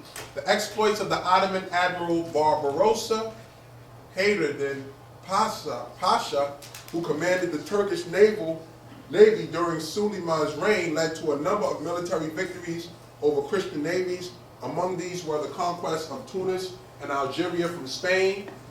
And check this, the evacuation of Muslims and Jews from Spain to the safety of Ottoman lands, particularly Salonika, Cyprus, and Constantinople during the Spanish Inquisition. So during the Spanish Inquisition, when they was killing the original Sephardic Jews, who was all black, in Spain, Ottoman brothers was coming to their aid. You know what I'm saying? The Ottomans, again, as we could see, they the ones that came and shut down the Roman nation state when it got out of hand. So this was our military. These brothers, you can see, they got gats in their joint. They even got some axes in there. They came in like, all right, whatever you could do, I could do better. And they was just tearing shit up. So, yeah. So, is there any correlation with the beginning of World War I with this Ottoman? Absolutely. During World War I is the dismantling of the Ottoman Empire, and it's when Britain, Saxe-Coburg and Gotha now set up the artificial nation states of Libya, Afghanistan, Iraq, Iran, Syria. That whole region is artificial, and it's all been created in World War I after the Ottoman dismantle. Exactly. The Ottoman was regulating everything until right before World War I, when they had a ruler come in. We get ready to get to him. That's basically the continuation of the dismantling of the Moorish Empire. That was like that was the last phase, not Spain. Huh? Spain wasn't the last phase. The last phase was the Ottoman Empire. No, I know. I mean, I'm just concurring with you. Yeah, no doubt. I think the real last war was when they invaded and Mussolini ran up in Ethiopia. That was like the ceiling because that was... The Ottomans had went in, they took Egypt back, they took Ethiopia back. The Ottomans had everything smashed for a while. But what they do is they come in with so-called nationalist propaganda. Yeah. And they stir up a lot of dissension amongst the people. You know, revolutions. We see that they were instigating the Civil War here, the same people that instigated the Protestant Revolution. Same Saxe-Coburg and Gotha, same shit, different day. You know what I'm saying? Same family, same Royal House of Britain, which is the center for all of the houses of Europe. We just went through how all of the houses of Europe are tied to the Saxe-Coburg and Gotha. And what we found out later is that since it's really the House of Wettin, we find that this plan has been part of the monarchs, because when we get to the Illuminati in a minute, right, we're going to get a quote out of, there's a quote in Cosmic Trigger. You ever heard of Cosmic Trigger? It's a famous book. Well, in Cosmic Trigger, they talk about how the Illuminati purpose was to overthrow all the kings of Europe. Well, how could the Illuminati purpose be to overthrow the kings of Europe when the kings of Europe are involved in it? That means that the so-called kings of Europe are not the real kings of Europe. You understand? The real kings of Europe are the Moorish nobility that we're looking at right now. The Holy Roman Empire. And they're sitting in our seat right now. So, again, they're not destabilizing themselves. They're perpetuating the destabilization of our empire. But again, we can't blame them because they inherited our corruption. I'm one that deals with accountability. And I don't really like placing blame outside of self. And being indigenous and noble, we do realize and have to realize that we are accountable for everything. You know what I mean? And we really just getting bit in the ass from shit that we did. Shit that we was doing. Okay? But this was deep. Because they never tell you in history about the Ottomans coming in Spain and regulating shit. Right? And it's a lot of extensive history on the Moors that escaped, Sephardic Jews and Moors that escaped persecution during the Spanish Inquisition. Okay, Suleiman the Magnificent further expanded upon Salem's conquest and captured Belgrade in 1521. Suleiman conquered the Kingdom of Hungary and established Ottoman rule in the territory of present-day Hungary and other Central European territories. After his victory in the Battle of Mohacs in 1526, he then laid siege to Vienna in 1529, but failed to take the city after the onset of winter forced his retreat. In 1532, another planned attack on Vienna with an army thought to be over 250,000 strong was repulsed 60 miles south of Vienna at the Fortress of Guns. After further advances by the Ottomans in 1543, the Habsburg ruler Ferdinand officially recognized Ottoman ascendancy. This is who he was at beef with. They finally said, we recognize your right to sovereign authority on these lands. Okay? During the reign of Suleiman, Transylvania. Now, Transylvania is where the Haups, which is another black noble family, were in control for a long time. And when you look at the Haups coat of arms later, you'll see Turkish-looking faces and Moorish faces together. So, again, this is where the Ottomans were in control. So they had Transylvania paying them tributary monies. They became tributary principalities of the Ottoman Empire. The Ottomans took Baghdad from the Persians in 1535, gaining control of Mesopotamia and naval access to the Persian Gulf. Okay? This is the crown of Stefan Boxty. This is German for Stefan. Okay? What's interesting about this crown, again, this crown was made by the Ottoman Sultan and given to the prince by him. Now there was a little discrepancy over who actually had the right to nobility, whether it was the Habsburgs or Boxty. But again, the Ottomans, who had always been at war with the Habsburgs, recognized Boxty as the true noble of the land, and they offered him this beautiful crown and also a Persian robe, a silk robe. Okay, let's see. As the crowns were not in use in the Ottoman Empire, the motto was the Orthodox bishop's mitre of metal, which descended from the Byzantine Kamulukion, closed bonnet-like headdress. The crown is comprised of two main parts, broad circlet with a wreath of fleurs de lis and the closed spherical helmet rising from it. Again, that's like a fez too. The crown is richly set with precious stones of varying size and quality. The frontal lily bears a Greek cross decorated with pearls and a ruby. It refers to the fact that Boxty, who had until then been loyal to the emperor, had turned away from Rudolph II for religious reasons. Maybe he became Islamic.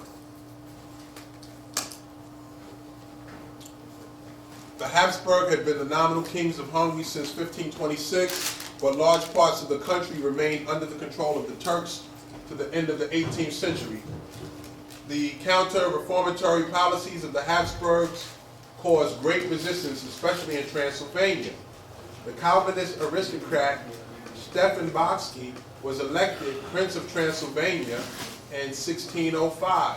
He was recognized as such by Sultan Muhammad I, who was at war with Emperor Rudolf II and sent Bocsky this crown. In 1606, the Peace of Vienna was signed, guaranteeing religious freedom.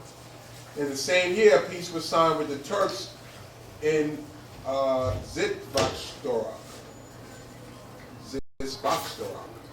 After the death of Bocsky and the coronation of Emperor Matthias as King of Hungary in 1609, the crown was brought to Vienna together with the cover of Persian silk. This is Mahmud II. Now, this is the cat that started the modernization of Turkey by preparing the Edict of Tanzimat in 1839, which had immediate effects such as European-style clothing, European agricultural innovations, Western weapons, agriculture, legislation, institutional organization, and land reform. So this was the beginning of the end. He was like a double agent. Fez on and everything. He wasn't really... This is the departure of Mehmed VI, the last sultan of the Ottoman Empire. He's being saluted as he stepped down and left the palace. Now we're going to deal with the Illuminati and its relationship to Europe's nobility. Now the Cosmic Trigger, like I said, okay, which is a very well-known book. It says, briefly, the background of the Bavarian Illuminati puzzle is this. On May 1st, 1776, in Bavaria, Dr. Ida Weishaupt, a professor of canon law at Ingolstadt University and a former Jesuit, formed a secret society called the Order of the Illuminati within the existing Masonic lodges of Germany. Since Masonry is itself a secret society, the Illuminati was a secret society within a secret society. A mystery inside a mystery, so to say. In 1785, the Illuminati were suppressed by the Bavarian government for allegedly plotting to overthrow all the kings in Europe and the Pope to boot. This much is generally agreed upon by all historians. Everything else is a matter of heated and somewhat fetid controversy. Again, like I said, when you get to the bottom of it, you find that it is the kings of Europe who are at the root of the Illuminati. So how are they trying to overthrow themselves? No. They're trying to keep the indigenous, sovereign people from asserting their position. Okay? So, let's see, Illuminati 101.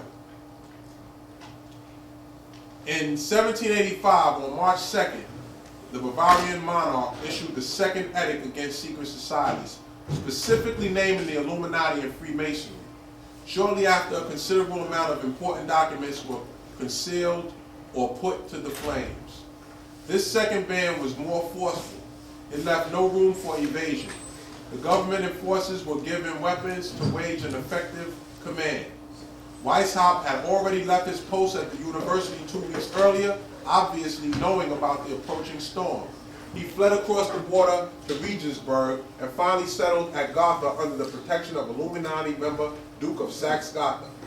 13 years later, Barrow writes, Weishaupt, now banished from his country as a traitor to his prince and to the whole universe, peacefully at the court of Ernest Louis, Duke of Saxe-Gotha, enjoys an asylum, receives a pension from the public treasury, and is dignified with the title of honorary chancellor to that prince. Same kind of thing like with Martin Luther. They're sponsored by these pseudo nobles to basically keep up the hoax, keep the fraud going. Okay? Summary and additional Moorish history. Now, basically, I would hope that everybody was able to put together a lot of things that seemed like they wasn't connected, like the fact that you had Saxe-Coburg and Gotha sending consuls to the Confederate States during the Civil War.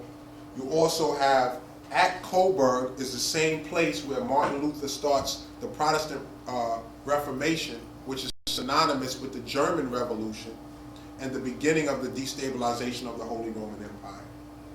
That Napoleon was the one who finally brought it into the Holy Roman Empire, at which time only one electorate survived, and that was Saxony. Saxony was a small electorate in the Holy Roman Empire, but after its dissolution, Saxony becomes a kingdom. So they must have had something to do. Napoleon promoted Saxony from a small electorate to a kingdom. So obviously they had something to do with the destabilization of the Roman Empire. Also, a lot of other things came clear to me, and I hope they would have came clear to you, such as the connection of Islam with the Holy Roman Empire, the fact that the coronation mantles was created by Moors, the fact that the Ottoman rulers also enjoyed good relationships with other Christian, and because Spain, France, England, and Germany united with the Ottoman Empire against Spain at one point. So there's a lot of things that, you know, conflict with the way history is presented to us.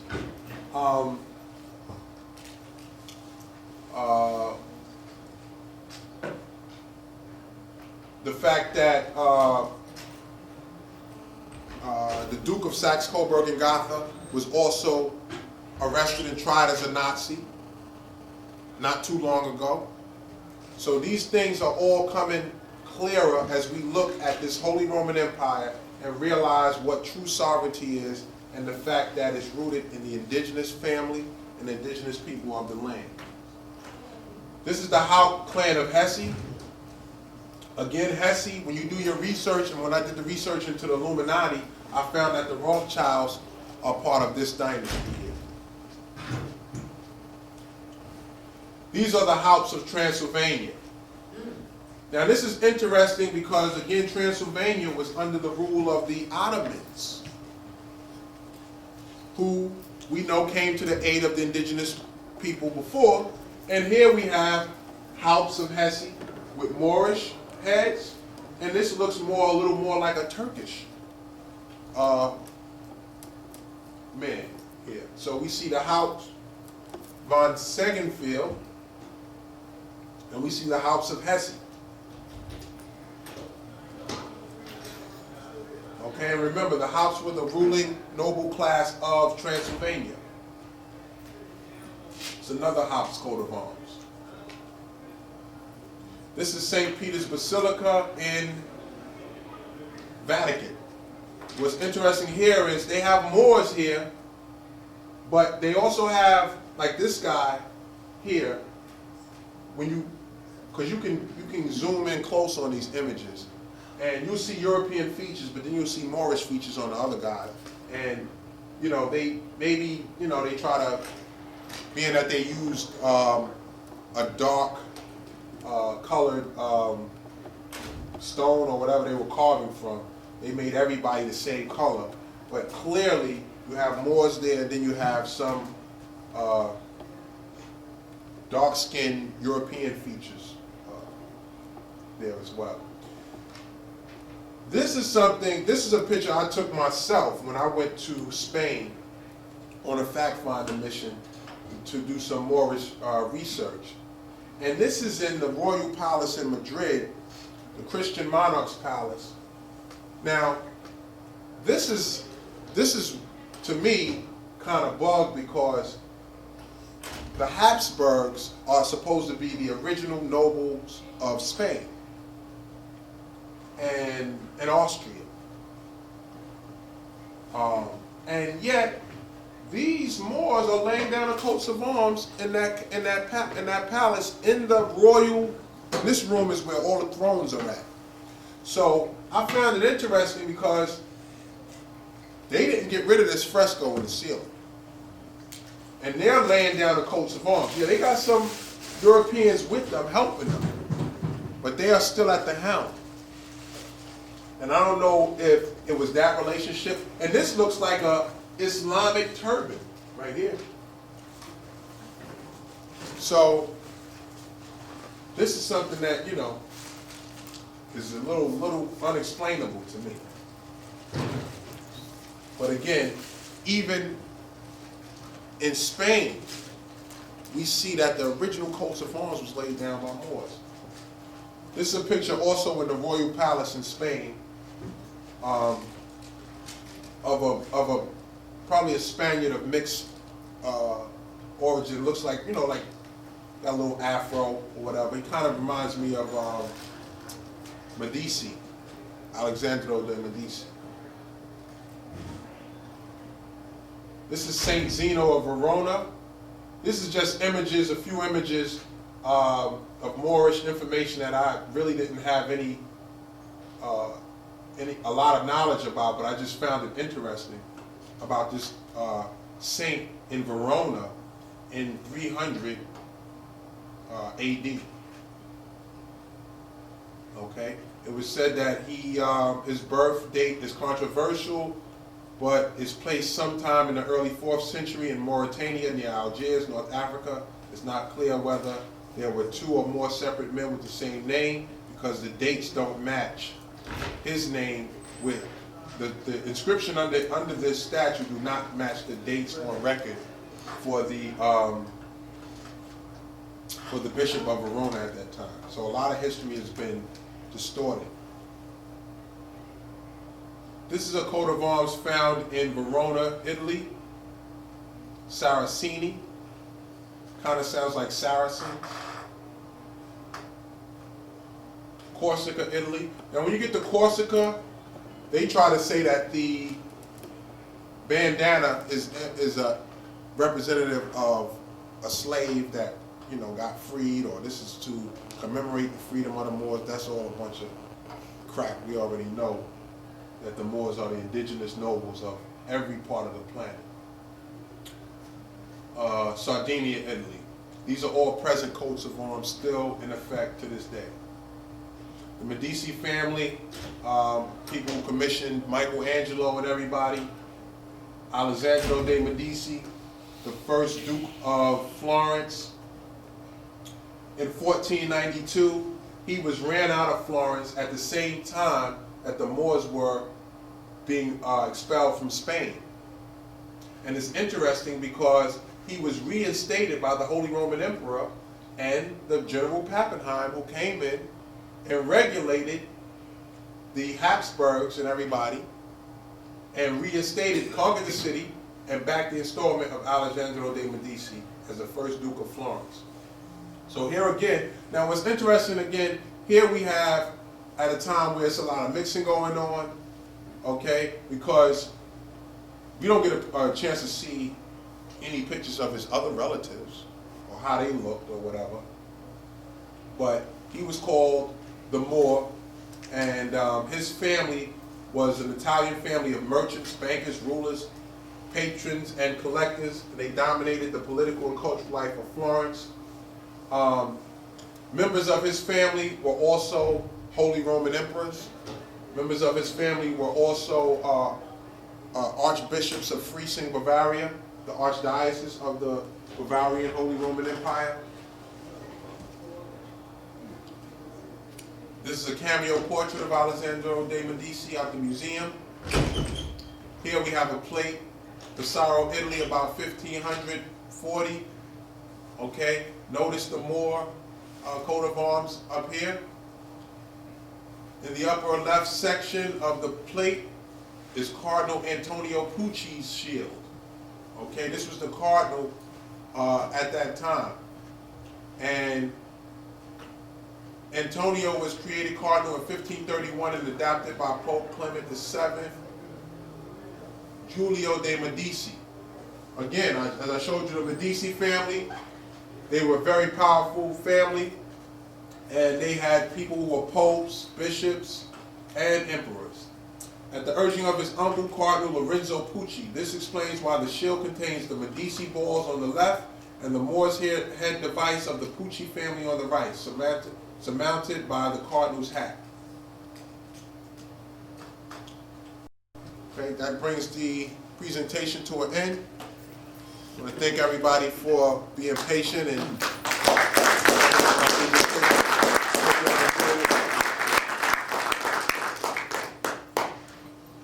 All right, get a brother True Master one more black man. Any questions? Real quick, is it possible, would you be interested in emailing out the PowerPoint? That's why the honorary, it's honorary. You have to get tapped to get the 33rd degree, but once you get to the 32nd, you can wear a fez. You can be Islamic. You can take on the name L. You can get your L. This is the white boy's way of becoming a fucking Moor. Hey, Rashid. Peace. Hey, you see that movie in chat with the bears in it? I haven't seen it yet. Saw that they had the bears in it, played by brother. Okay. I mean, That's the same stuff. Now check this out. Look at this. You see these books up here? Oh, that's. Oh, who said that? That's Blavatsky. That's right. Somebody that got fucking books. You know. When I see those is the whole theosophical joints. It's right there. So I'm looking at his joints. He ain't got as many books as me. But who knows what's on the shelf if he's just got reference books? Okay? So now, this is another biggie. I said, whoa, this is a real magical cracker. And you know, Hold up. quirks and weird shit. Now what the hell is that? Magic, white and black. Huh? He went in on it. What does it say right there? Look, it says it says para brown. It's I wish Dawood was here.